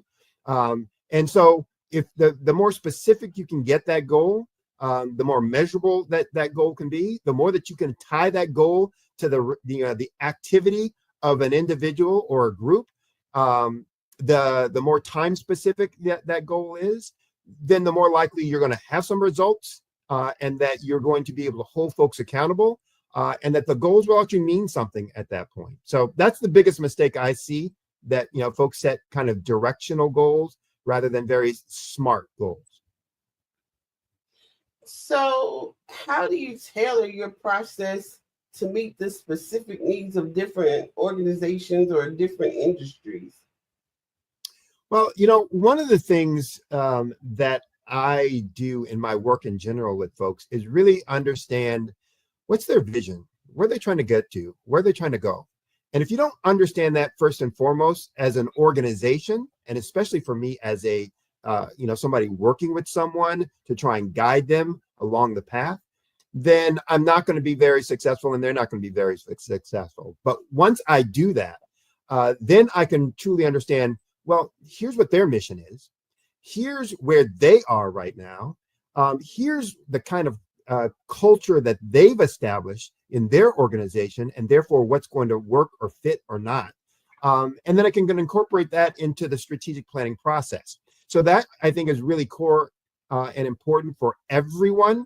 And what I do with my clients when I'm working with them to make sure that the plan I'm creating isn't some generic plan for somebody in their industry, but it's really tailored to them as an organization. And if you're working on your own, you're not using a coach or a consultant or a mentor or whatever to help create your plan, then that's something you need to do with your team. You need to make sure that you're aligning everything that you're doing with what your mission is that you communicated to the organization. You need to make sure you're incorporating your values. And how does this plan that we've set align with our values, with what we say is important? What we say, we want to be, and what we aspire, to do it and to be in the community. And when you're doing that, then it will, be customized. If you're not doing that, it just becomes generic. I could ask AI to create me a plan for whatever industry I'm in, and it will do that.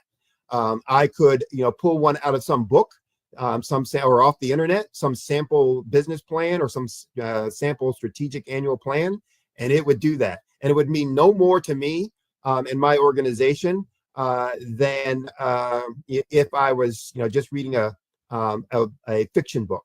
So you need to make sure that you're taking those kinds of steps to make sure it's aligned with who you really are as an organization. And it will also facilitate in the execution of it, because it will ring true for your staff and your team. It will inspire them, and therefore make sure that everybody is on board and engaged as you move forward. So is there any particular tools or frameworks that you typically use in your strategic planning? Yes. I use, in addition to that 10-step process that I talked about before, those are the steps that I always take folks through. But what I also use then is something I call a strategic plan outline. And it's a one-page document that kind of takes the results of all those 10 steps and puts it in a one-page, an 8.5 by 11 sheet that is easy to use for communication, easy to use for assignment and resource allocation, and easy to use for updates and therefore accountability. And so it takes folks from the mission statement, so the vision and mission statement, then steps it through to some key result or some strategic areas, then some key result areas, some key result metrics, onto then some strategic initiatives, onto then specific annual projects, onto who's assigned to that, what the deadlines, due dates, objectives are for that project, et cetera, et cetera.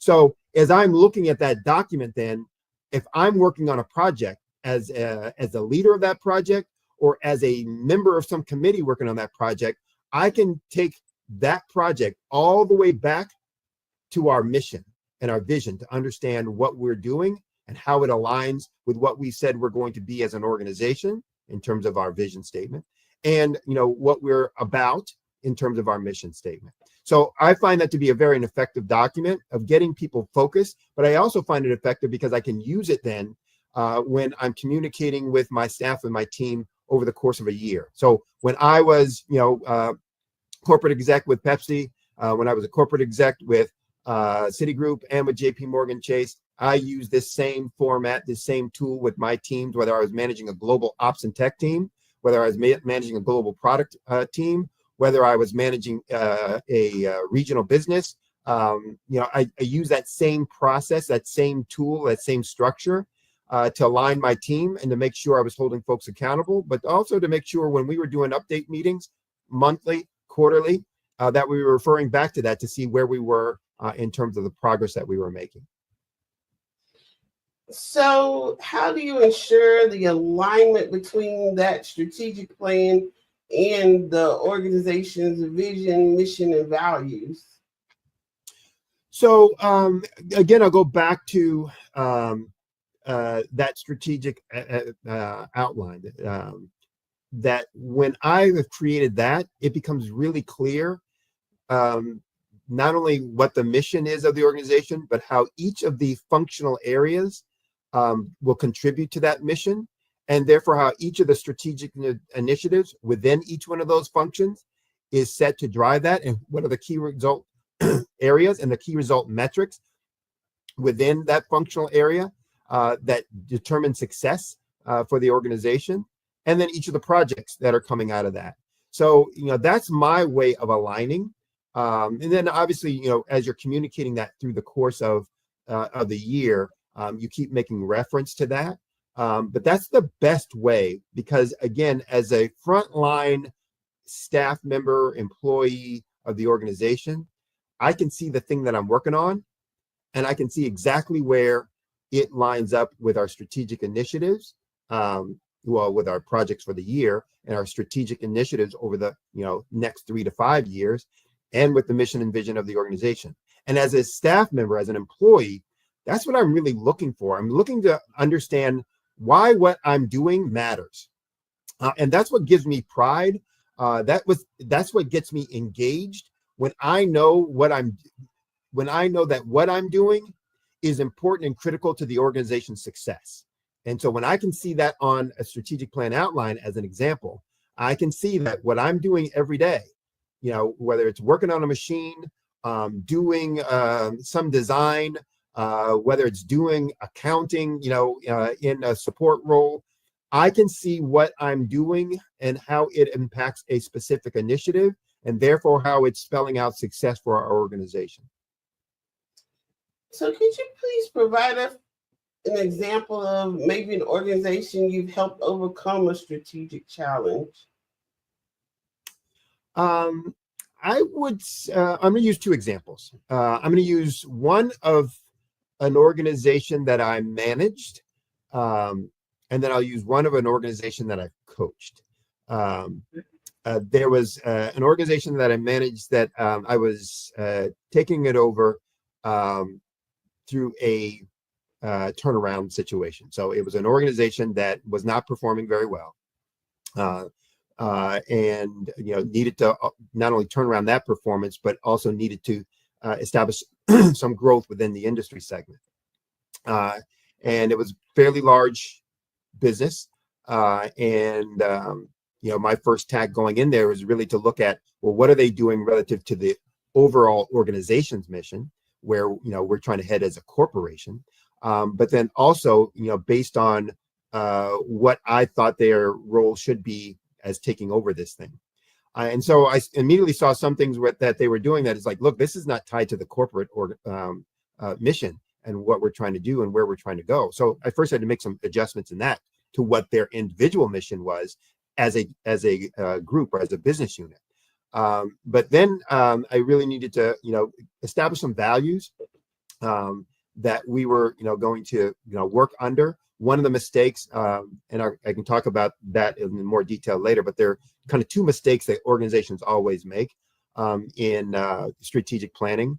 One of them, is around culture, and the culture and the environment of this organization was not conducive to success.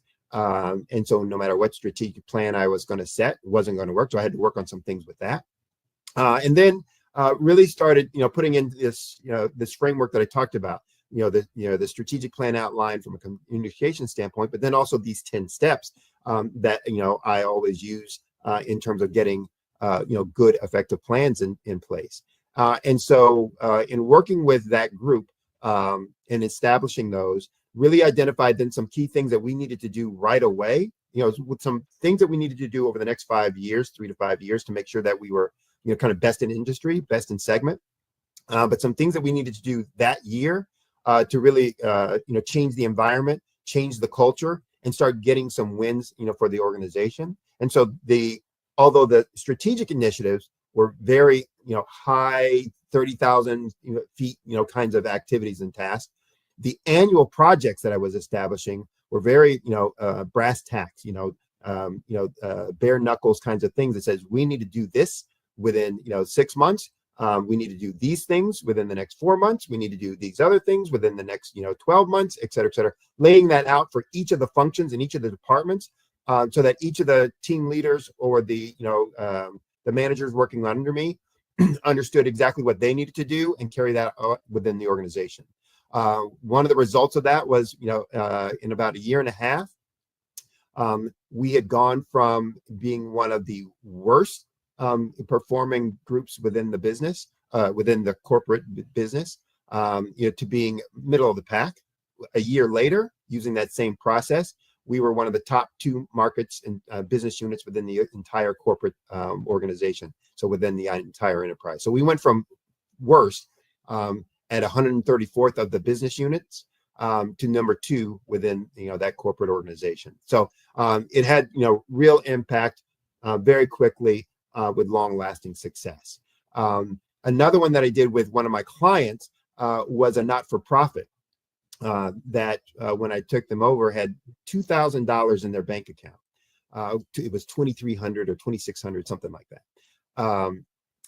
And wanted some help in understanding what they need to do to garnish more participants, but also to make sure that they were going to be there long lasting. When I started working with them, they'd been in operation for 6 years. And one of the things I noticed from the very beginning is that none of their activities aligned with what their mission statement was. None of their decisions aligned with what they said their mission statement was, what they were providing as services, what they were charging as a price point, who they were going after. And so started the same process with them in terms of helping them identify, here's what you say your mission is. Are you really committed to that? Is that something that's really important to you? Or is there something different? When they identified, no, that is truly our mission and what we wanted to do, then I started working with them on strategic initiative to do that in the key functional areas, in operations, in finance or in financial excellence, in marketing or customer excellence, and in the people excellence side. So it was an all volunteer organization with just a couple of staff members. So I incorporated, when I talk about stakeholders, I incorporated not only the paid staff, but the volunteer staff, as well as some of the users or participants in that program. And doing all of that stuff and then having them work through that and communicate that on a consistent basis, communicating that within their constituent group, their volunteers, communicating that to their participants and the families that they were supporting, communicating that to their strategic partners to talk about the changes that they were making, and then to show the measurement of the improvements that they were making. All of those things then led to high success for that organization. And they went from, as an example, from that $2,300, $2,600 in the bank to 6 months or 12 months later, they had almost $60,000 in the bank through a combination of programming, grant writing, because now all of a sudden, their mission was aligned with their work. They were getting results and they had success stories that they could now tell when they were writing grants or writing proposals, that now they could start, getting some of these grants that they were missing out on before. And their strategic partners were much more interested in what they were doing, because now there was a way for them to measure progress of the organization and to say that, yeah, we want to do more with you. So those are two examples of things that I've done with organizations I either managed or companies or organizations that I coached and consulted with using this kind of a process. So how do you help them prioritize these initiatives and to effectively allocate their resources? So it's never one of the things I do in my consulting practice or my coaching practice is never try to tell somebody what they should do until I first understand what it is they're trying to do. So I'm not going to tell you what your priorities should be.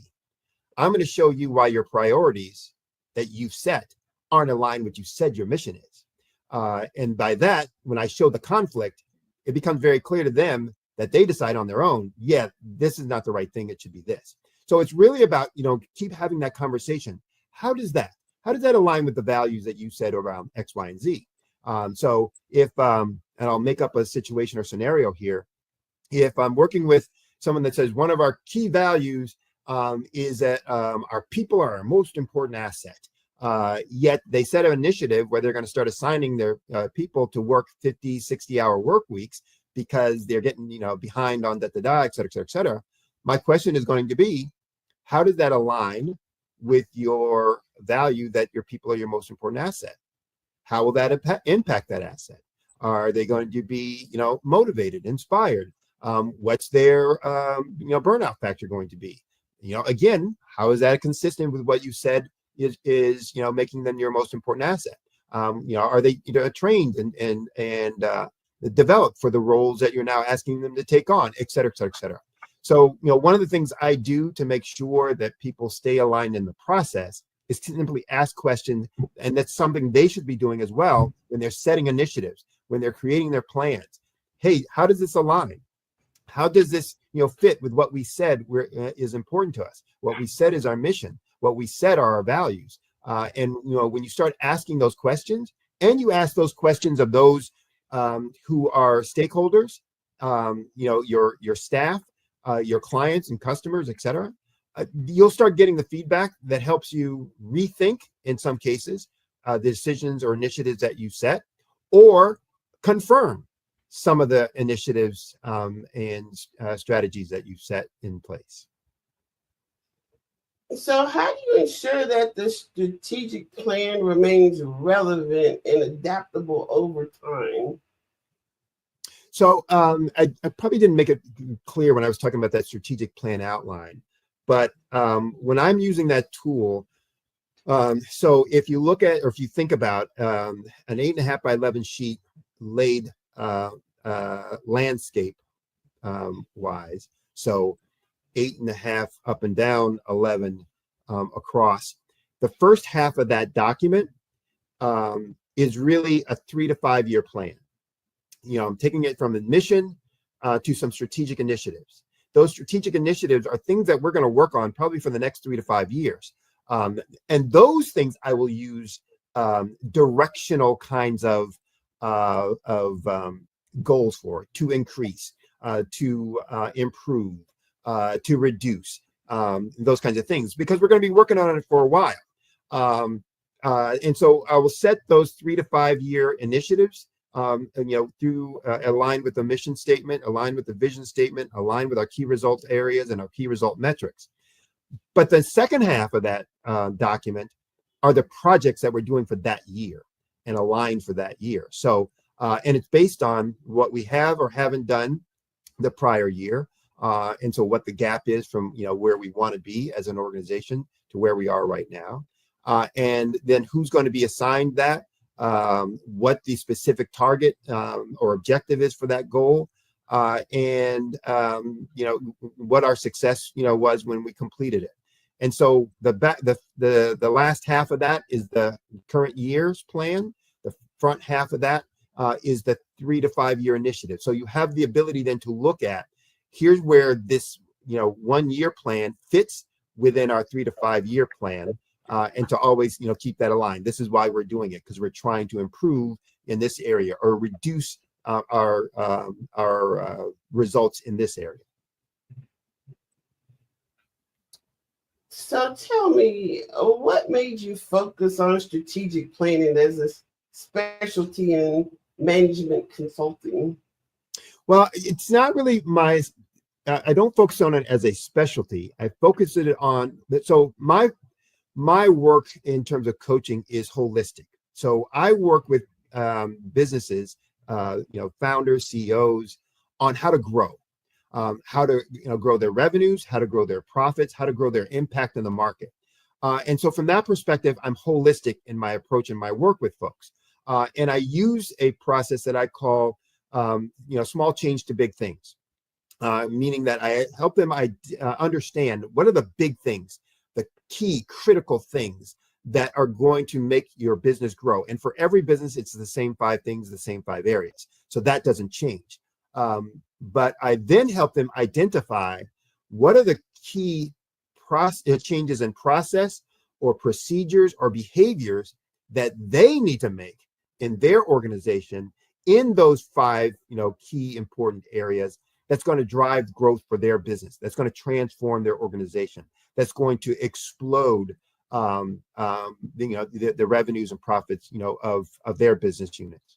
And so that's what I work with them on. And so from that perspective, everything that impacts growth becomes something that I'm going to focus on. Strategic planning is just one of those pieces. And it's a core key piece, meaning that if you don't have a plan, then you are destining yourself to fail. And so it starts with, where do I want to be? And as I mentioned before, one of the things I do in my work with folks is first start with their vision. What's your vision for where you want this organization to be, or this company, or this business? And every business owner, I've not met one that doesn't start with some vision of where they think that business is going to be when they started it. That they started it with a vision that, some number of years in the future, this is where that's going to be. And they have a vision of what that business is going to be doing, and what kind of financial impact that's going to have, what kind of problems it's going to be solving, and the status and reputation it's going to have out in the marketplace. And so I start with that vision for them, making sure that that vision is still current. And then whatever that vision is, then I work with them to understand, okay, here are all the things that you're going to need to do from where you are now in these key areas to get to that vision being a reality. And so again, my phrase is from vision to value. I'm taking you from your vision to creation of value for your customers and clients, to creation of value for their personal finances, so that financially they're going to be independent and be able to make decisions about how they spend their money and how they spend their time, not based on what they have to do, but what they choose to do. And that's a true measure of independence and a true measure of freedom. And so strategic planning is just one piece of that. You can't get there without having a strategic plan that drives you over the next 3 to 5 years, and that specifically, sets the agenda for this current year and aligns and assigns those resources for that current year. So what role does data play in developing an effective plan? I do a workshop on mastering your financial reports. So you can deliver, explosive growth, exponential growth. And in there, I use the phrase, you can't grow your numbers unless you know your numbers, or until you know your numbers. Mm-hmm. And data is numbers or information. And so you're not going to be able to grow if you don't understand the data. One of the things I didn't talk about earlier, there's 2 mistakes that organizations make all the time in the strategic planning process. One is, kind of in process, and one is in kind of structure. In terms of the process, that first step I talked about in my 10-step plan is kind of reviewing, monitoring, reviewing and analyzing past performance. We want to look at what we did the past year, what were our goals for that year, or the current year that we're in, what were our results in that, where were we successful, why were we successful, where did we fail, why did we fail? And people never do that work. They just say, oh, here's where we are, I want to be here next year. But if you don't really look at, how did we end up here? How did we get to this spot? Good or bad? Then you're losing out on some valuable information. Well, that's data. That's information. And so I first want to start with that kind of data. Where did we say we wanted to be, and did we get there? And when we got there, what was the reason for our success? What did we do? How did we achieve that? And when we didn't get there, what was the reason for our failure? What didn't we do? Or what did we do that we shouldn't have done? Or what didn't we do that we should have done? That led to that. And then when I start understanding that, I can start making some corrective actions for the future. Now I can start saying, okay, here's what my goal needs to be, but also here are what my plans are going to be. But I also talked about in that third step, kind of understanding the market and the industry and what the trends are. That's also data. So if I don't really understand what's going on in the marketplace, what are the new strategic initiatives that are taking place with my competitors? What are the new requirements that my customers are having now or my clients are having now that they didn't have before? What's new in the in the competitive landscape? If I don't understand that data, that information, then I also can't make a very effective strategic plan. So data, I won't say it's everything, but it's a lot, because everything else comes from not only having the data, but understanding and analyzing the data to determine, what needs to be done based on where you are relative to that data versus where you want to be. So what do you think the future holds for strategic planning in a world that's increasingly uncertain and complex? So I would say this. One, the purpose of there's lots of reasons for strategic planning. So one of the reasons and the purposes, objectives of strategic planning is to know where we're going. It's to make sure we're all aligned. We're all in the same canoe, rowing in the same direction at the same cadence. That's, a huge piece of it.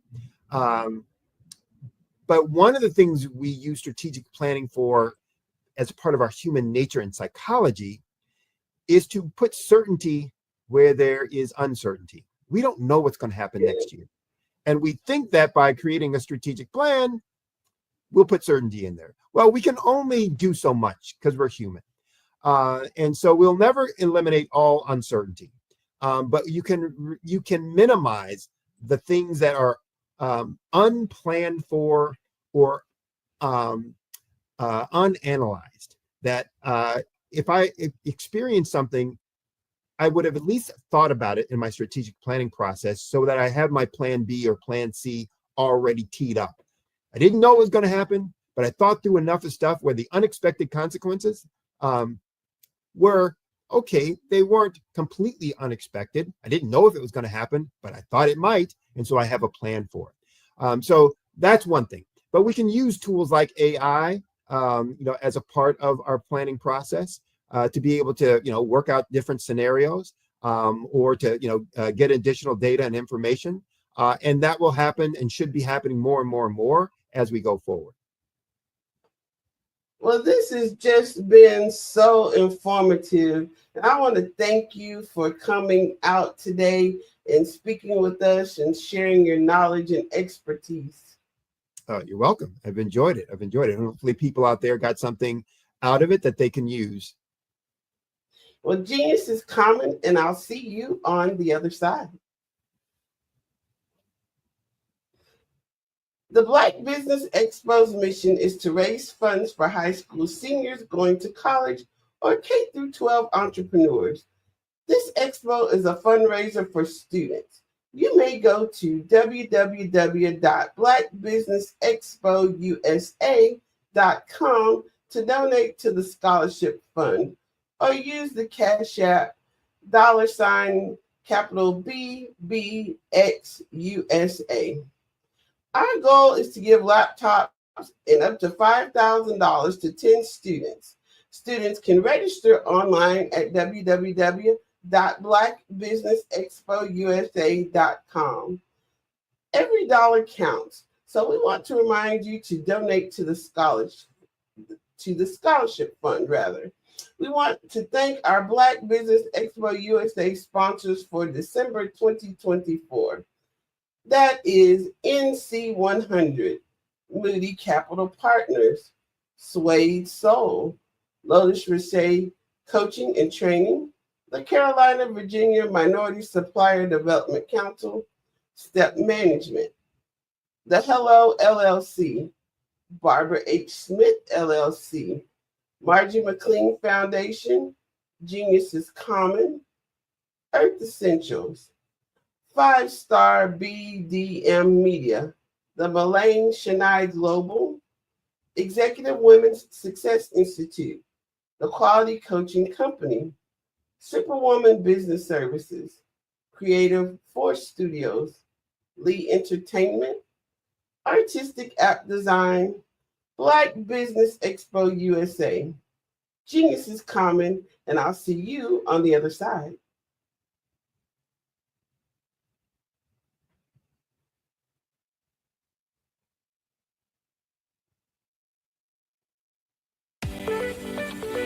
You are in the right place at the right time.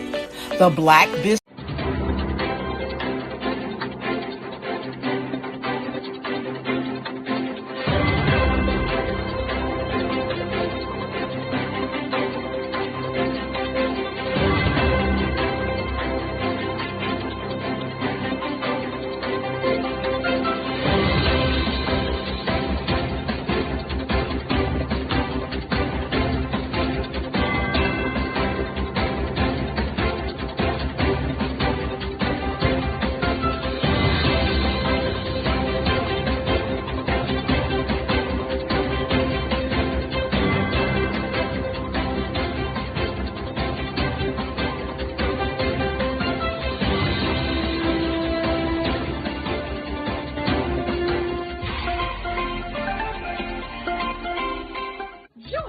Dr. Eric Kelly III and a host of phenomenal speakers from all around the globe for this 7-day virtual event that you don't want to miss.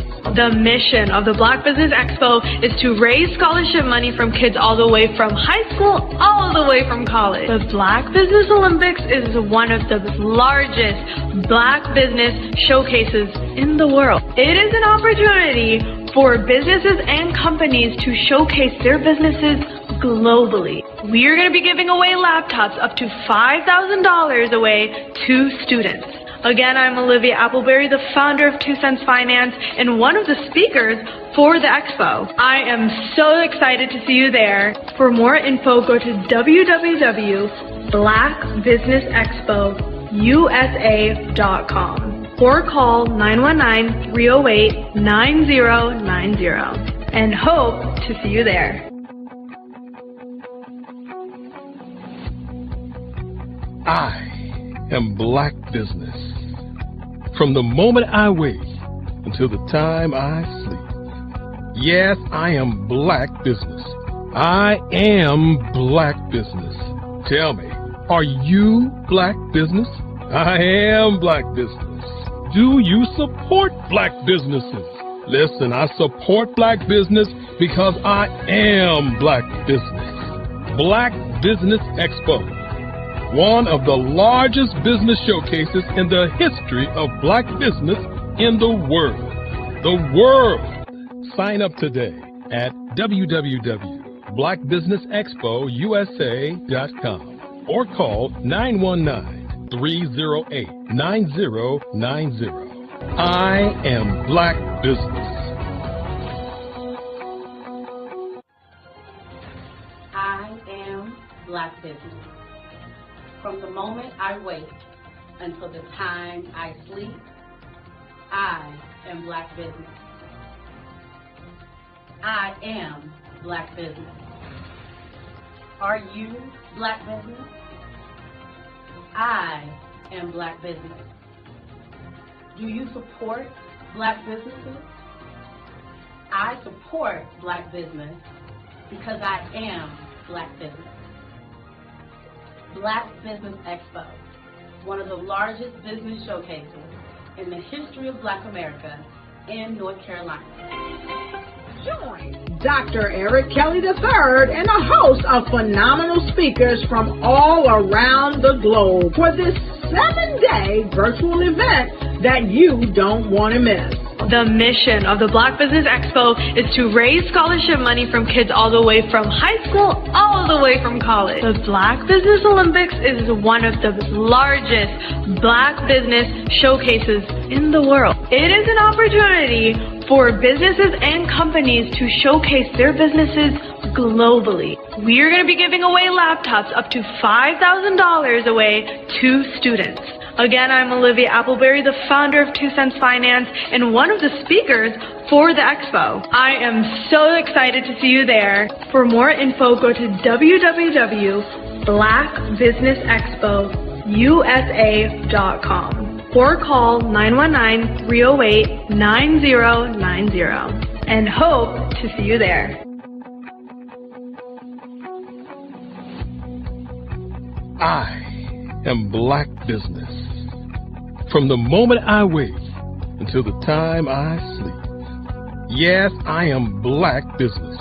I am Black Business. Tell me, are you Black Business? I am Black Business. Do you support Black businesses?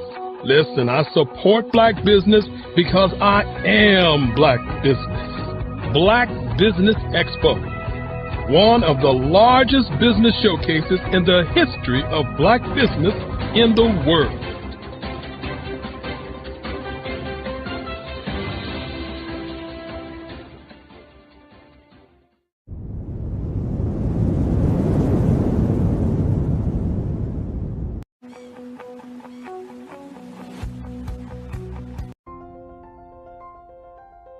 What if you could build your own city? A place where every child can find nurturing people to help them achieve their full potential. A place where every adult can access job training support. Where health education is abundant. Where social justice ruled the land. A place without limitations. Welcome. You have arrived at STEM City USA. It is what every city should be. A safe and trusted community where you find people and resources to help you become everything you are and beyond. STEM City is unlike anything you have ever experienced. It is a digital twin of the world around you, only better. STEM City is about energy and soul renewal. It is more than a digital world. You can almost feel the power of live cultural events, music, and theater. STEM City promises a better future for children with caring mentors and hands-on activities with dedicated tutors to support our youth. STEM City is your passport to a healthy lifestyle with weekly events addressing our community's many issues. STEM City is your financial well-being with helpful information on wealth management, career advancement, job training, and so much more. STEM City is the community you deserve.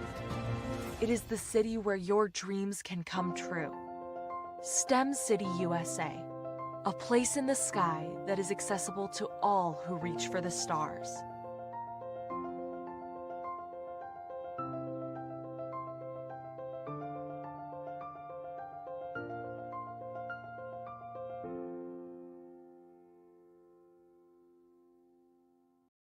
I am from Washington, D.C., but I was raised in Durham, North Carolina.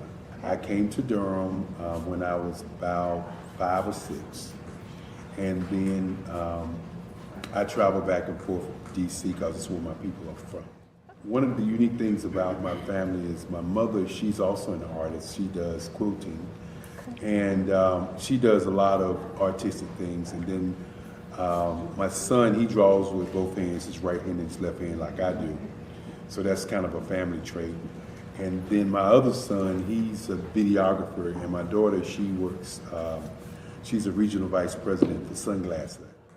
When you start out drawing and sketching, you want to continue to explore, you know, each avenue. I do pastels, I do pen and ink, I do painting, I do acrylics. I haven't done oils yet.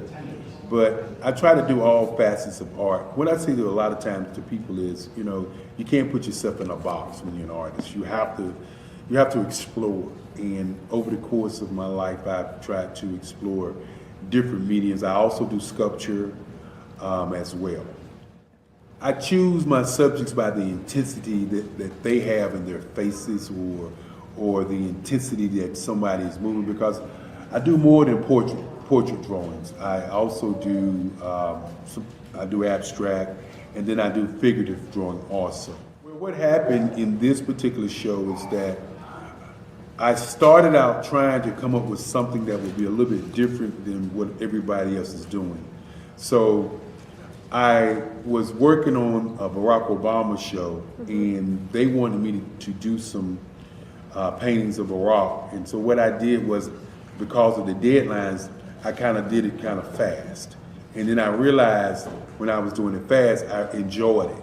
And so then I started doing other pieces the same way, and I started to enjoy those pieces also. And so I came up with this particular style, and it's a style of lines and colors. And what's interesting is that when I was in college, I did a show called Lines, Colors, and I talked about the boldness of the blacks, the hotness of the whites, and this is how this has come about, later on in my life. And the colors comes from a lot of the entertainers that I work with, where they wear different colors. They don't wear, your plain reds or your whites. They wear different colors, and so that's also another piece of what's giving me the colors. The subtitle of this show is Faces That Speak Life. That's real critical. Faces that speak life. Each one of these pieces is a life source and a life energy that's being put on display for people that are looking at them. I always say in terms of my art, it's not important that I draw them. It's important what you get out of what I draw. I don't try to just draw it because you like it. People wanted me to do prints. I didn't do prints. People asked me to do different people, but the people that I choose are people that make a difference in the lives of people in the world. So the human landscape idea was, again, as I said, the lines represent your emotions, it represents your ideas, and it represents your journey as a human being. And that's why you get the different pieces and the different looks. And as you notice, I try not to do one look that looks alike another look. And that's what's the most important part of this show. I was born in a little village on the island of Haiti. Many deadly diseases pounded me. It is as if they were on a mission to end my existence on this earth. I refused to give up. In 1983, I left Haiti and came to the United States of America. And I came with $5, 2 shirts. I didn't speak in English. I came to Atlanta. I got a job. I was a doorman. I was a doorman with a dream. What I used to come on stage. I'd rehearse this moment that I'm standing in front of you. That's the power of a dream. Maybe today is the day you begin acting as if you already have it. And then step out with full force. Take a risk. No condition is permanent. Don't let your situation distract you. You are chosen. You are called. You are born for a purpose in this life.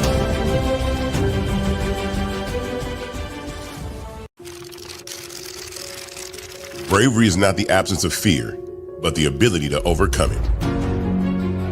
We stand for those who defy suppression, who speak out, and those who walk the road less traveled.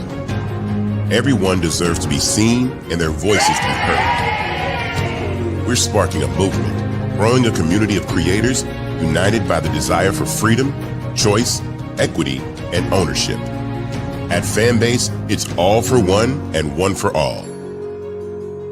We support each other to guide, promote, and uplift you in a place where you can unapologetically be yourself.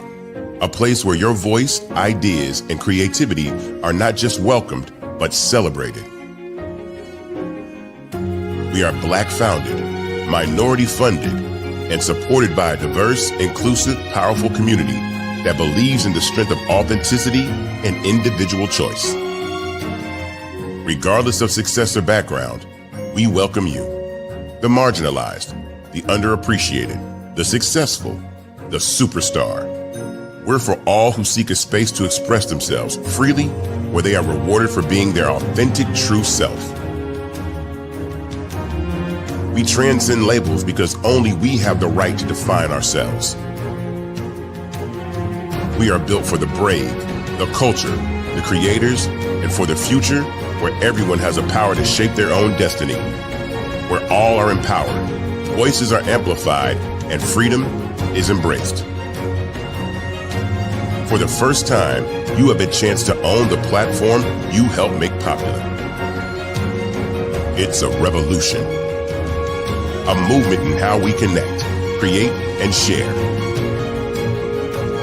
Everyone is a creator, and everyone has a fan base. Here, you can be you without limits.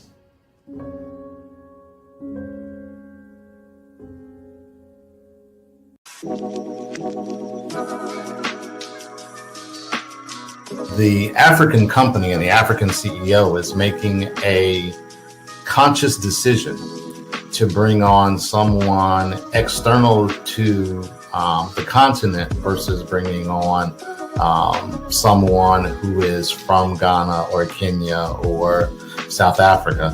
And so the skill sets of the people that we take through our executive leadership training program and ultimately on the placement, obviously have to be extremely high caliber.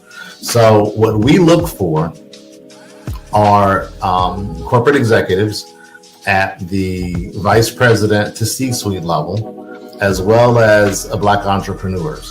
When we look at the Black corporate executives, we're looking for some very specific skill sets, whether that be around supply chain, sales and marketing, engineering, product development. We want our folks to be able to add immediate value to the corporate board, right? And the other thing is, even if they don't necessarily have specific industry experience, they're bringing a diversity of thought.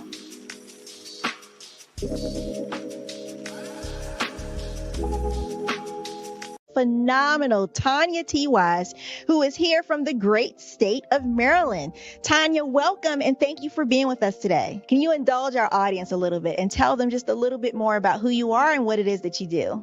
Well, I love being able to talk to people and have a magnetic attitude, being able to just show them. So I always like to say, level up is Coach at Tanya T. Wise here. So can you tell our audience, just give them a teaser about what your presentation will be about? So my philosophy is that we should all be living our dream life. So tomorrow I'm going to talk about how you start living your dream life. What are some of the things that you thought about in your childhood that you just kind of let go and dormant? Wow. And I want to reignite that and just give you some pointers and some tips, some tools, some strategies to be able to start living your best life now. And guess what, Wanda? And leave an inheritance for your legacy. Oh my goodness. Okay, I know that's resonating with a lot of people. I've heard that you have a dynamic coaching program. Can you tell us a little bit more about that? Absolutely.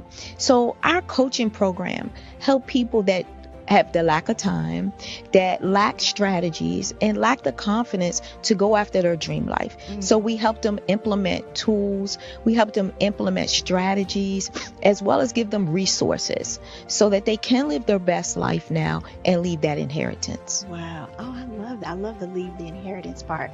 Listen, you are dropping some major nuggets, and I know a lot of what you're saying is resonating with a lot of people, but I think we're all curious. How did you even make this transition into the speaking and coaching arena? What's the story behind this? So I started out in finance, and I realized that a lot of people don't necessarily go after their dream life because of the lack of finances or the education behind finances. But it wasn't until I lost my firstborn, my only son, that life changed for me. And where I was going after it all, living the corporate life, hit my 6-figure income and living in my dream house with my dream man, driving my dream car.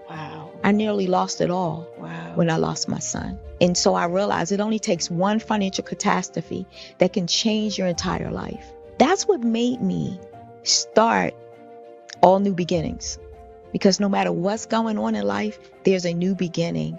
And because of that, we develop a program called Wise Minded. My little slogan is, don't just dream it, let's live it. If they want to connect with you or work with you, what is the best ways for them to be able to do that? Well, for my social media guru, you can connect with me on every single social media platform as Tanya T. Wise.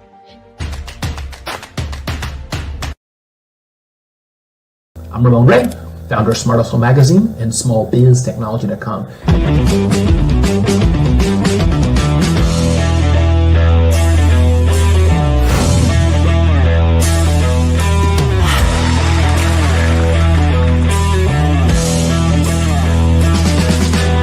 You're here today to celebrate small business success. Stand up on your feet. You rocked the house. It was amazing. Didn't we learn? For me, success comes from failure. One thing not to do is shake somebody's hand like this.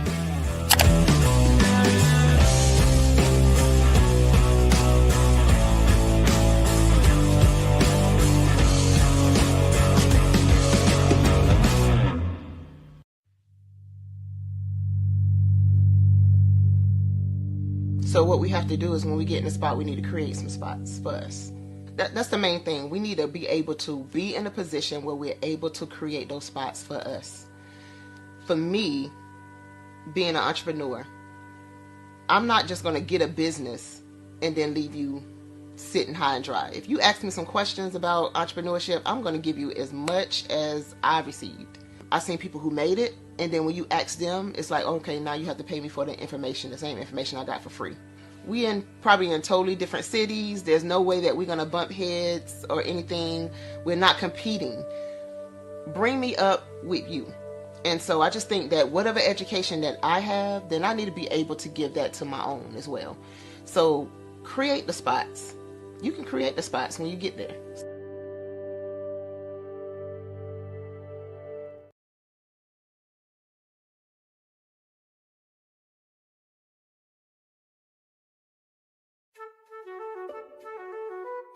This is Dr. Arnold T. Petsworth. He's the owner of Petsworth Vet World, a veterinary clinic in Hopton, Connecticut. His patients include dog, cat, frog, fish, Goldie, dog, and this alpaca. Due to doctor-patient confidentiality, we can't tell you their names. Business at Vet World was steady, and then quarantine hit. Neighbors brought new four-legged friends into their homes.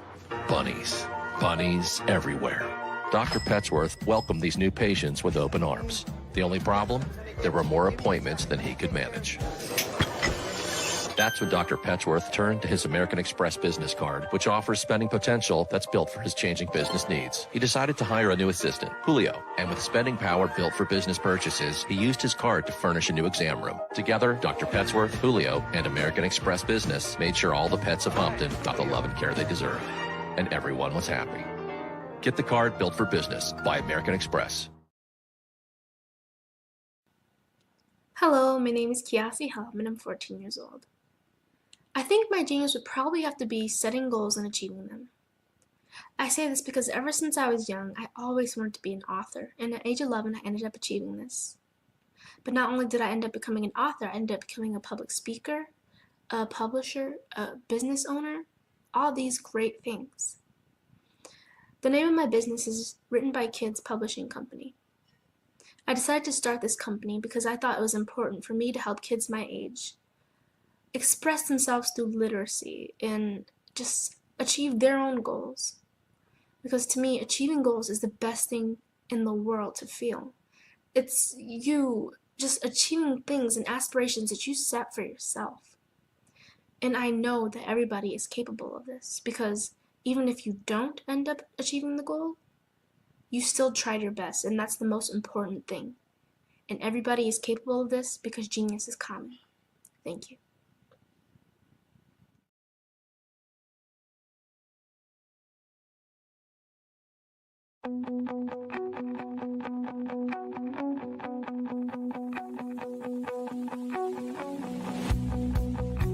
I am Black Business. From the moment I wake until the time I sleep. Yes, I am Black Business. I am Black Business. Tell me, are you Black Business? I am Black Business. Do you support Black businesses? Listen, I support Black business because I am Black business. Black Business Expo, one of the largest business showcases in the history of Black business in the world. The world! Sign up today at www.blackbusinessexpousa.com or call 919-308-9090. I am Black business.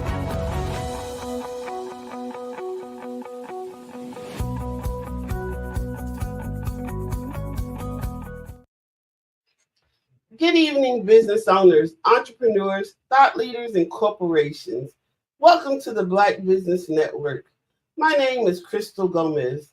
I am your business moderator for this evening on the Black Business Network. The Black Business Network is a 24-hour business network showcasing Black businesses, business owners, entrepreneurs, and thought leaders worldwide. We have speakers from North Carolina, London, Singapore, Africa, Japan, and cities all over the United States. The Black Business Network is a global community sharing business knowledge to empower, inspire, and educate businesses about business. Our next speaker is Anya Goldsby Wells. Anya Goldsby Wells is an attorney, speaker, author, and career coach, passionate about empowering others to succeed personally and professionally. She is the founder of Goldsby Law PLLC, Black Esquire LLC, and the Anointed Attorney LLC, serving families and businesses through estate planning and business law. Anya received her JD from the University of Connecticut School of Law and her BA from Bryn Mawr College. Known for her tagline, leading, encouraging, and teaching leading, encouraging, and teaching whenever and wherever I'm speaking. Anya leverages her expertise in spiritual gifts to inspire diverse audiences. As a career coach, she equips future and current lawyers of color in her Career and Calling Clarity Connection C4 method. I present to you Anya Goldsby Wells.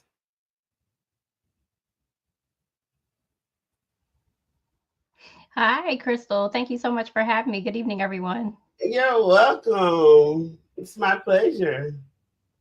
Thank you so much. Always a pleasure to be here. So you already introduced me, which you did a phenomenal job. So I won't introduce myself, but I'm always happy to be a part of the Black Business Network. And I'm very much looking forward to an opportunity just to talk with all of you viewers and have a great conversation today. Well, likewise. So tell me, what inspired you to pursue a career in law, and how did your journey lead to founding not one, but 3 companies? Yes. So, well, my story of becoming an attorney, I like to say my attorney journey began really when I was in college. One of the things that I figured out about myself is that I loved helping people, but specifically, I always had this voice of wanting to advocate and speak up for those that maybe didn't have a voice. I think there was always something in me that was really eager to just be out there and use my voice in a positive way. But in college, I got some more information about my father's death. He was actually killed when I was 6 months old. And so when I was a sophomore in college, I actually found out that the person who was in prison for his murder was actually attempting to get out of prison. If I fast forward to 2024, not but too long ago, we had a hearing and we found out that the man who actually was in prison for his murder was actually released because of a violation of his rights at that particular time. So when I realized this in college, I think it just intrigued me to learn more about the law. Criminal law wasn't necessarily my interest, but I think it was how the law worked and how lives can be impacted from cases and by people. And so that honestly just sparked my interest into law even more because of my own personal connection with it. So I started doing research about his case. And, here I am. Today is actually, I realize, December 27th, it is my 8-year lawyer anniversary. So I have been practicing law for 8 years as of today. So what a fine day to be celebrating that with the Black Network, the Black Business Network. Well, congratulations, and we're excited to be celebrating you today and with you today. Thank you. You're welcome. So, how does your education at Bryn Mawr College and the University of Connecticut Law School shape your personal career and vision? Yeah, so my time at Bryn Mawr, so one thing that if you don't know, Bryn Mawr is one of the 7 sister schools. So it is a all women's college. And when I was going to high school, I wasn't sure exactly what type of college I wanted to go to. But for me, I did want to go to a place that really welcomed me for who I was. Bryn Mawr had very big insights on diversity and inclusion, and it also it wasn't too far from home. So that allowed me to still have time to see my family and still engage in I would say the normal college experience. When I was in college, I was also very involved. I was on my track and field and cross country team, and I was also one of the co-captains. So for me, I think college was that time where I got a chance to get to know who Anya was. In high school, your life is really sort of planned out for you. You get a chance to do some activities, but in college, I had a chance to learn more about me, who I was, what kind of things did I like, and what sort of things did I see myself doing in the future. And I think one of the things that I learned, particularly in undergrad, but more so in law school, was that I had a voice and my voice mattered. So I think throughout that process, learning more about my own individual experiences, learning about life, just all of those lessons that you get as an adolescent, right? So that was from age 18 until about 27. And I think what I got from those years was life is going to be challenging and you're going to have a lot of things that are going to be thrown at you. But, it's really about how do you come out of those difficult situations and making sometimes what may not be the best situation better. So you asked about even my experience getting into law school and becoming an attorney. I think one of the biggest challenges and what led me to some of my companies was that I saw that there were other people that looked like me that were struggling on their journey.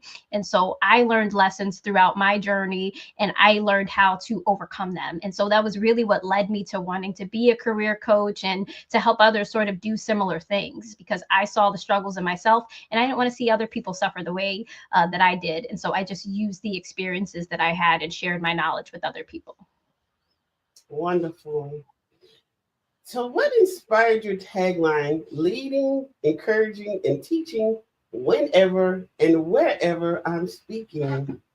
So that came about a few years ago.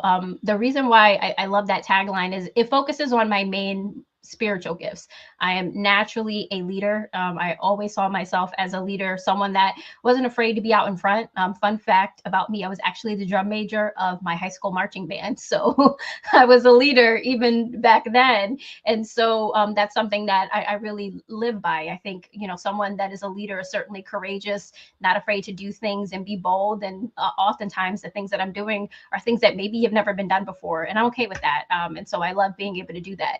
And in that process of leading, I just love encouraging people. I think that's the biggest reason why I love being a coach. Helping people along their journeys is something that is really important to me. I was a mentor when I was growing up. I had mentors that helped me. And so I see that as an opportunity to give back, and truly that encouragement really goes a long way in anyone's journey, because I experienced that same thing as well. People that were encouragers to me and mentors and it really made a huge difference.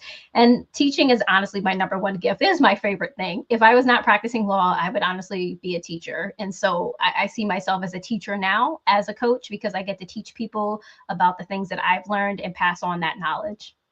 Yes, well, you're absolutely a teacher as a coach, and we're blessed to have you sharing your experience. So can you share the story behind the founding of Black Esquire LLC and its mission? Yes. So I talked a little bit about my reasoning for wanting to go to law school, but the reason why I started Black Esquire was because I looked around and I didn't see a lot of people that looked like me on my attorney journey. When I founded Black Esquire, I had been practicing law for about 2.5 years.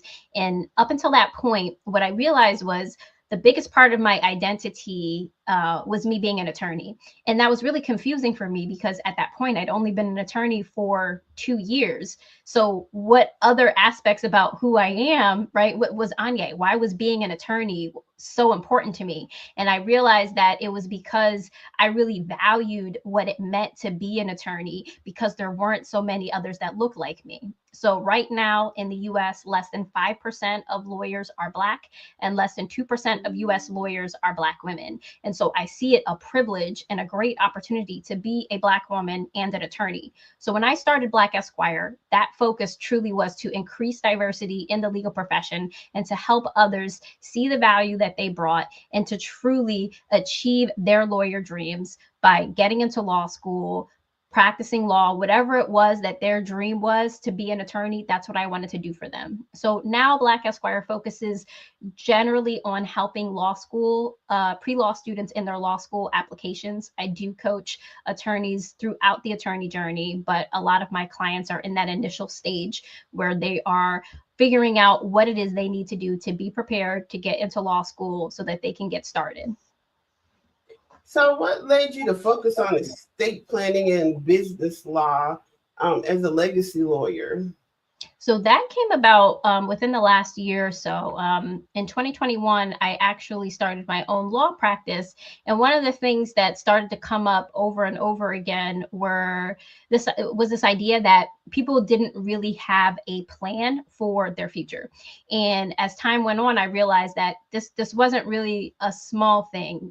This was something that people needed to be educated about. So a lot of times people will come to me and they say, hey, I need a will, or this just happened, that just happened, and I need help. And I realized that estate planning is estate planning, but a lot of people don't really know what that means. I think the average person, they really don't understand that word estate planning, but they do understand legacy planning. They understand the concept of legacy. And so when I introduce myself and when I talk to people about what I do, I like to call myself a legacy lawyer because I want to help them build their wealth, generate their wealth, and protect their wealth for generations so that they can establish and have a legacy, not just for their lifetime, but obviously for generations to come.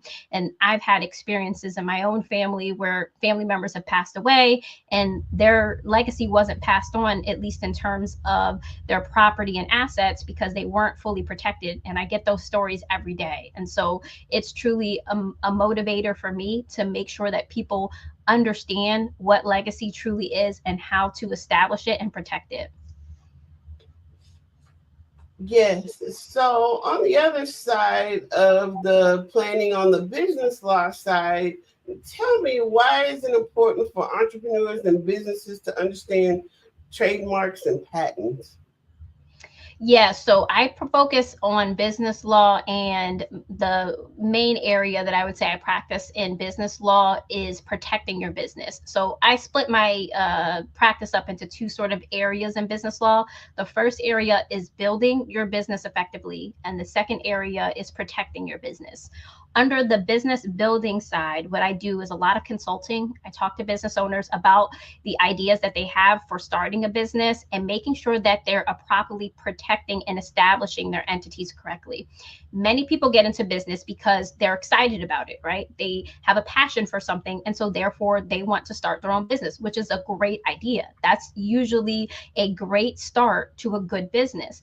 But if you start on improper foundations, then you're setting yourself up for failure. And so a lot of what I do in my business law practice is making sure that people have the proper contracts in place, ensuring that they have established the right business entities. For example, an LLC versus a LLP. The difference between a PLLC, which is a professional limited liability company, things like that. And so I want to make sure that everybody understands those things. On the protection side, there's also something called the trademark, which you mentioned. So a lot of people confuse trademark and patents. Now, I don't do patent law because that is specifically for inventions, and you have to have a specific patent law license in order to do that area. But on the trademark side, what I do is I help businesses protect their brand. And so a trademark focuses on a logo, maybe a business name, something that is attached to your business brand. And I help businesses protect that brand by filing a trademark with the U.S. Patent and Trademark Office. Wonderful. So how do you help lawyers of color overcome challenges in their career journey? So one of the things that I started to do with Black Esquire was helping them create a clear plan for what it is that they want to do. As a career coach, and really as any coach, one of the most important things I think we could do is to help clients have a clear vision for where they want to go. And so I created this program called the Career and Calling Clarity Connection. And this actually stemmed over a few years. It initially started out as a 3-step process known as Assessment, Vision, Action, and it evolved into this Career and Calling Clarity Connection. Essentially what it is it teaches my clients to, number one, have a clear understanding of what their purpose is. A lot of people, again, we talked about this even in business, they do things because they're passionate and they're excited about it, right? Like I'm sure the work and the things that you do are because you're passionate and you're excited about it. But a lot of times people confuse the difference between their purpose and their calling. And so the first step in my Career and Calling Clarity Connection, which is the idea of connecting your career to your calling, is to make sure you understand the difference between the two. So your purpose is your reason for existence, right? That gives you your motivation. That is what excites you about what it is that you're doing. But your calling is the specifics of what you do. Okay, so think of your purpose as your why, and think of your calling as your what. And also, I think as people start to evolve in their career, and one of the things that I talk to a lot of pre-law students about is that may change. Your purpose and motivation may always be the same. I'm a Christian woman, so I always say my purpose is to do God's work. But whatever that motivation is for you, that's likely going to continue. But your calling may change. Maybe in one season of your life, you're called to be a teacher. And in another season of your life, you're called to be an attorney. Or maybe you're called to work in one particular practice area, and now you want to shift to do something else. And so that's a lot of what that Career and Calling Clarity Connection is about. I help the clients understand that purpose and calling difference and make sure that what it is they're doing and the goals that they are achieving actually align with their purpose and calling. Because if not, we get a lot of unhappy lawyers and a lot of unhappy people in professions. And I think that is one of the things that contributes to burnout and stress. And nobody wants to be stressed in the work that they're doing. Otherwise, I wouldn't be doing a good job. And so from my own experiences, that's a lot of what that focuses on. And so that's really what that Career Calling and Clarity Connection is about. So what are some of the key skills or mindsets that current and aspiring lawyers need to develop?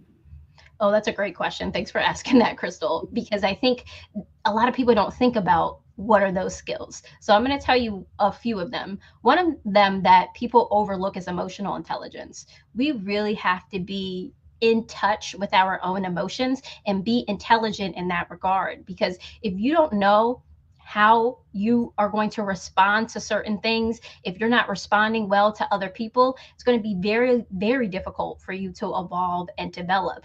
Think about, particularly as an attorney, right? The work that I do, at least, some of my work is very litigious. I'm in court. There are a lot of emotions in people that are, in very high stressful situations. And so I have to keep my emotional intelligence intact, not only for myself, but also for the clients and the people that I represent.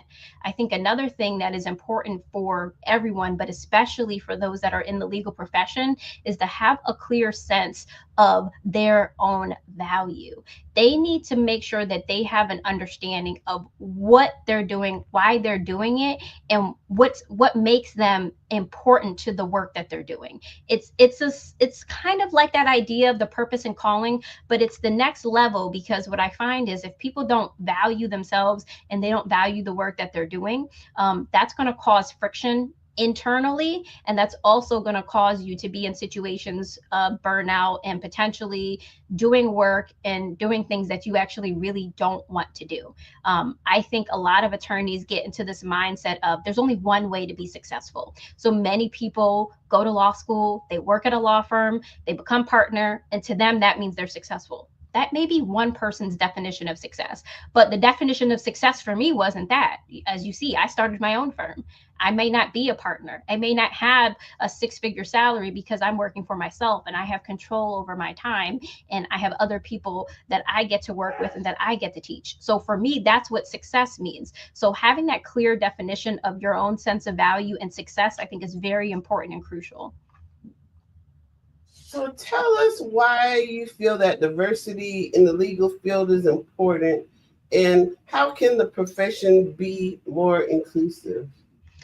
So I think one of the things that is unique about the legal profession is that we actually touch so many other professions at the same time, right? As an attorney, my work can touch low-income clients. It can touch clients that speak different languages. It can touch corporate clients. There's so many different areas of law that we touch, which I think really allows lawyers, particularly in the legal profession, to connect with so many different people. So if we are serving a diverse community as our clients, then our attorneys should also show the same thing. We should have attorneys that are also diverse because, number one, that makes it easier for you to connect with the other clients that you're serving, and it also just creates for a more open community.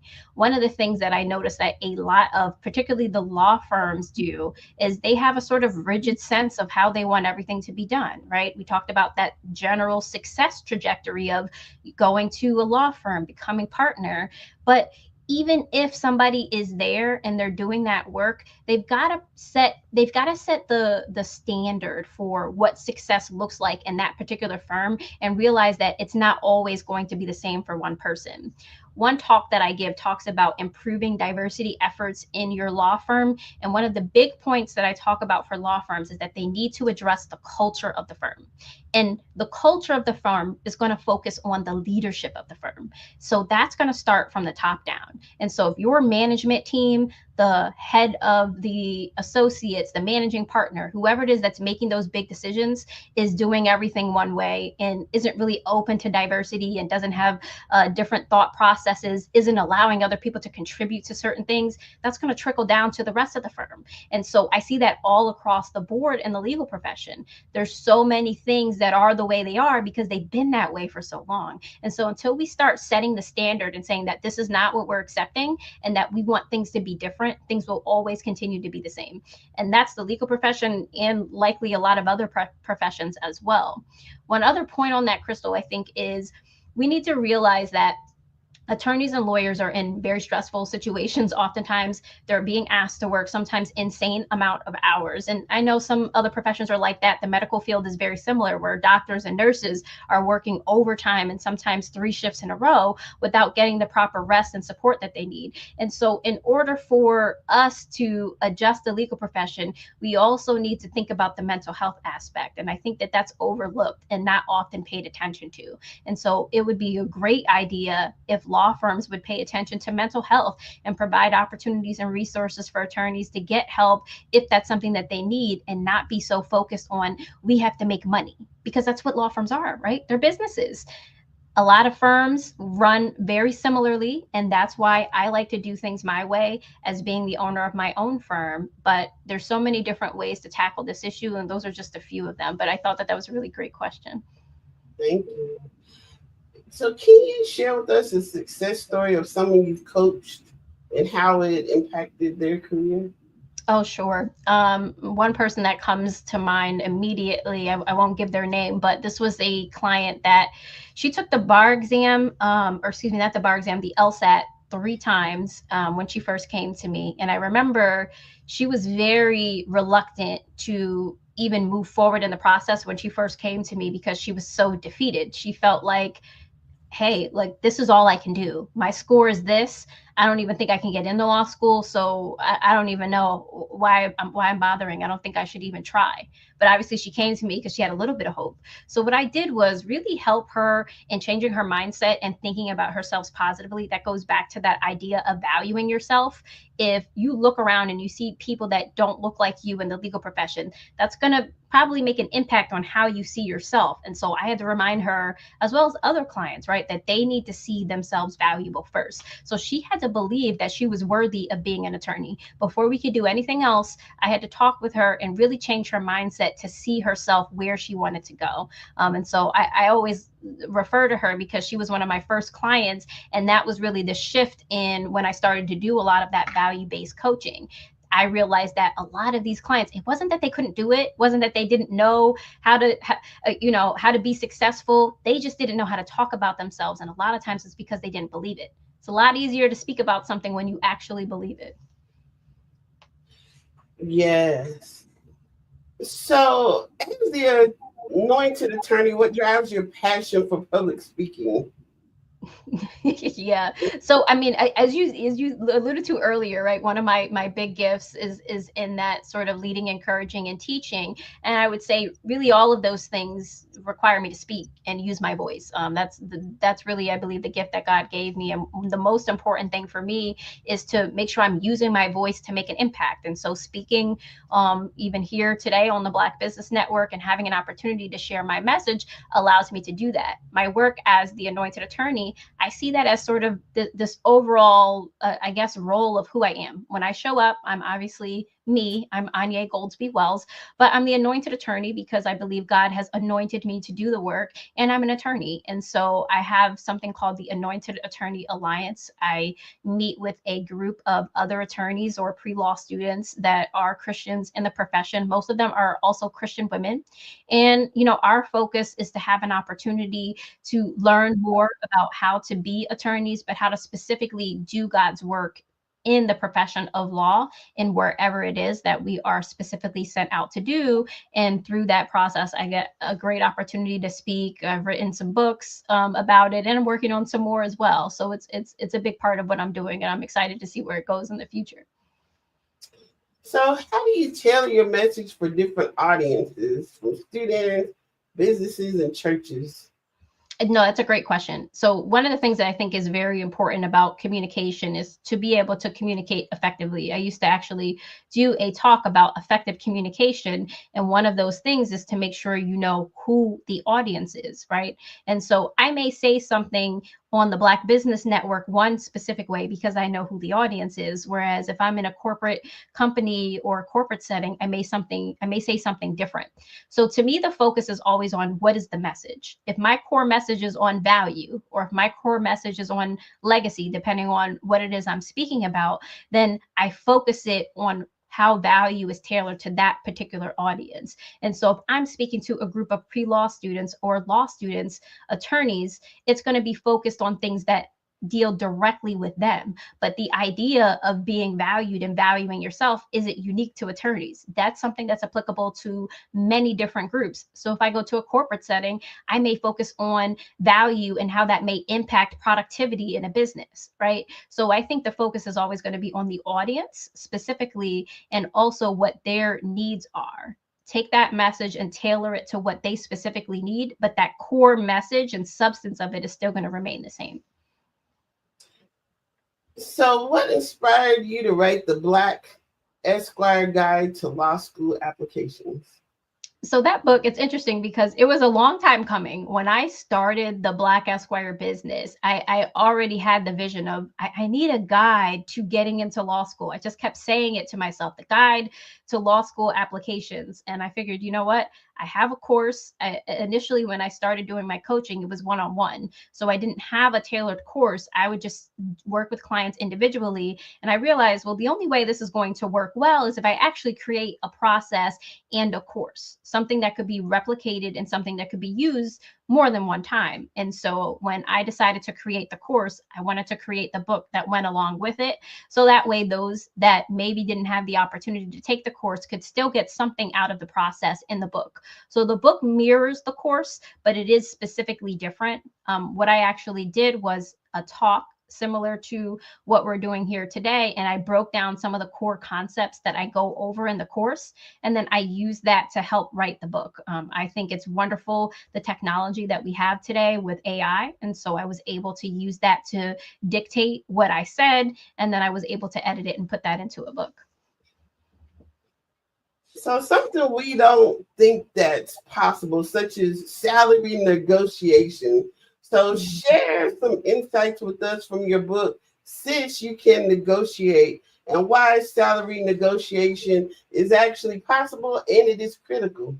Yes. So I wrote that book a lot later than I probably should have. My work on value was, so core to what I was doing, particularly after the pandemic, because I think a lot of people were in transition. And so I said, we've got to start putting this stuff down so that people can walk away with specific tips. And so I used to talk about value and would be known as the value coach. I've since shifted that name, but that work is still a core part of what I do. When you are negotiating, and let's put salary aside for a second, the most important thing that you have to realize when you're going into any negotiation is just that. You have to understand that it's a negotiation. So that means that you're there to have a discussion. I think a lot of people go into negotiation with the idea that they're either there to win or they're there to lose. And I guess to some extent, that's true. Somebody can potentially win and somebody could potentially lose. But if you go in with that focus, you probably will lose or win because there's always going to be a short end of the stick. My focus, particularly in Sis, You Can Negotiate, talks about value-based negotiation. If you go into a negotiation and think about the value that you're seeking as opposed to what can I give and take to have an end result, I think that would be very beneficial to many of us. You asked about the salary negotiation, which is most of what that book focuses on. And realistically, it's going to come down to numbers. So my number one tip that, I won't give away which one is the number one, but I will say it is a tip in the book. One of them is to make sure that you know your value. When you go into a negotiation, you have to know what you're actually valued for, valuing yourself, and be able to use that in a negotiation process. A lot of people, I think, associate their value to a title and to a number. I address that in the book because obviously when you're negotiating a salary or a raise, it is going to come down time to a number, right? But I think a lot of people get so focused on a number. They think, well, if I don't have $100,000 salary, that means this job doesn't value me. Or if I don't have $100,000 or whatever the value is that you're seeking, that number, they think that means that they can't get the value elsewhere. So one of the big tips that I talk about in the book is to think about, are there other ways where you can equate and get that value in other ways? So even if your salary isn't $100,000, why are you seeking that additional money? If your current salary, let's say, is $85,000 and you want to get to $100,000, that means there's a $15,000 gap that you're seeking. But let's say your current position or this new position is only offering you $90,000. So that's $5,000 more than you're currently making, and you still have a $10,000 gap. What else can you get in exchange for that $10,000 gap? Can it be extra vacation days? Right? Can it mean maybe a higher title, right? Some companies and organizations will be compensated more if you have a different type of title. Different titles mean things for different companies. Sometimes they mean the same. So that's what I talk a lot about in the book. Having a clear sense of your value and being able to negotiate it effectively. And sometimes we get so rigid with the numbers that we hold ourselves back. So that would be a big point that I would make. So how do you balance your role as an attorney, author, coach, speaker, and continue to inspire others? Yeah, I mean, I always just look at myself sometimes and say, I do a lot, right? But at the end of the day, I'm still just me. There's only one me, there's only one Anya. And so when I show up, whether it's at court, whether at home with my kids and my husband, or, whether I'm even just, playing on the pickleball court. I just came back from the gym, so that's on my mind. I'm still showing up as me. And I think that balance really just comes from being comfortable with yourself and being you authentically at all times. It may be a slightly different version of me depending upon the people that I'm around and the persona, I suppose, that I'm presenting, but I'm always going to be genuinely me. I think some people that struggle with being in different roles in different places sometimes maybe don't have a good sense of who they are. But the reason why I thrive in these different environments is because I'm comfortable in so many different places. I just love to be around different people, and I love to spread, my joy and, who I was created to be on all of these different places. And as long as I'm having fun and I'm enjoying myself, I don't really care what anybody else thinks. I love it. I love it. Well, thank you so much for coming today and for sharing your expertise. Tell us, how do we connect with you? Absolutely. Well, thank you so much. I really enjoyed myself, Crystal. It was great having a conversation with you. So if you all want to connect with me, you can visit my website, anyegoldsby.com. My law firm website is goldsbylaw.us. I'm also available on Instagram, TikTok. You'll find me on there as well under my name. And yeah, it's really just been such a pleasure. And thank you so much for having me. Well, we thank you. And Genius's comment, and I'll see you on the other side.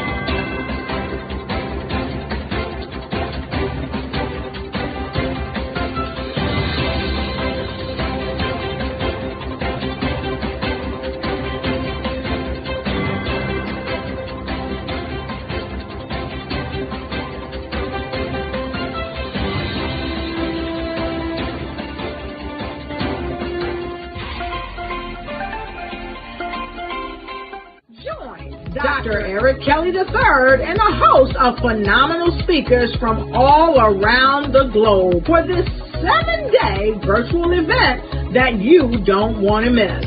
The mission of the Black Business Expo is to raise scholarship money from kids all the way from high school, all the way from college. The Black Business Olympics is one of the largest Black business showcases in the world. It is an opportunity for businesses and companies to showcase their businesses globally. We are going to be giving away laptops up to $5,000 away to students.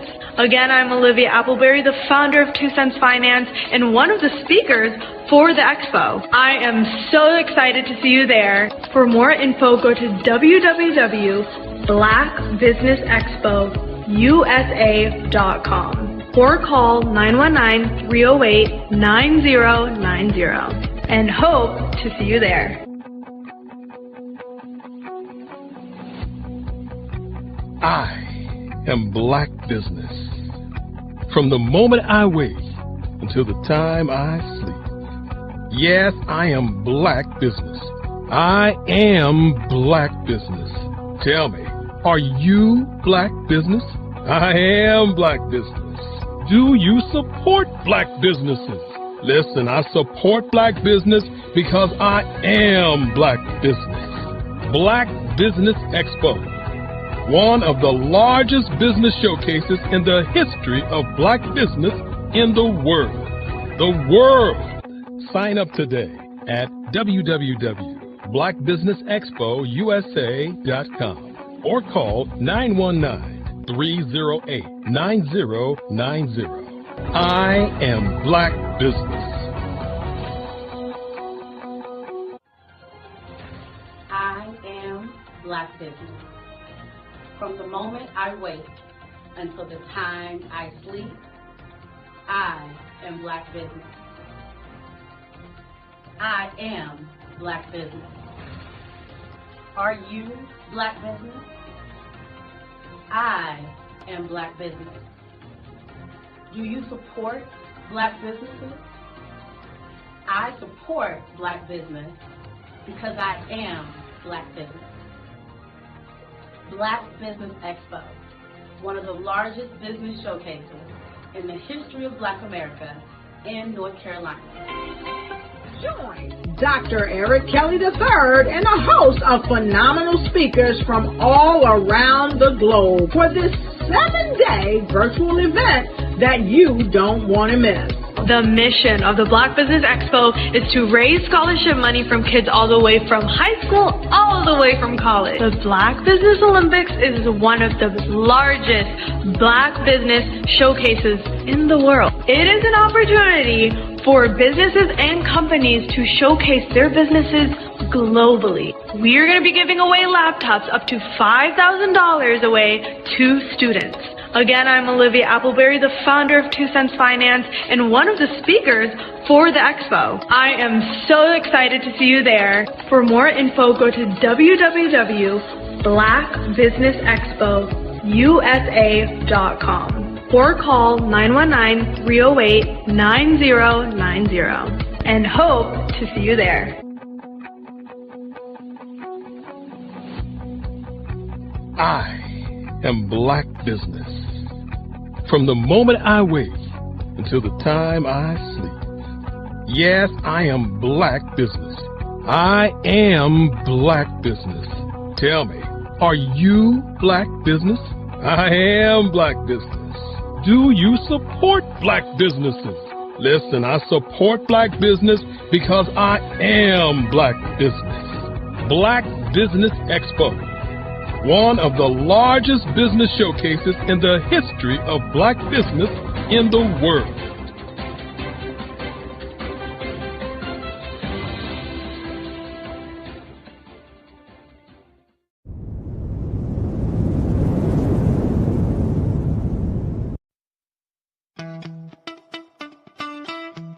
How many times have you been asked to help someone you didn't even know, a student, a business entrepreneur?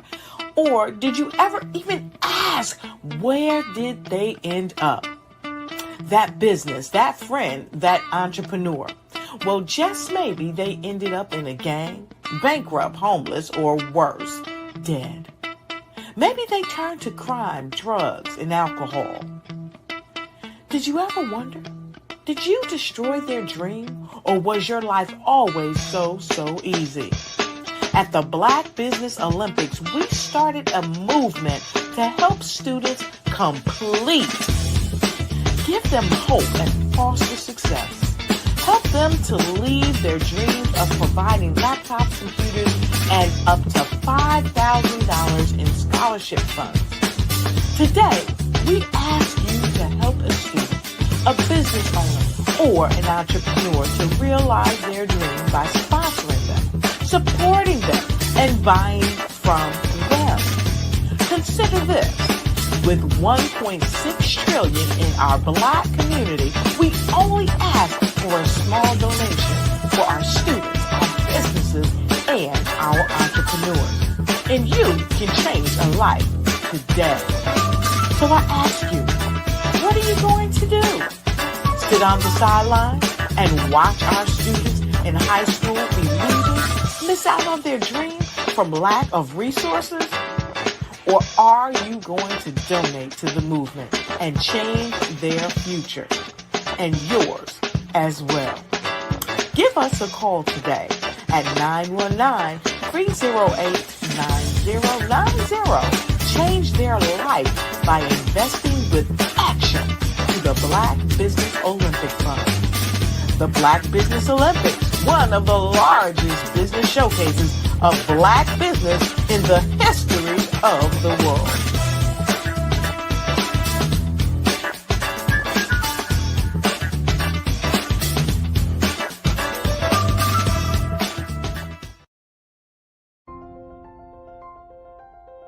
What if you could build your own city?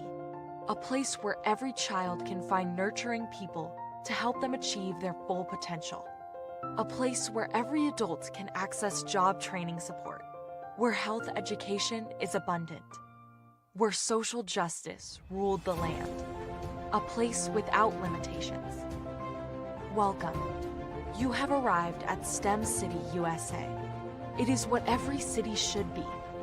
A safe and trusted community where you find people and resources to help you become everything you are and beyond. STEM City is unlike anything you have ever experienced. It is a digital twin of the world around you, only better. STEM City is about energy and soul renewal.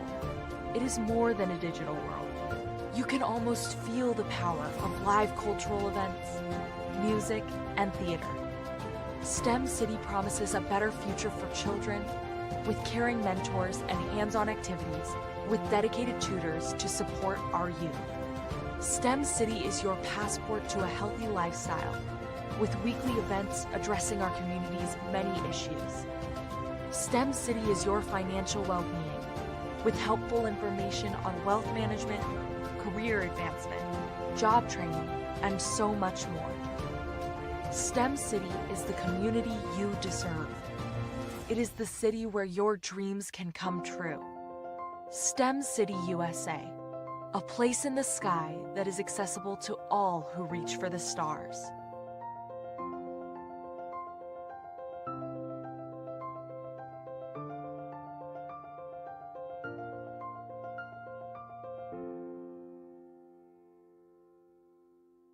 I was born in a little village on the island of Haiti. Many deadly diseases pounded me. It is as if they were on a mission to end my existence on this earth. I refused to give up. In 1983, I left Haiti and came to the United States of America. And I came with $5, 2 shirts. I didn't speak any English. I came to Atlanta. I got a job. I was a doorman. I was a doorman with a dream. What I used to come on stage. I'd rehearse this moment that I'm standing in front of you. That's the power of a dream. Maybe today is the day you begin acting as if you already have it. And then step out with full force. Take a risk. No condition is permanent. Don't let your situation distract you. You are chosen. You are called. You are born for a purpose in this life.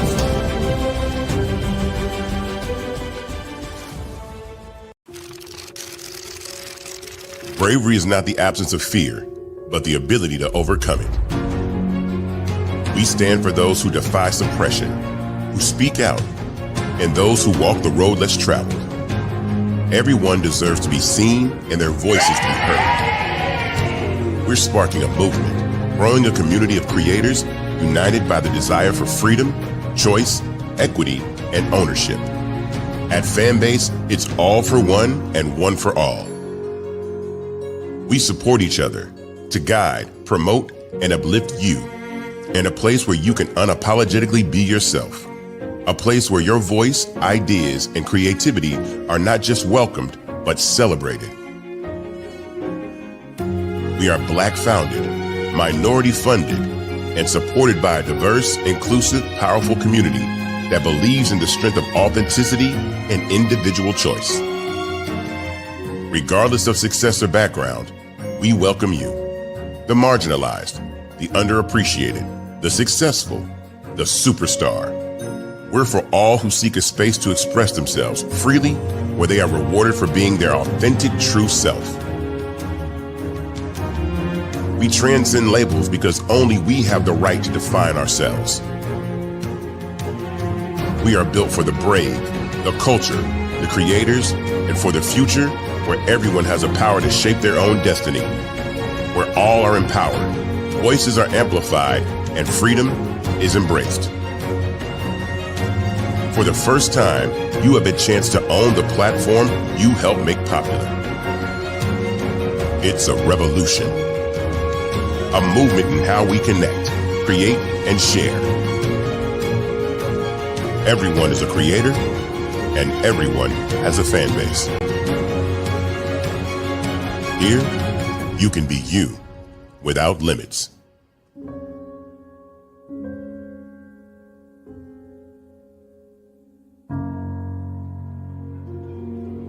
Artist to me is a creative expression of something from nothing. You know, it explodes onto the canvas, or it explodes on in my work. One of the things that I try to do more than anything is I try to just give the lines and the movements and emotions and expressions into to what I do. Art really means to me a chance to express how I feel deep down inside. Most of my art begins as a thought that I might have, you know, whether it's sports, whether it's history, whether it's a woman or a man. It pretty much starts as an idea of thought before I get into the actual image of what I'm going to draw. I do a lot of historical pieces. I was a history minor in college, and I love to do history pieces.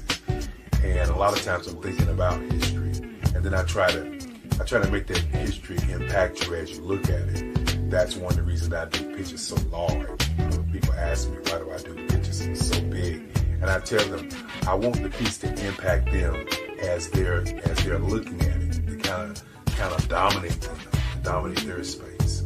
And most of my pieces I try to do off page. I don't try to do anything that's going to be in those four corners or in a square. And I want your imagination to be a part of the piece that you're looking at.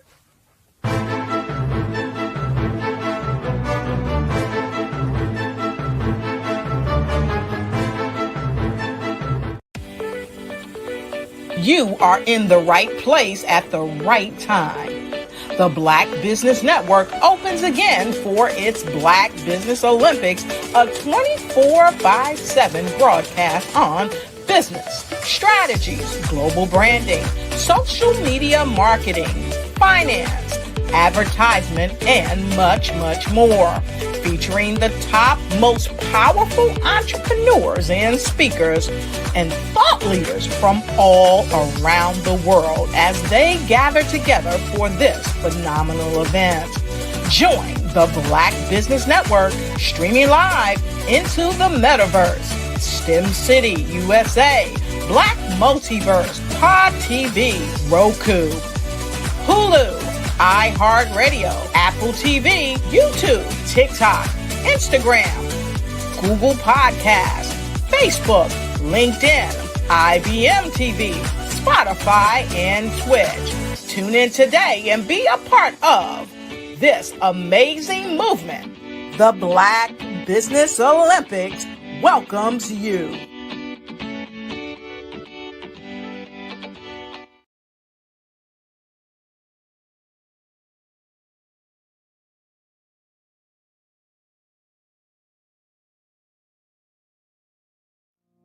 Did you know that approximately 333.34 million businesses exist today, according to a report from 2021? And you may be one of those businesses, or maybe you're not in the business market yet, but you're aspiring to be a business owner. Well, guess what? You're in the right place at the right time. Because let's face it, everything is about timing and opportunity. Hi, my name is Dr. Lotus Richey, and I'm the CEO and founder of the Lotus Richey Coaching and Consulting LLC, along with the Lotus Richey Ignite Show. 15 minutes of success with Dr. Lotus Richey, as well as books to boom your business and bring who you are. And today, I want to bring this amazing message to you about the Black Business Network and the Black Business Olympics. See, the Black Business Network and the Black Business Olympics is designed to help people just like you, that's right, that look like me, to take their business to the next level. Not just in your front yard or your backyard, but globally. The Black Business Network and Black Business Olympics is designed not to just help you survive, but to help you thrive. So join us today as we come together with businesses all around the world to support our students, our children, our young teens, our young entrepreneurs. What we do is we come together to help raise funds for students who are aspiring to be business entrepreneurs, who are aspiring and who are thriving in college. We endow them with a wonderful opportunity to gain scholarship of either a laptop or several thousands of dollars. And we invite you to help be a contributor to this amazing opportunity to help someone that looks just like you. So join us today at our website and let us connect with you and help you ignite and take flight in every area of your life on the Black Business Network and the Black Business Olympics.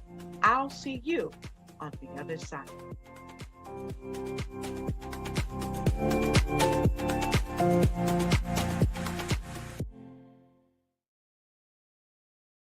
In today's competitive market, standing out is essential.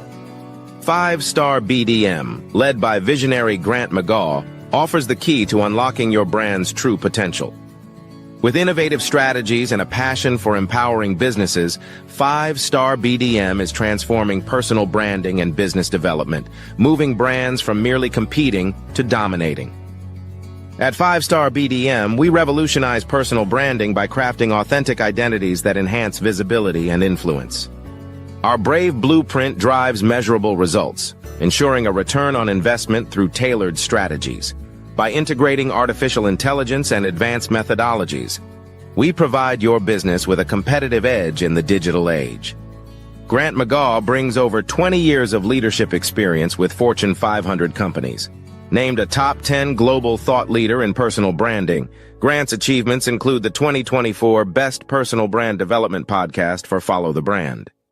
His philosophy, integrity doesn't have a price tag, is the foundation of 5-Star BDM. Partnering with 5-Star BDM means embarking on a transformative journey. We begin with discovery, analyzing your brand's DNA. Using the Brave Blueprint, we develop a strategy tailored to your goals. Our support continues through implementation, training, and ensuring long-term success with AI-driven insights and real-time adjustments. Our impact is evident. A healthcare tech firm experienced a 300% boost in brand recognition and 75% sales growth in 6 months. Entrepreneurs report increased customer retention and new revenue streams. Diverse companies like Black Business Expo USA and Akaba World Network have become industry leaders through our guidance. Join the movement and elevate your brand.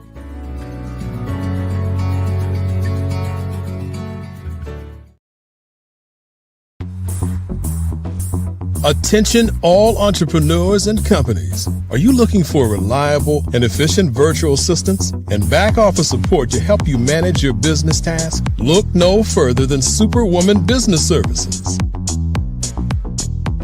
Our team of virtual assistants provides a full range of administrative support services, including operations management, social media marketing, and much more.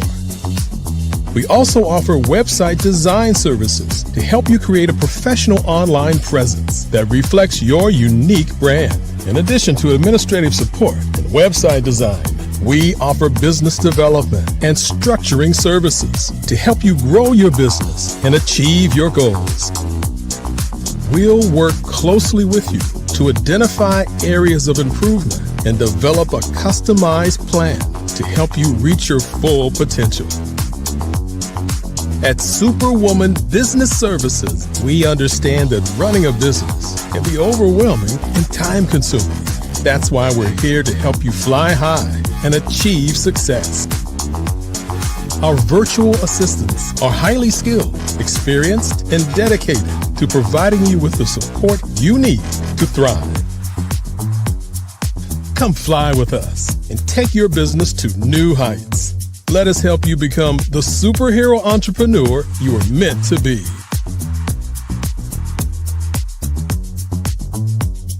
Contact Superwoman Business Services today to learn more about our back office support services.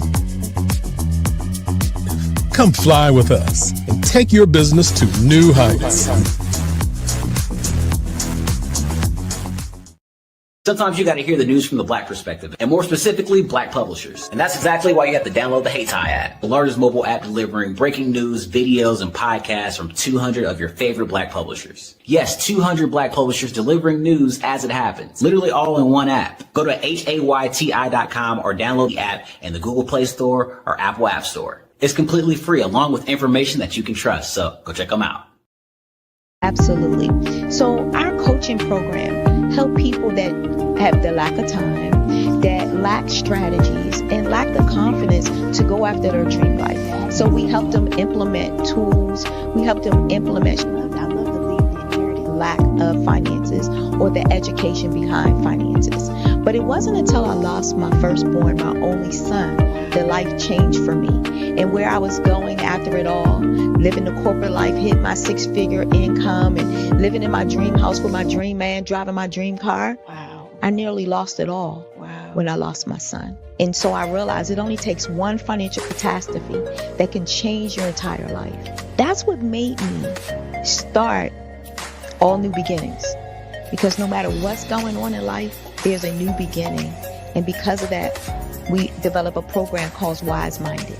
My little slogan is, don't just dream it, let's live it. If they want to connect with you or work with you, what is the best ways for them to be able to do that? Well, for my social media guru, you can connect with me on every single social media platform as Tanya T. Williams.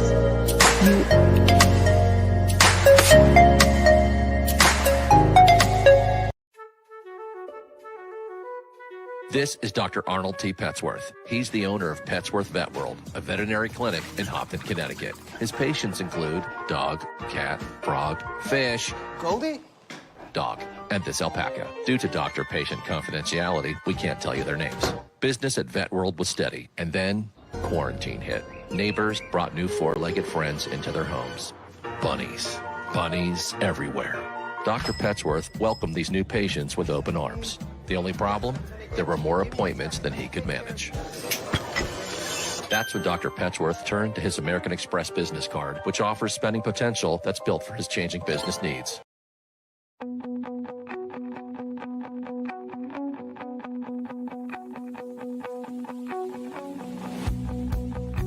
I am Black Business. From the moment I wake until the time I sleep. Yes, I am Black Business. I am Black Business. Tell me, are you Black Business? I am Black Business. Do you support Black businesses? Listen, I support Black business because I am Black Business. Black Business Expo, one of the largest business showcases in the history of Black business in the world. The world. Sign up today at www.blackbusinessexpousa.com or call 919-308-9090. I am Black Business.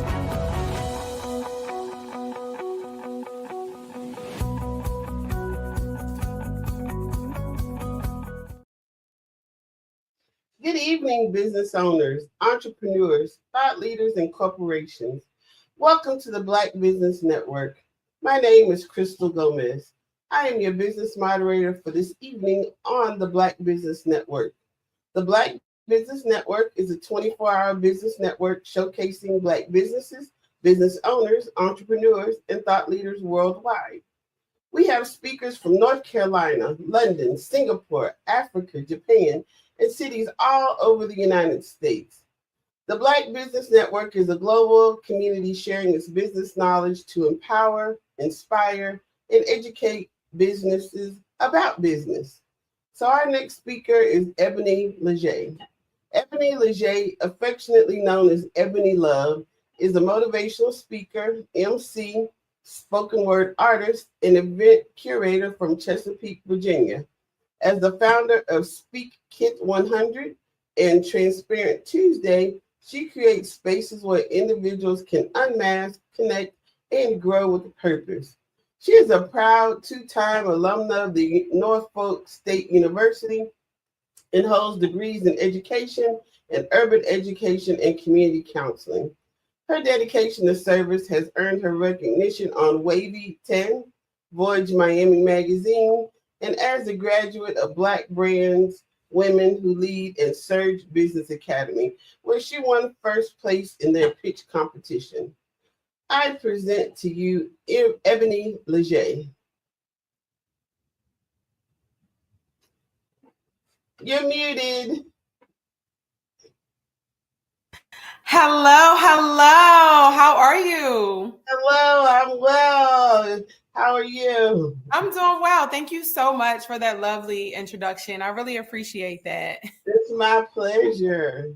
Yes. So tell us, what fuels your passion? Because sometimes life is lifing and we don't feel like doing the things that we're actually passionate about.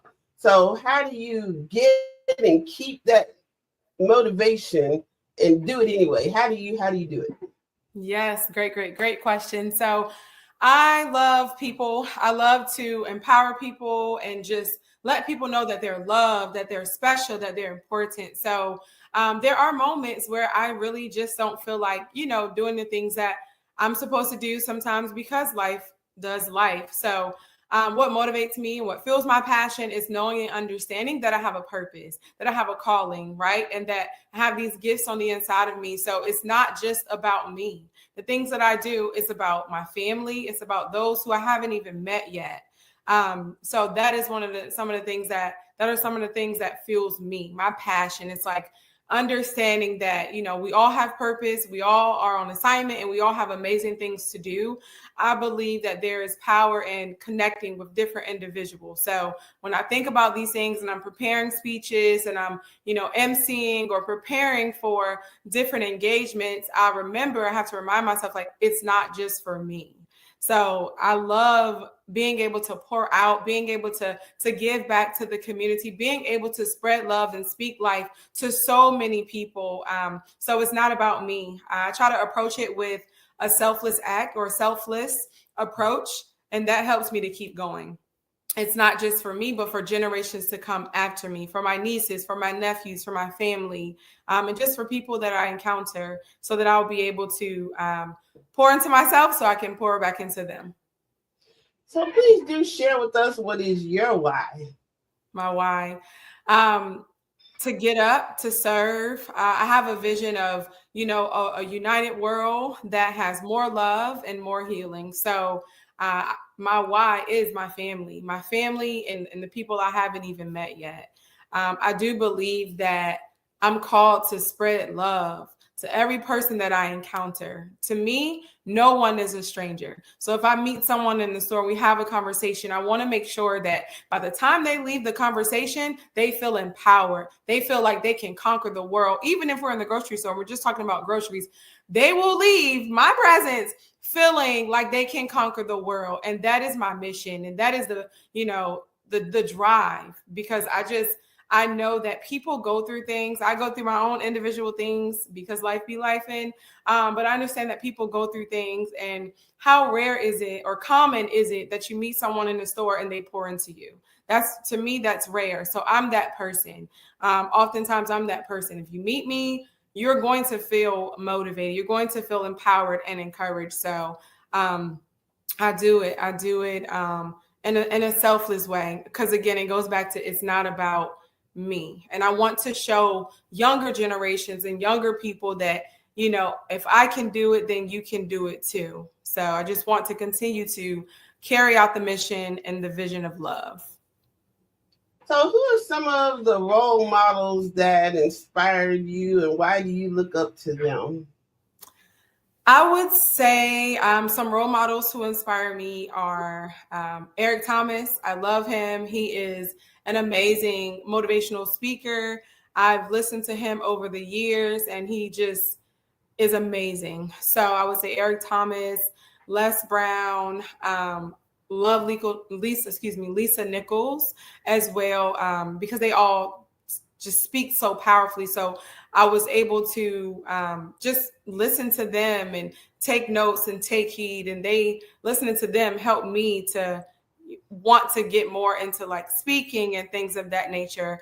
My personal role model and mentor is Dr. Siobhan Annette. She is phenomenal. She has mentored me and just helped me to do amazing things. So I just want to shout out Dr. Siobhan Annette. She's been awesome. So, and I think it's so important to have role models, to have mentors and people who can pour into me as well. So if anyone out there and you're listening and you want to go into the speaking realm or hosting or event curation or whatever business you aspire to have, I want you to know that it's amazing to have a mentor. It's amazing to research and look up people who are in that field already. So, because we're always learning. And as my grandfather always says, we're never too old to learn. So those are some of my role models, people that I look up to help me along my journey, who has helped me along my journey. So tell us the impact of this mentorship has had on your success and or networking opportunities. That is a great question. So as far as Dr. Siobhan Annette, she has been an extremely amazing mentor. I met her through Women Who Lead, which is a program within Black Brand. I was in the inaugural program. So the very, very first program, it was so awesome. And that is where Dr. Siobhan Annette became my mentor. So we met weekly, we met all the time, and she was able to see so many great things in me and to help me pull out those different gifts and to strengthen the talents that, the talents that I have. So having a mentor is very vital. And she was very, very helpful and still is today. So she has coached me along the way. She has published books, has spoken all over, and she was able to pour into me. So with Black Brand, being able to connect us together, it was just amazing. So she has been such an amazing role model and amazing mentor. I think it's just extremely important to be able to have someone who can pour into you as you develop your business, as you develop, various things that, you want to do in life. So I'm very grateful. I'm always grateful for her. She still checks in on me, and it's a consistent thing. So what advice would you give to someone just starting out? I would say, go for it. I would say go hard. Show yourself grace. Sometimes it is very challenging to, start a business, to maintain a successful business and things of that nature. So I would definitely say, show yourself grace, do as much research as you possibly can, connect and collaborate with, people who are like-minded, people who could, show you the ropes, help you to advance, help you, just get with a mentor. I would say that. Get with a mentor if you can, but definitely research, write things out, write your vision, make it plain, and collaborate. Allow yourself to be in spaces. I know the previous question talked about networking. Having my mentor helped me to network. Being a part of Black Brand helped me to network a lot more as well. So if you go in those spaces, network, get connected with Black Business Network so that you can promote your business and connect with amazing people like Ms. Crystal Gomez and Dr. Eric Kelly, so that you'll be able to just fine tune your vision because it's amazing. And just what I've learned is connecting with the right people, having a clear vision, writing it, making it plain, and connecting with the right people. So I would say go for it. Do it. Even if you're afraid, go for it. Do it afraid. Do it anyway. It's not always going to be easy, but you have to remember your why. What is that why? Like we talked about in the previous question, what's your why? What is that thing that keeps you going, even when you don't feel like going, even when you don't feel like doing something? What is that thing that's going to push you, that's going to drive you, that's going to say, you know what? I don't feel like getting up to plan this event or whatever it may be, but I'm going to do it anyway. So I want the person listening who wants to start, who may be afraid, to know that it is okay. It is okay. And you can do it. If it's placed in your heart, I believe in you and I know that you can do it. So if you're afraid, do it anyway. So share with us what got you started with speaking, emceeing, and having events. I just love it. Oh my goodness. So funny enough, I saw a post on social the other day that said, for the people who got referrals growing up in school for talking too much, what are you doing now? And it was so funny because it's like, well, that was me. When I was in school, my teachers were, you too? Exactly.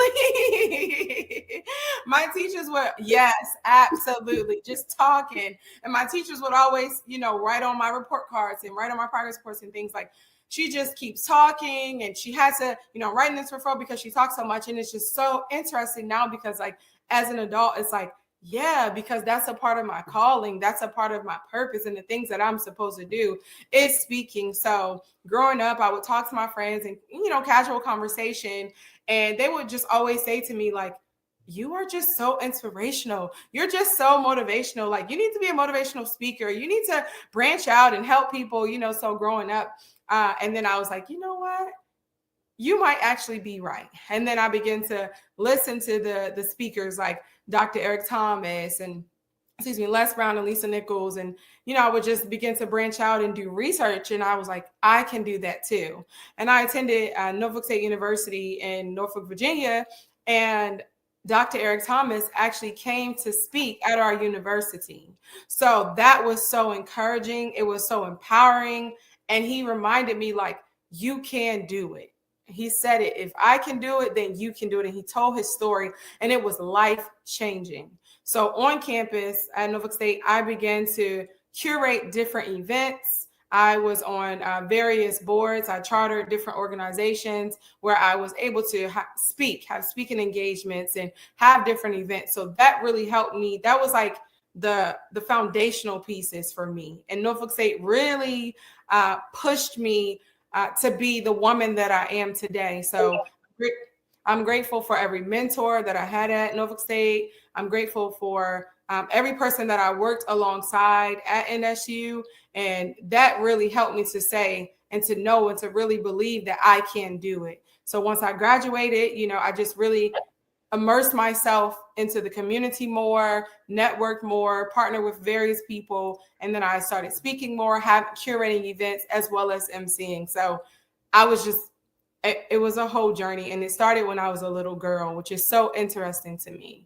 So it was amazing. And I'm very grateful for every season, every time, and every moment that helped me to birth this vision.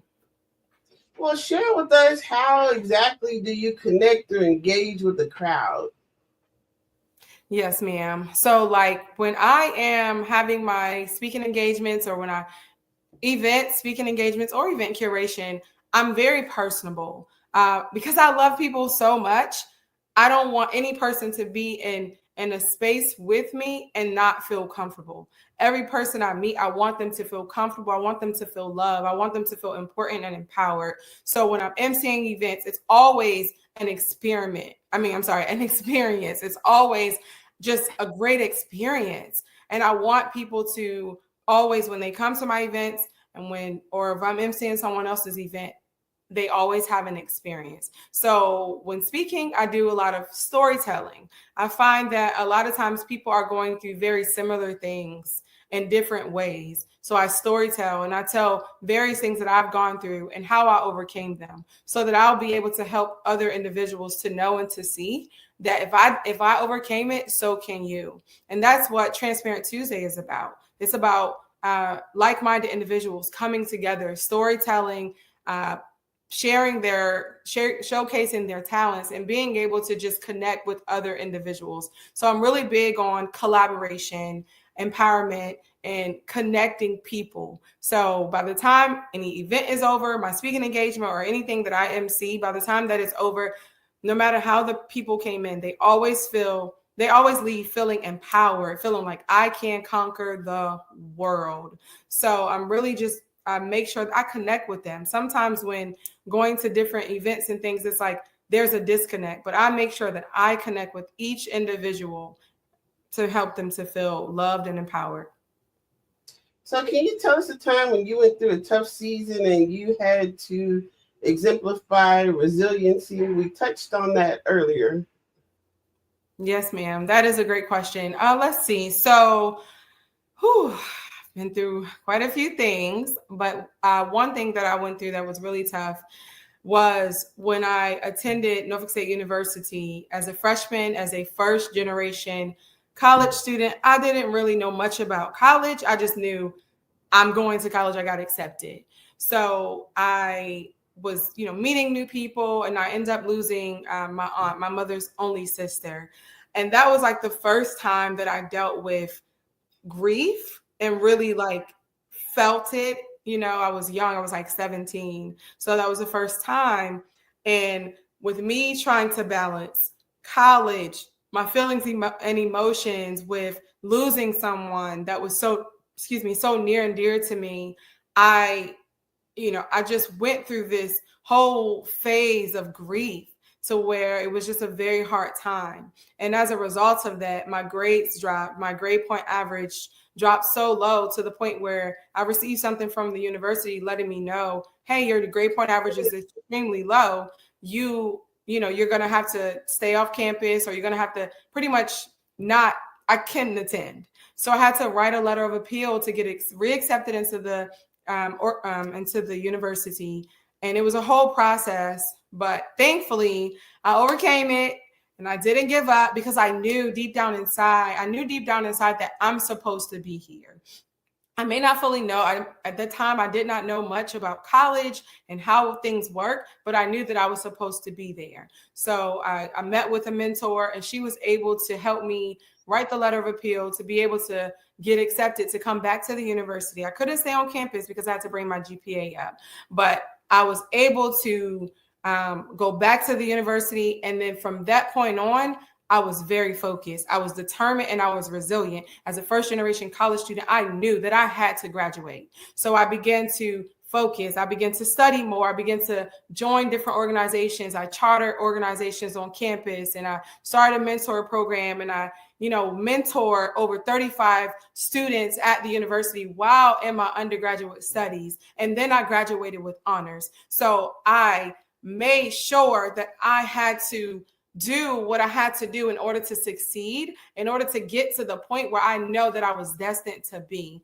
So when it comes to resilience, it's about having that grit. It's about knowing your why and understanding your purpose, and understanding that it's not by accident. I wasn't on that campus for no reason. So I was determined and driven to get to the finish line. So I graduated with honors, and I went back and got my master's. So I'm extremely grateful. And it was not that easy, but it was worth it. So resilience, that get back, that bounce back, because I could have easily said, you know what, maybe it isn't for me.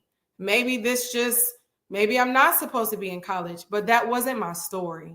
I had to get back up. I had to fight through the hard times, and I had to push even when I didn't feel like it. So if anyone is out there and you're like, I got this no, or I got kicked out from this, or I got this setback. If it's something in your heart that you really want to do and you feel called to do it, do it. Try again. Get back up and try again. Because I believe in you, we believe in you, and you can do it. So share with us how the pandemic affected you and your impact in your work. That's a great question. So I would say that the pandemic was a lot. However, again, with having resiliency, just being able to push through, I found another way, like many people, to get my message of love out and to empower people. And I did so by having events virtually, speaking engagements virtually, hosting events virtually, which was amazing. At the end of 2020, I actually did this big event online called the 2020 Recap, and it was phenomenal. I had people who came and performed, playing the saxophone, had a band, live art. It was just phenomenal. It was a great turnout, and people were telling their stories about how the pandemic impacted them, and we were able to come together and build a community. So it helped me in a sense. It was the good and the not good. And the good parts are that it helped me to connect with so many people. I joined a network called, it was a group of family, a community called Greater Works. So we would get on there and we would do various things, and people were from all over. So I got to network with so many people from London, Philadelphia, Miami, Ohio. And I actually gained a best friend from just by being on the virtual, and we have done business together. So I am just, so much occurred, but I definitely chose to find the good in all of it, to be joyful, and to continue to empower other people. So thank you. So tell us more about your motto of spread love, speak life, and tell me more about it. Thank you, thank you. Spread love and speak life. That is like my foundation for life itself. Just being able to spread love to every person that I come in contact with, and to speak life to every person that I come in contact with, because you never know what someone is going through. And it first starts within myself, being able to have that love within myself so that I can pour it out from the overflow to various people. My thing is just empowerment and being able to let people know that, hey, you are loved. You do matter. So one of the things that I started doing many, many years ago is writing encouraging note cards to people. So people who I don't know, I would write 100 note cards and I would pass them out. And I would get a team of people and pass them out throughout the various cities in Virginia, to the point where I connected with someone in Ohio, and they also did the same thing. So it's a movement. It's a worldwide, it's a international movement. I'll just speak it right now because we all, need love.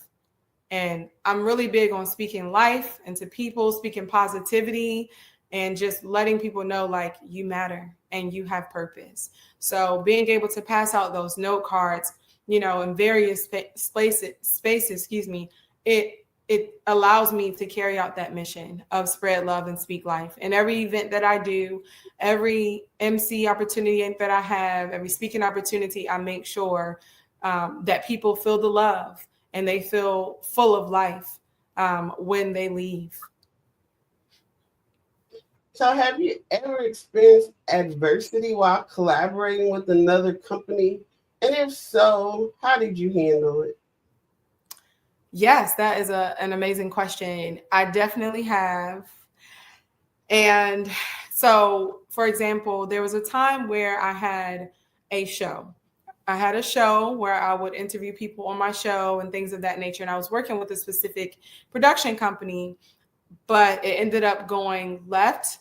No fault of me, but it ended up going left. So I had a conversation with the producers, and we actually had to have a sit down and start things over and be able to move forward. So we decided that it wasn't a good fit for us to work together. So we left on a good note. I always want to be professional and leave on a good note with every person as I possibly can. So I was able to just have a conversation with them to go over the contract again and show them the areas where they can grow, the areas where I can grow, and let them know why it didn't work out for us. And they understood, and we were able to move forward. So then I moved on, but it was a lot of adversity, but I handled it with so much grace, and they were understanding. We were all understanding, and it worked out in my favor. It worked out. Well, it worked out for the both of us, honestly, because I didn't say anything negative about them. I just moved on. So, and that's the thing about in business, right? Like being mindful of who we connect with, and who we choose to do business with, and making sure that the people who, for someone out there that's listening, if you're going into it, make sure that the people you do business with is in alignment with your vision and your mission, and is alignment with the things that you are called to do, the things that you are set out to do, and just make sure that it all aligns, and then everything, it will flow the way it's supposed to. So with being a millennial, what do you think is necessary to connect with you and the generations beyond? That's really good. I would say just honestly having conversations with the generations beyond, and as well as the generations that came before me, because it's important to understand each other. I think in this AI age, this technology age, and there seems to be like a gap between the generations, just connecting with the younger generation, pouring into them, and actually listening to them as well. They're very smart. They're very knowledgeable. I believe in them. So just connecting with them and showing them, the way in which I do things, and being able to give them pointers and things of that nature. So I think it all boils down to having conversations with the generations to come, and just being able to understand the age that we're living in and all the different technological changes and things of that nature, and just really staying abreast and staying up to date with, you know, the news and things that are going on related to my field and how I can just continue to grow and continue to evolve and better myself, and being able to connect with the new generation so that eventually the torch will be passed. And there's something that this young man who is the founder of Greater Works, Corey Hackett Green, he always says, leaders create leaders, create leaders, create leaders, create leaders. And what I think he means by that is, you're a leader, you can help to create other leaders. You can pour back into the generations and those who are coming after you to keep the generational blessings coming on. So what is something you would like to share that we haven't discussed yet today that may help someone that's listening today?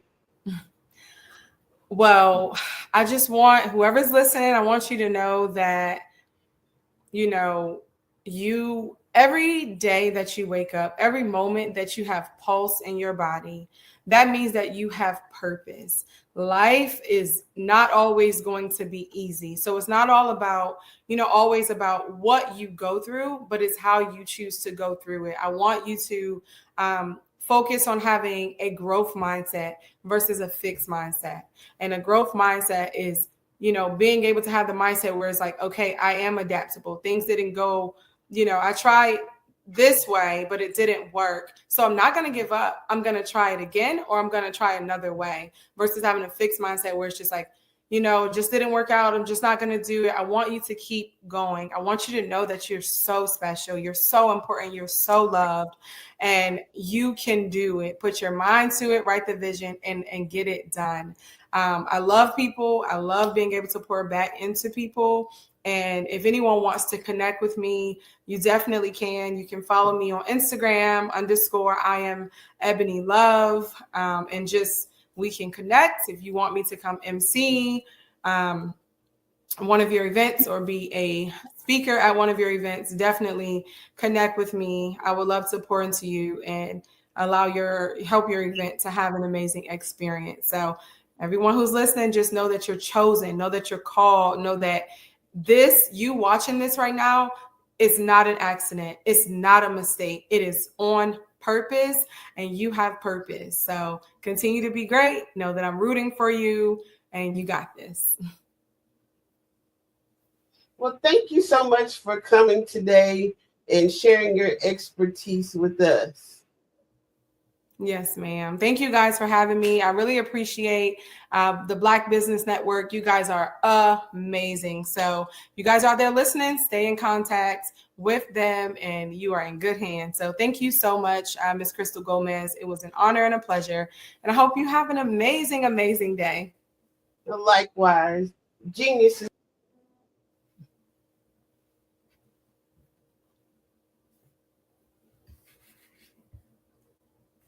Funds for high school seniors going to college or K through 12 entrepreneurs.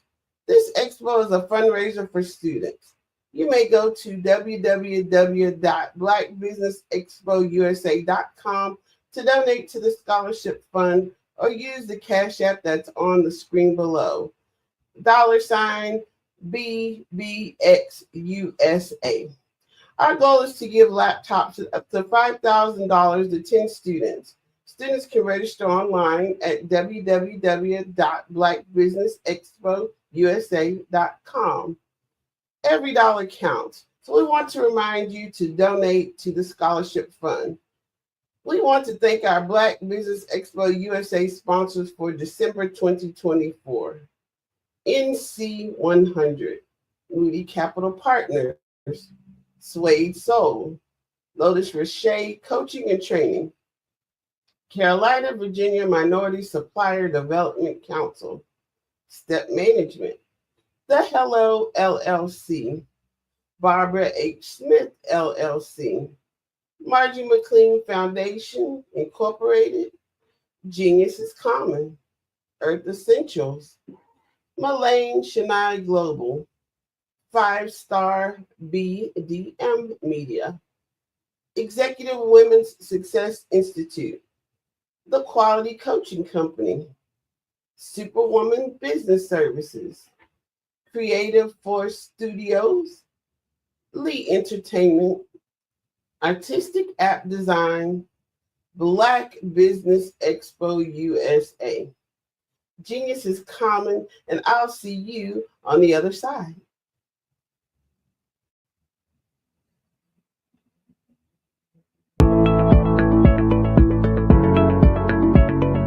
Prepare for what's coming and dominate in economic winter. Stand strong and thrive by showcasing your great products and services globally through the Black Business Network and Black Business Olympics. The Black Business Network has showcased over 2,000 companies with over $7 billion in sales each year. Over 10 million attendees have viewed the rebroadcast each month. Through the Black Business Olympics, unique styles of business training and mentoring are turning students into business owners and entrepreneurial warriors who will dominate in any economy. Gain the ultimate advantage of the Black Business Olympics, 7 days of unbelievable topics and speakers speaking around the globe. Donate your time and experience to provide expertise and scholarships to students worldwide and change the world. Now, more than ever, new insights, tools, strategies, and capabilities are needed. This is your chance for a major presentation to the world.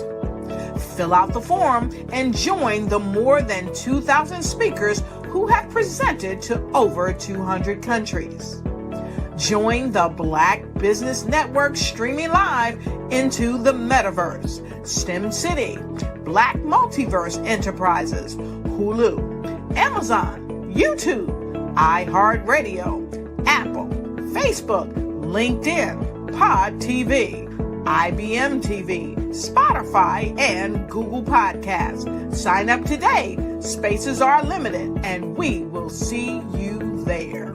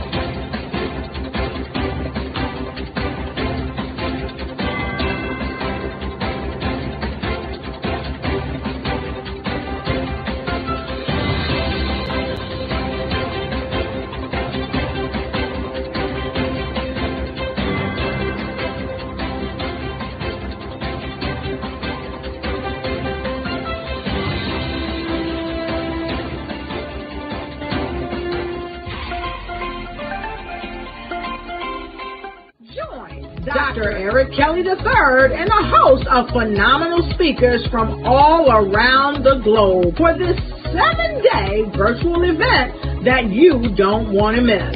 The mission of the Black Business Expo is to raise scholarship money from kids all the way from high school, all the way from college. The Black Business Olympics is one of the largest Black business showcases in the world. It is an opportunity for businesses and companies to showcase their businesses globally. We are going to be giving away laptops up to $5,000 away to students. Again, I'm Olivia Appleberry, the founder of 2 Cents Finance and one of the speakers for the expo. I am so excited to see you there. For more info, go to www.blackbusinessexpousa.com or call 919-308-9090 and hope to see you there. I am Black business. From the moment I wake until the time I sleep. Yes, I am Black business. I am Black business. Tell me, are you Black business? I am Black business. Do you support Black businesses? Listen, I support Black business because I am Black business. Black Business Expo, one of the largest business showcases in the history of Black business in the world. The world!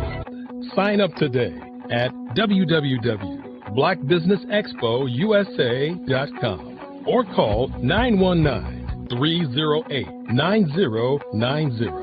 I am Black business. I am Black business. From the moment I wake until the time I sleep, I am Black business. I am Black business. Are you Black business? I am Black business. Do you support Black businesses? I support Black business because I am Black business. Black Business Expo, one of the largest business showcases in the history of Black America in North Carolina. Join Dr. Eric Kelly III and a host of phenomenal speakers from all around the globe for this 7-day virtual event that you don't want to miss. The mission of the Black Business Expo is to raise scholarship money from kids all the way from high school, all the way from college. The Black Business Olympics is one of the largest Black business showcases in the world. It is an opportunity for businesses and companies to showcase their businesses globally. We are going to be giving away laptops up to $5,000 away to students. Again, I'm Olivia Appleberry, the founder of 2 Cents Finance and one of the speakers for the expo. I am so excited to see you there. For more info, go to www.blackbusinessexpousa.com or call 919-308-9090 and hope to see you there. I am Black business. From the moment I wake until the time I sleep. Yes, I am Black business. I am Black business. Tell me, are you Black business? I am Black business. Do you support Black businesses? Listen, I support Black business because I am Black business. Black Business Expo, one of the largest business showcases in the history of Black business in the world.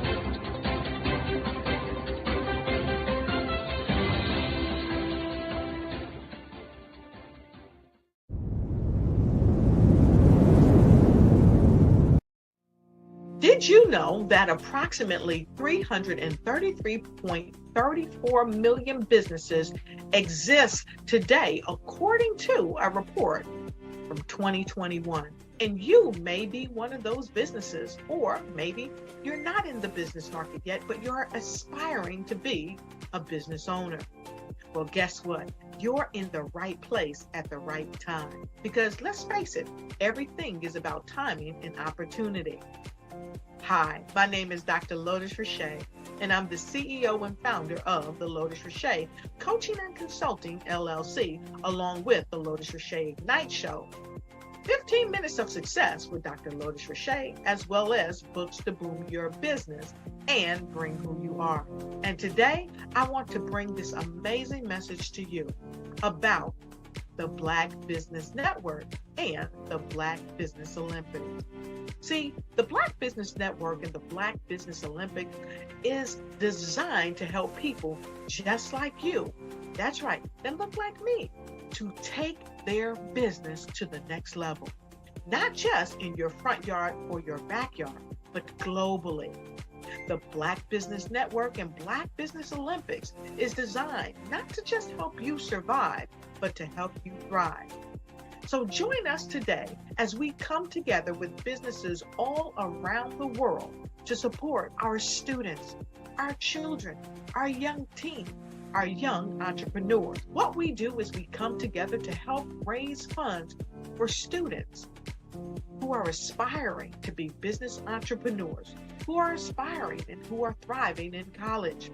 We endow them with a wonderful opportunity to gain scholarship of either a laptop or several thousands of dollars. And we invite you to help be a contributor to this amazing opportunity to help someone that looks just like you. So join us today at our website and let us connect with you and help you ignite and take flight in every area of your life on the Black Business Network and the Black Business Olympics. I'll see you on the other side.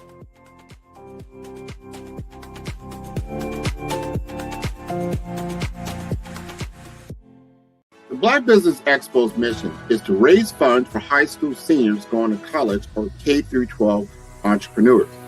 This expo is a fundraiser for students. Please, you may go to www.blackbusinessexpousa.com to donate to the scholarship fund or use the Cash App at $BBXUSA.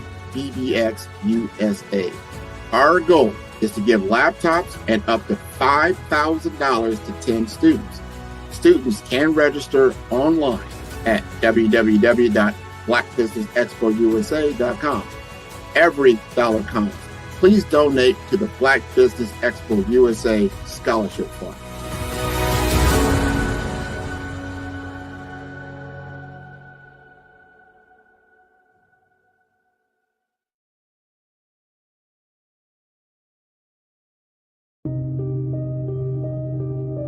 The Black Business Expo is changing my life.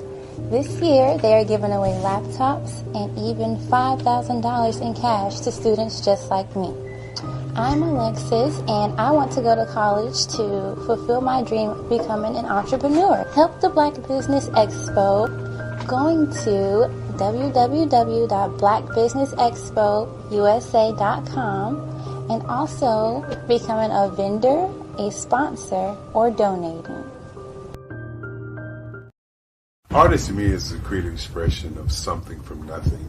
You know, it explodes onto the canvas, or it explodes on in my work.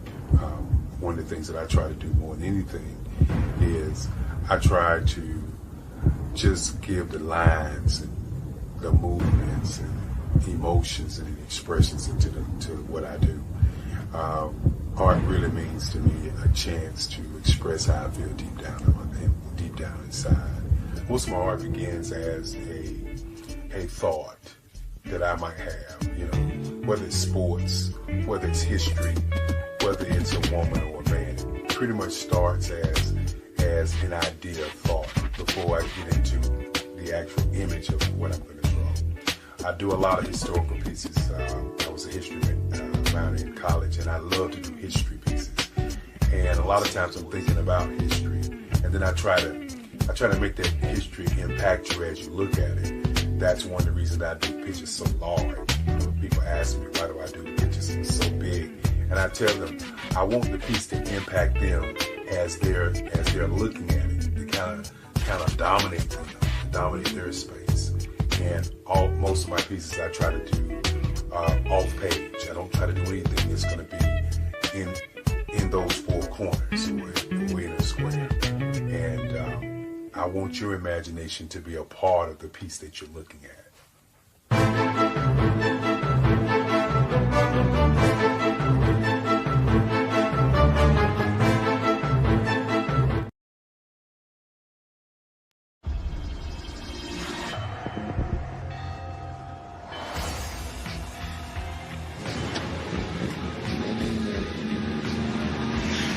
La connexion. La connexion.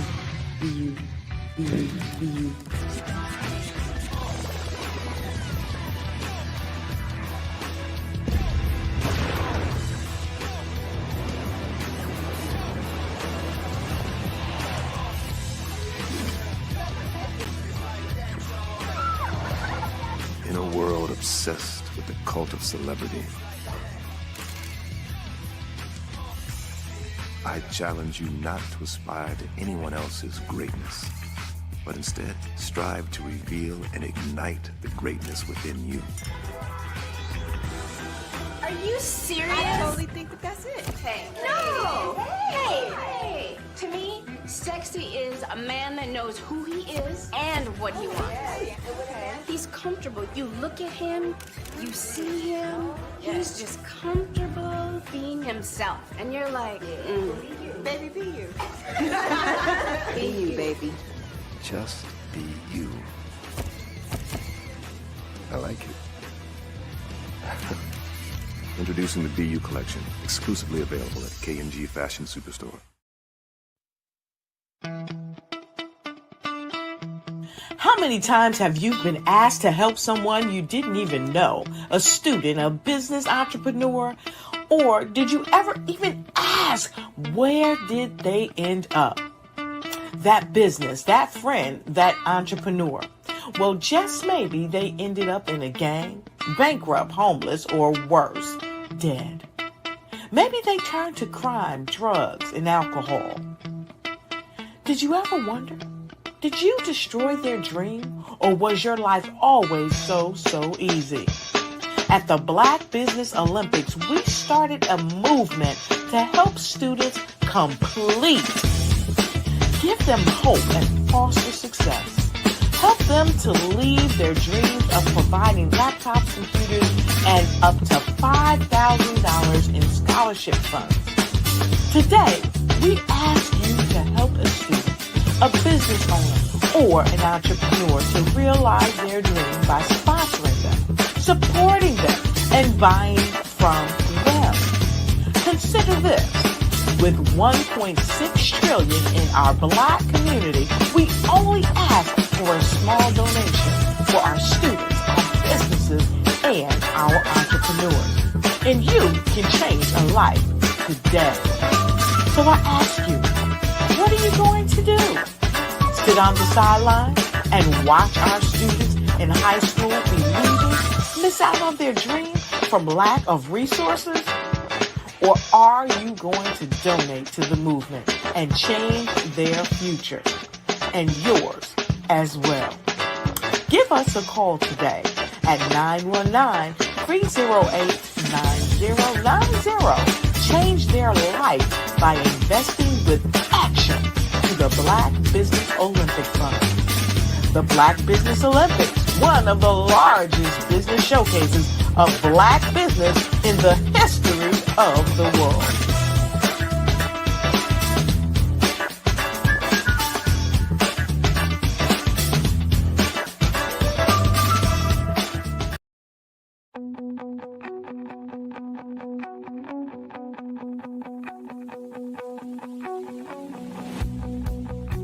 I am Black Business. From the moment I wake until the time I sleep. Yes, I am Black Business. I am Black Business. Tell me, are you Black Business? I am Black Business. Do you support Black businesses? Listen, I support Black business because I am Black Business. Black Business Expo, one of the largest business showcases in the history of Black business in the world. The world! Sign up today at www.blackbusinessexpousa.com or call 919-308-9090. I am Black Business.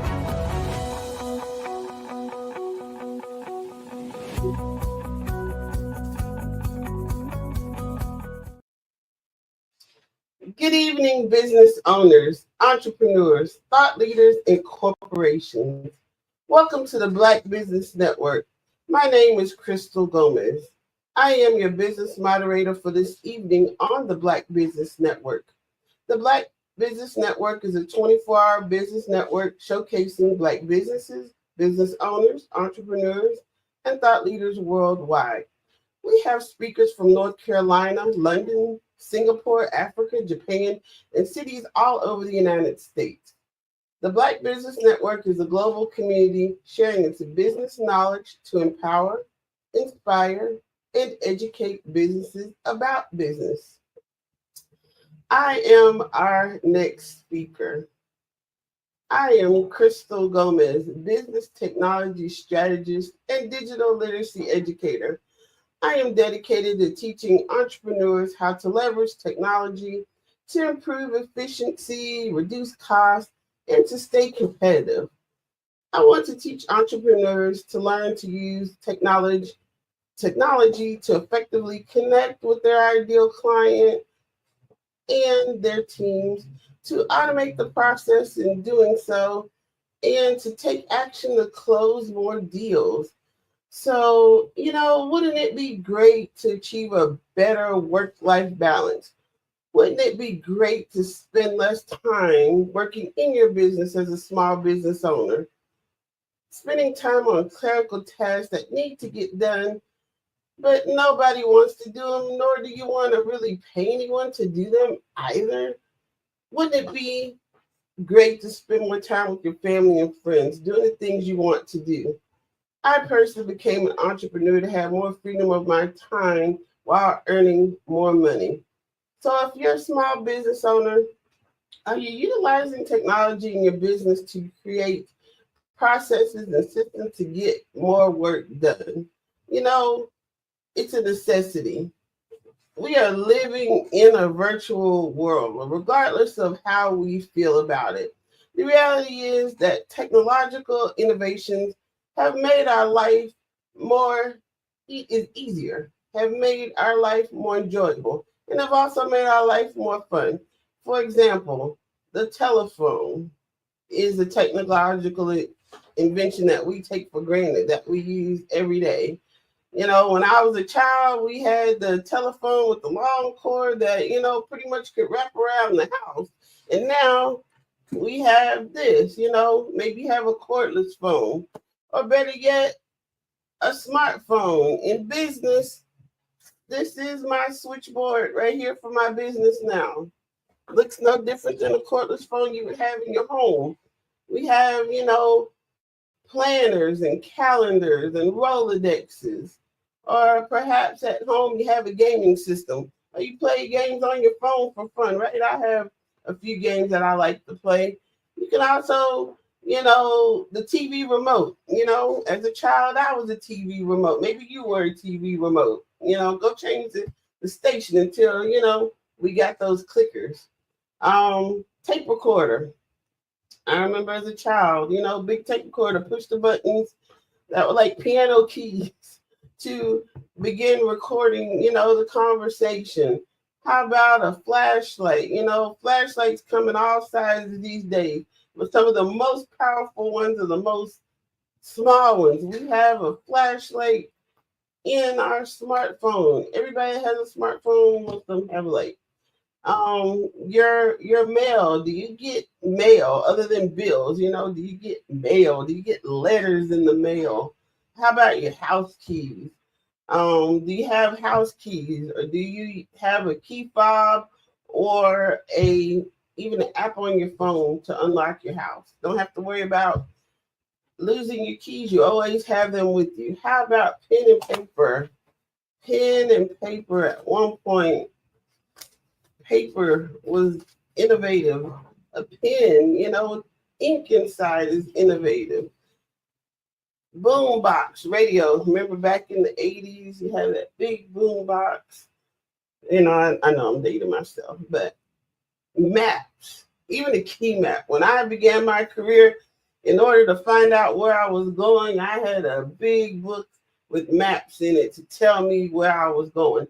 How about your clock, alarm clock, or even a watch? I have a watch, but this is so much more than a watch. It's actually, we can talk into it. This is a phone. It's not just a watch. It tells time. It does so much more. How about books, newspapers, and magazines? It's all in here. A computer. Perhaps you have a laptop. But this is the computer in your pocket. Let's talk about that computer in your pocket. It's the ultimate business tool, but it's not just for businesses. It's something that we are using in our everyday life and can be using it to its fullest. This is a smart, and it's a phone, right? So the smartphone has replaced a lot of those things that I spoke of earlier. Pen and paper, my smartphone has a pen that I can write on the screen. I can make calls. My calendar is in here. If I lost this phone, I wouldn't know where to go because it tells me where do I go. It's my Rolodex. I play games. I unlock my house. I was once locked out of my house. I love to tell this story. I locked myself out of the house, left the smartphone in the house. So I couldn't call anyone because I needed the phone. I knew few numbers, So we do get used to these things, You listen to music on it. It tells me where I'm going. I plug it in and he or she, talks to me and tells me where to go. It tells me what time it is. I record videos for fun and for business. And I use this computer in my pocket as a computer in my everyday life. So as a small business owner, there are different technological innovations that I'd like to point out that are going to make your life easier. More than likely you don't have an assistant. So the clerical work that needs to be done can be tedious or it just may not get done. So for example, my calendar, everything is in my calendar, my personal contacts, my personal schedule, because I'm only one person. I cannot be in two places at once. So therefore, as a small business owner, it's important that I have both my personal calendar and my business calendar. And that doesn't mean that people can see my calendar. It means that they can just simply see that I'm not available for scheduling so that I don't double or triple book myself. You have to put everything on your calendar. How about your contacts in business? This is my contacts, my personal contacts and my professional contacts are invaluable to my business. If I were to lose this device, it's not the end of the world. What if you lost or broke your cell phone? Are you prepared for that? Or better yet, your computer crashes. You want to ensure that you have both of these devices backed up. So I can pretty much perform the same processes from my smartphone that I am from my laptop. So I'm able to contact my friends and family. I'm able to contact my prospective clients, my current clients. I am able to, send out an email. I can send a text and I can communicate with them on the go. So as a small business owner, this is all you need to run a business. You don't necessarily have to have a brick and mortar anymore these days. So most of us have a smartphone. So use this tool to create and manage a business. In this world and in this economy, you have to always be prepared. So we all should have some type of side hustle. And when I say side hustle, we all have talents or things that we like to do. And we should be able to turn our talents and our likes to help us fund our dreams. You always have to be, prepared. When the pandemic hit, there were businesses that, no one would have ever guessed would go out of business due to the unprecedented situation that the pandemic created. So we always, if you're an employee, you have to always be prepared. Maybe you have a side hustle to make a little extra money, but be prepared that could actually become what you need to, support your family. Now, one cool thing that a smartphone can do, it's not necessarily replace a business card, but I have paper cards, but I also have a digital business card. So the importance of utilizing digital business cards and QR codes in our everyday life and in our business are invaluable. So for instance, during the pandemic, if you were to go out to a restaurant, perhaps they no longer had menus. You would have to scan a QR code with your mobile device or your smartphone to view the menu. Everyday things that we do, even school was taught virtually. Government offices that you need to visit may have switched to only virtual appointments. So, learning how to utilize and take full advantage of your smartphone is not just for those in business, but in our everyday life. I mentioned those virtual meetings. Perhaps in your corporate job, perhaps you have a virtual meeting with your doctor or other government official that you need to meet with for various reasons, because a lot of businesses, although the shutdown that the pandemic created is over, many businesses have maintained those processes with shorter working days and more communication via virtual tools and using technology. So that means we're communicating with emails. We're having virtual meetings such as this. When it's a one-to-one meeting, you've got to make that connection. You may be watching me today from Facebook or YouTube, but when you have a meeting, that's going to be an immediate. So you've got to log on with a specific platform at a specific time, and your device has to have the capability in most instances to not only hear you, but to see you as well if it's a virtual meeting. Some meetings require that, as if you were in a face-to-face meeting. We use social media to communicate. Initially, social media was to communicate maybe with friends and family, not necessarily used as a business tool, but social media has widely become a platform from which you can communicate with your family and friends, but businesses also market to you, and you can find out information about businesses using social media or platforms such as Google. So, for example, you want to go out to dinner. So you can Google what restaurants are near me, what specific types of restaurants are near me, what type of cuisine is near me, what are their business hours.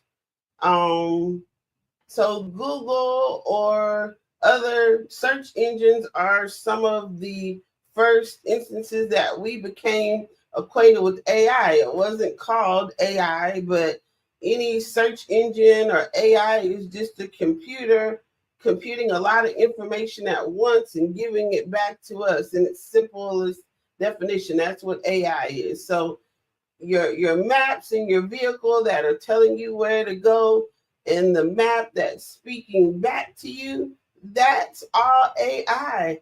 So we are using AI in our everyday lives. It's just vital, and it's not going anywhere. And that brings us to the matter of cybersecurity. I know that there are a lot of unknowns when it comes to cybersecurity. So we do have to put certain parameters in place as individuals, as consumers, and we're held to a higher standard as a business owner, because as a business owner, not only do you need to protect your own presence, but you have to protect the information that you're gathering about people that you do business with. So just as the security, physical security of our buildings and of our belongings, so are those for our digital means. So that doesn't mean that we don't use technology due to a cybersecurity issue, but I think it's important that we understand how it functions and why we would want to use it. Of course, the main reason why anybody uses anything is for convenience. Convenience in our everyday life, convenience as a business owner, and it does save time. And often times when you save time, which is the key word, they say time is money. So when you save time, you can utilize that time to be doing something else. Now, here in Texas, disaster preparedness as an individual or as a business owner is very, very important. And some of the tools that we can use to prepare ourselves and our technology for a natural disaster would to be to have separate batteries, extra batteries in our home, but an external battery to work your cell phone, to have what's called a hotspot. So during a time of a disaster, when there's no electricity, you may still be able to, communicate with your family and friends, first of all, to let them know that you're okay.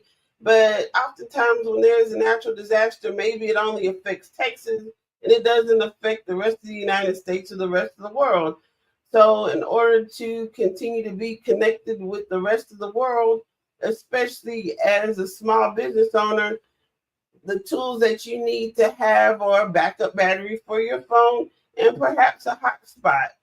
Everyone should have both of those tools. So that will allow you to continue, in most cases, to communicate in the event of a power outage. Of course, the internet takes power, but oftentimes those cell towers still work or they have backups in themselves. So you just need an alternate way to connect with it. So that disaster preparedness and having your information backed up is very, very important. As a small business owner, perhaps you want to promote your event or promote your business in general. So those social media platforms that we spoke of earlier can also be used to promote your business or specific event that your business is holding. So, for example, I recently had a grand opening of my new technology consulting firm that I'm discussing with you today. So I promoted my grand opening and my business in general using social media. Some of the important tools to have as a small business owner are that of a website, because if someone goes to Google or some other search engine looking to find you, you want to ensure that you have a digital footprint. So you can Google my name, Crystal Gomez, and you should find me easily. It ties into my website for my business. It ties into my social media account, so you can find out who is this Crystal Gomez and exactly what does she do, what is she about, and you can see that public digital footprint that I have. So as a small business owner wanting to do business with maybe other businesses and perhaps the government, the first thing that they are going to do is to Google me as well. So just like you Google a restaurant to find out where they are, you also may Google them to look for reviews. What kind of food do they have? How's their service? What are their reviews?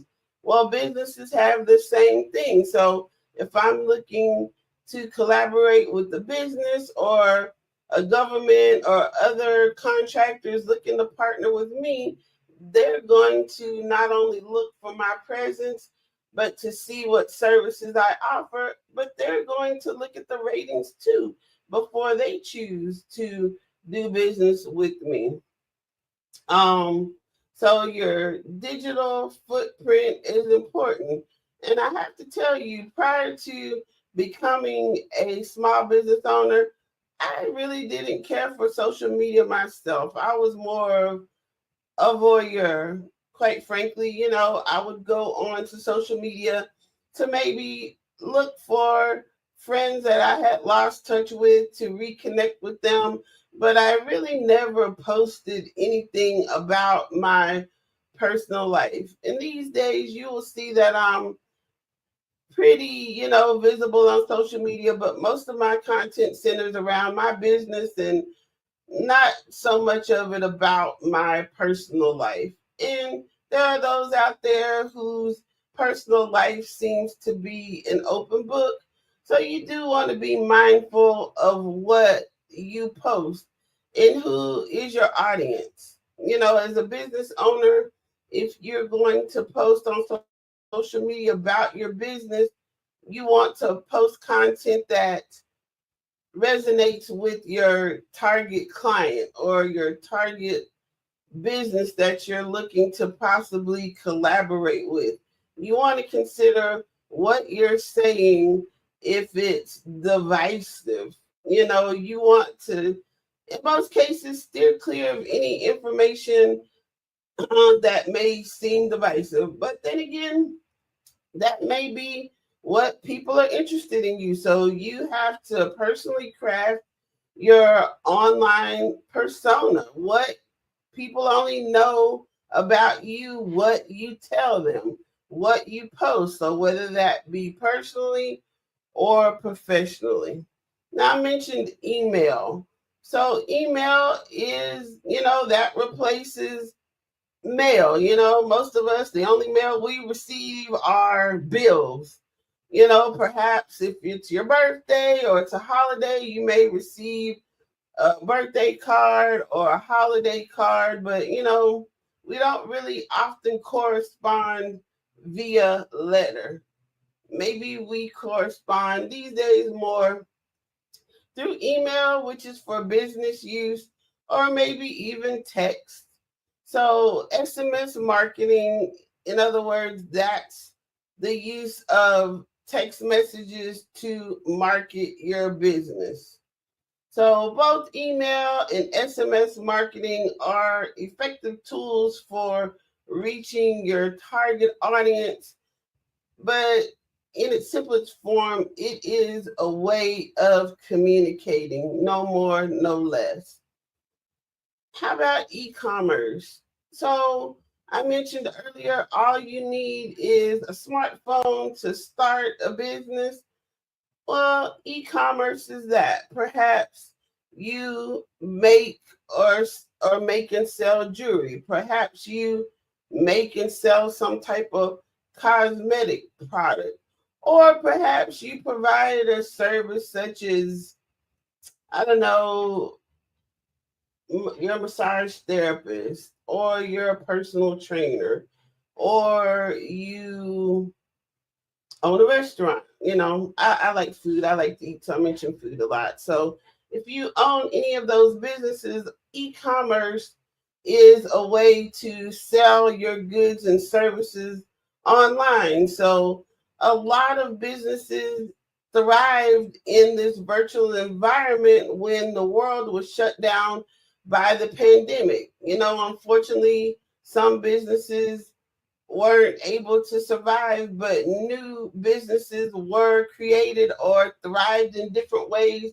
Perhaps because if you were someone that traveled for business and the widespread use of virtual meetings, you can be all over the United States and the world in one day without having to travel. So not only did that save you time, but it saved you money.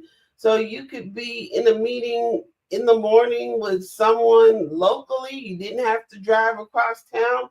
In the afternoon, you can be in a meeting with someone in another state or another country. So the advent of widespread use of virtual meetings allowed us to communicate with our loved ones so that you can not only hear them as on a telephone, but you can see them. Or a virtual meeting tool on your smartphone will allow you to both see and hear someone as if you are there. So these everyday technological inventions help our everyday lives, but our day-to-day processes in our businesses. And lastly, online reputation management. In other words, that's those Google reviews, that's those Yelp reviews. Those are the reviews you've gotten from your clients on your website. So as a person living in our current age, technology is important, not just for business owners, but our day-to-day operations. It is how we communicate. So businesses and people in general that integrate technology for everyday systems, it definitely is a mindset.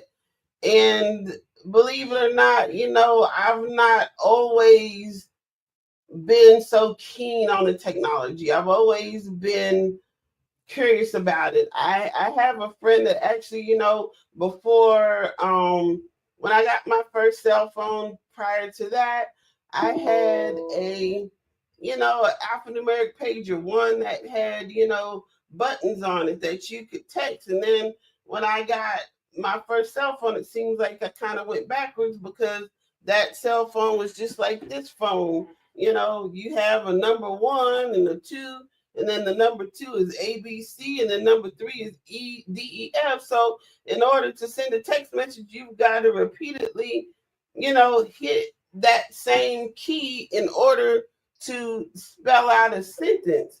So I personally got a phone that had a full keyboard on it at that time when phones didn't necessarily have one, in order to communicate with this one friend. I guess that person's cell phone had more buttons than mine, so they were able to send me these text messages, and I was not able to respond because I didn't quite have that technology again. So, it's about effectively communicating and staying in contact with your family and friends that may not live nearby. It's for small businesses and all businesses to communicate with their clients. And as a matter of fact, it's most important for us as small businesses to use the processes and systems that larger businesses utilize. So you can be a business of one and emulate a business with many departments by the effective use of technology and professionalism to communicate with your clients. So remember I mentioned that repetitive service, buttons, AA, 3 A's to get to the, rather 3 2's to get to the letter E, and 3 3's to get to the letter F. That's a repetitive process. So if we can automate these different repetitive tasks that we're doing, such as sending out emails, such as sending out text, then we can be more efficient as a small business owner and effectively communicate with our teams and customers.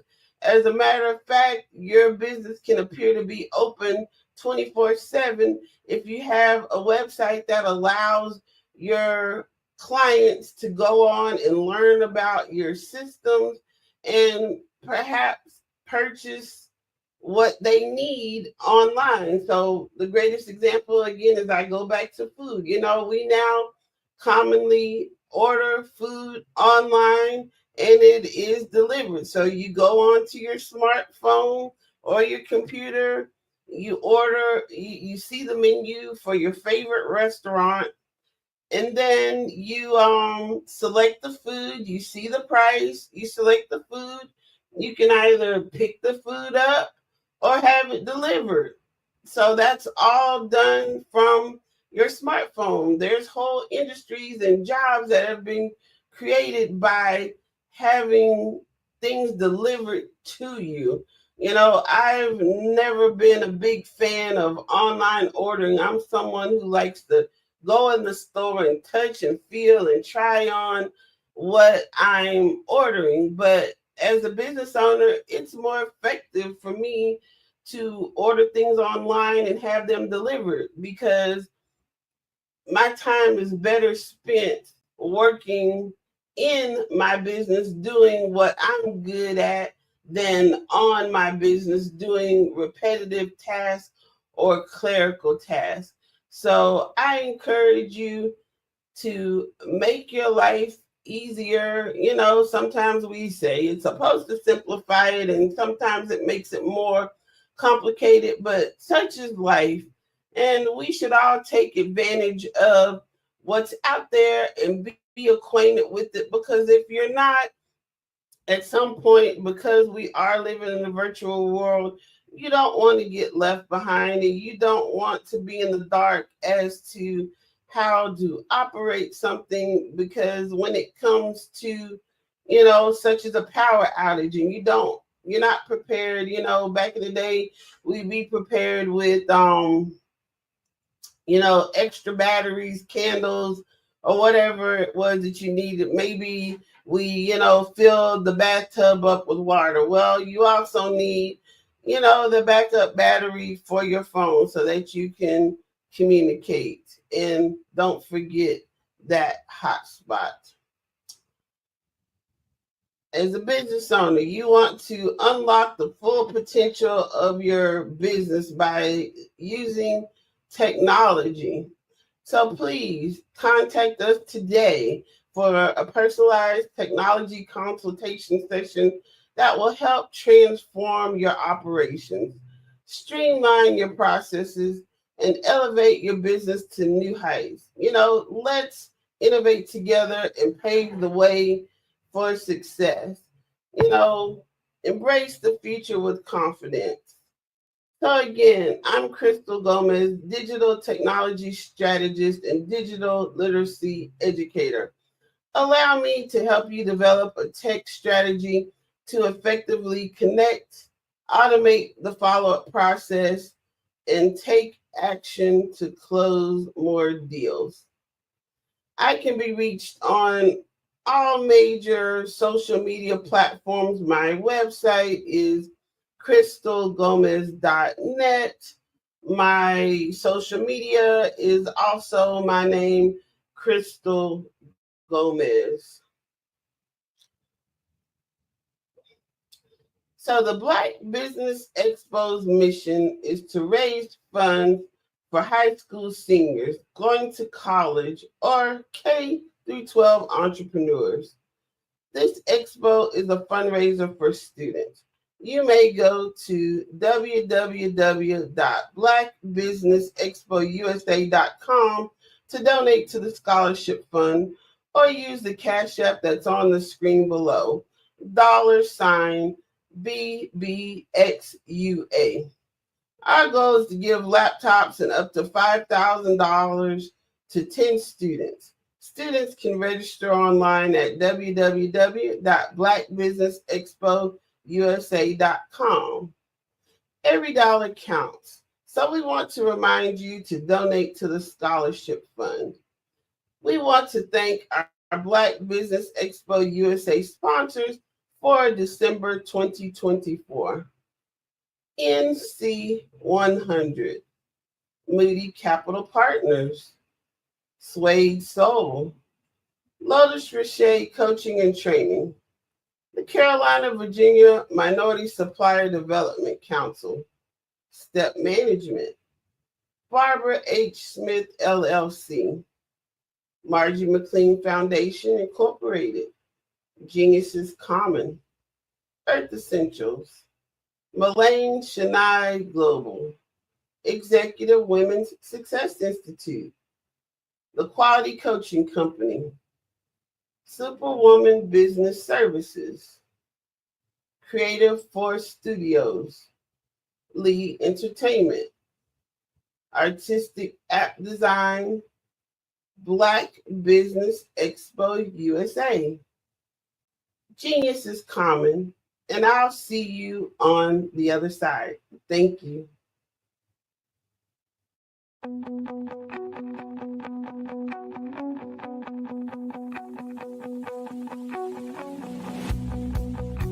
I am Black Business.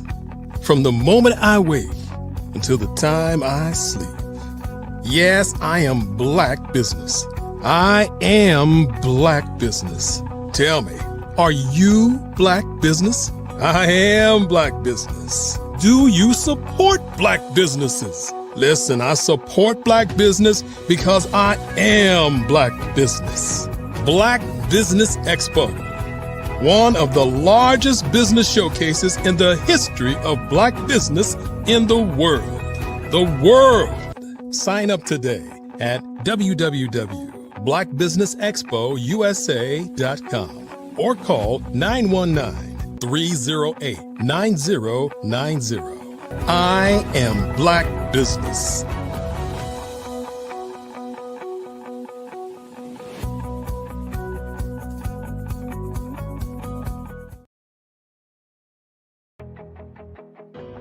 I am Black Business. From the moment I wake until the time I sleep, I am Black Business. I am Black Business. Are you Black Business? I am Black Business. Do you support Black businesses? I support Black business because I am Black Business. Black Business Expo, one of the largest business showcases in the history of Black business in the world. Sign up today at www.blackbusinessexpousa.com or call 919-308-9090. I am Black Business.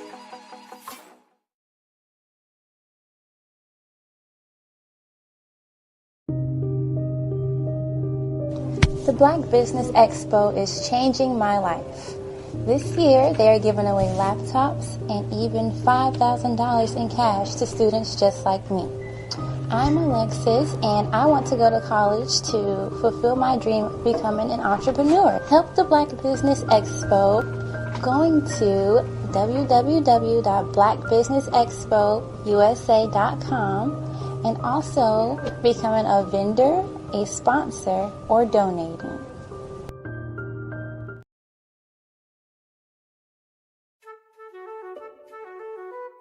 This is Dr. Arnold T. Petsworth. He's the owner of Petsworth Vet World, a veterinary clinic in Hopton, Connecticut. His patients include dog, cat, frog, fish, Goldie, dog, and this alpaca. Due to doctor-patient confidentiality, we can't tell you their names. Business at Vet World was steady, and then quarantine hit. Neighbors brought new four-legged friends into their homes. Bunnies. Bunnies everywhere. Dr. Petsworth welcomed these new patients with open arms. The only problem? There were more appointments than he could manage. That's when Dr. Petsworth turned to his American Express business card, which offers spending potential that's built for his changing business needs. He decided to hire a new assistant, Julio, and with spending power built for business purchases, he used his card to furnish a new exam room. Together, Dr. Petsworth, Julio, and American Express Business made sure all the pets of Hopton got the love and care they deserve. And everyone was happy. Get the card built for business by American Express.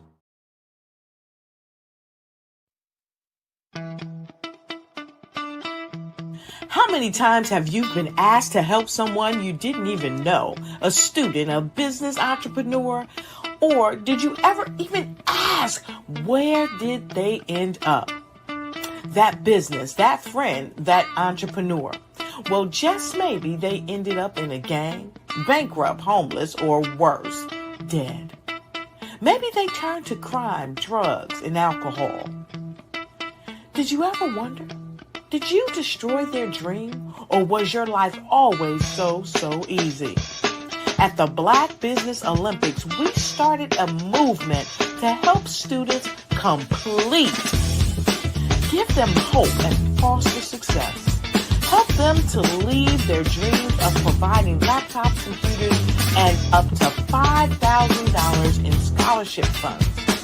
Today, we ask you to help a student, a business owner, or an entrepreneur to realize their dream by sponsoring them, supporting them, and buying from them. Consider this. With $1.6 trillion in our Black community, we only ask for a small donation for our students, our businesses, and our entrepreneurs. And you can change a life today. So I ask you, what are you going to do?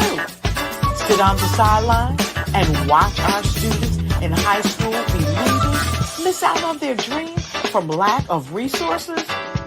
Or are you going to donate to the movement and change their future and yours as well? Give us a call today at 919-308-9090. Change their life by investing with action to the Black Business Olympic Fund. The Black Business Olympics, one of the largest business showcases of Black business in the history of the world.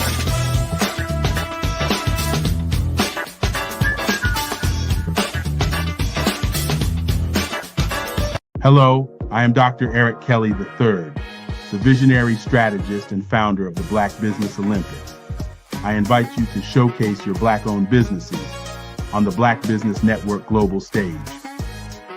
The Black Business Olympics is a global Black business network platform that propels Black-owned businesses into the international spotlight. By showcasing your business on the Black Business Olympics platform, you can reach a worldwide audience of potential customers, partners, and investors. You can also establish yourself as a thought leader and expert in your field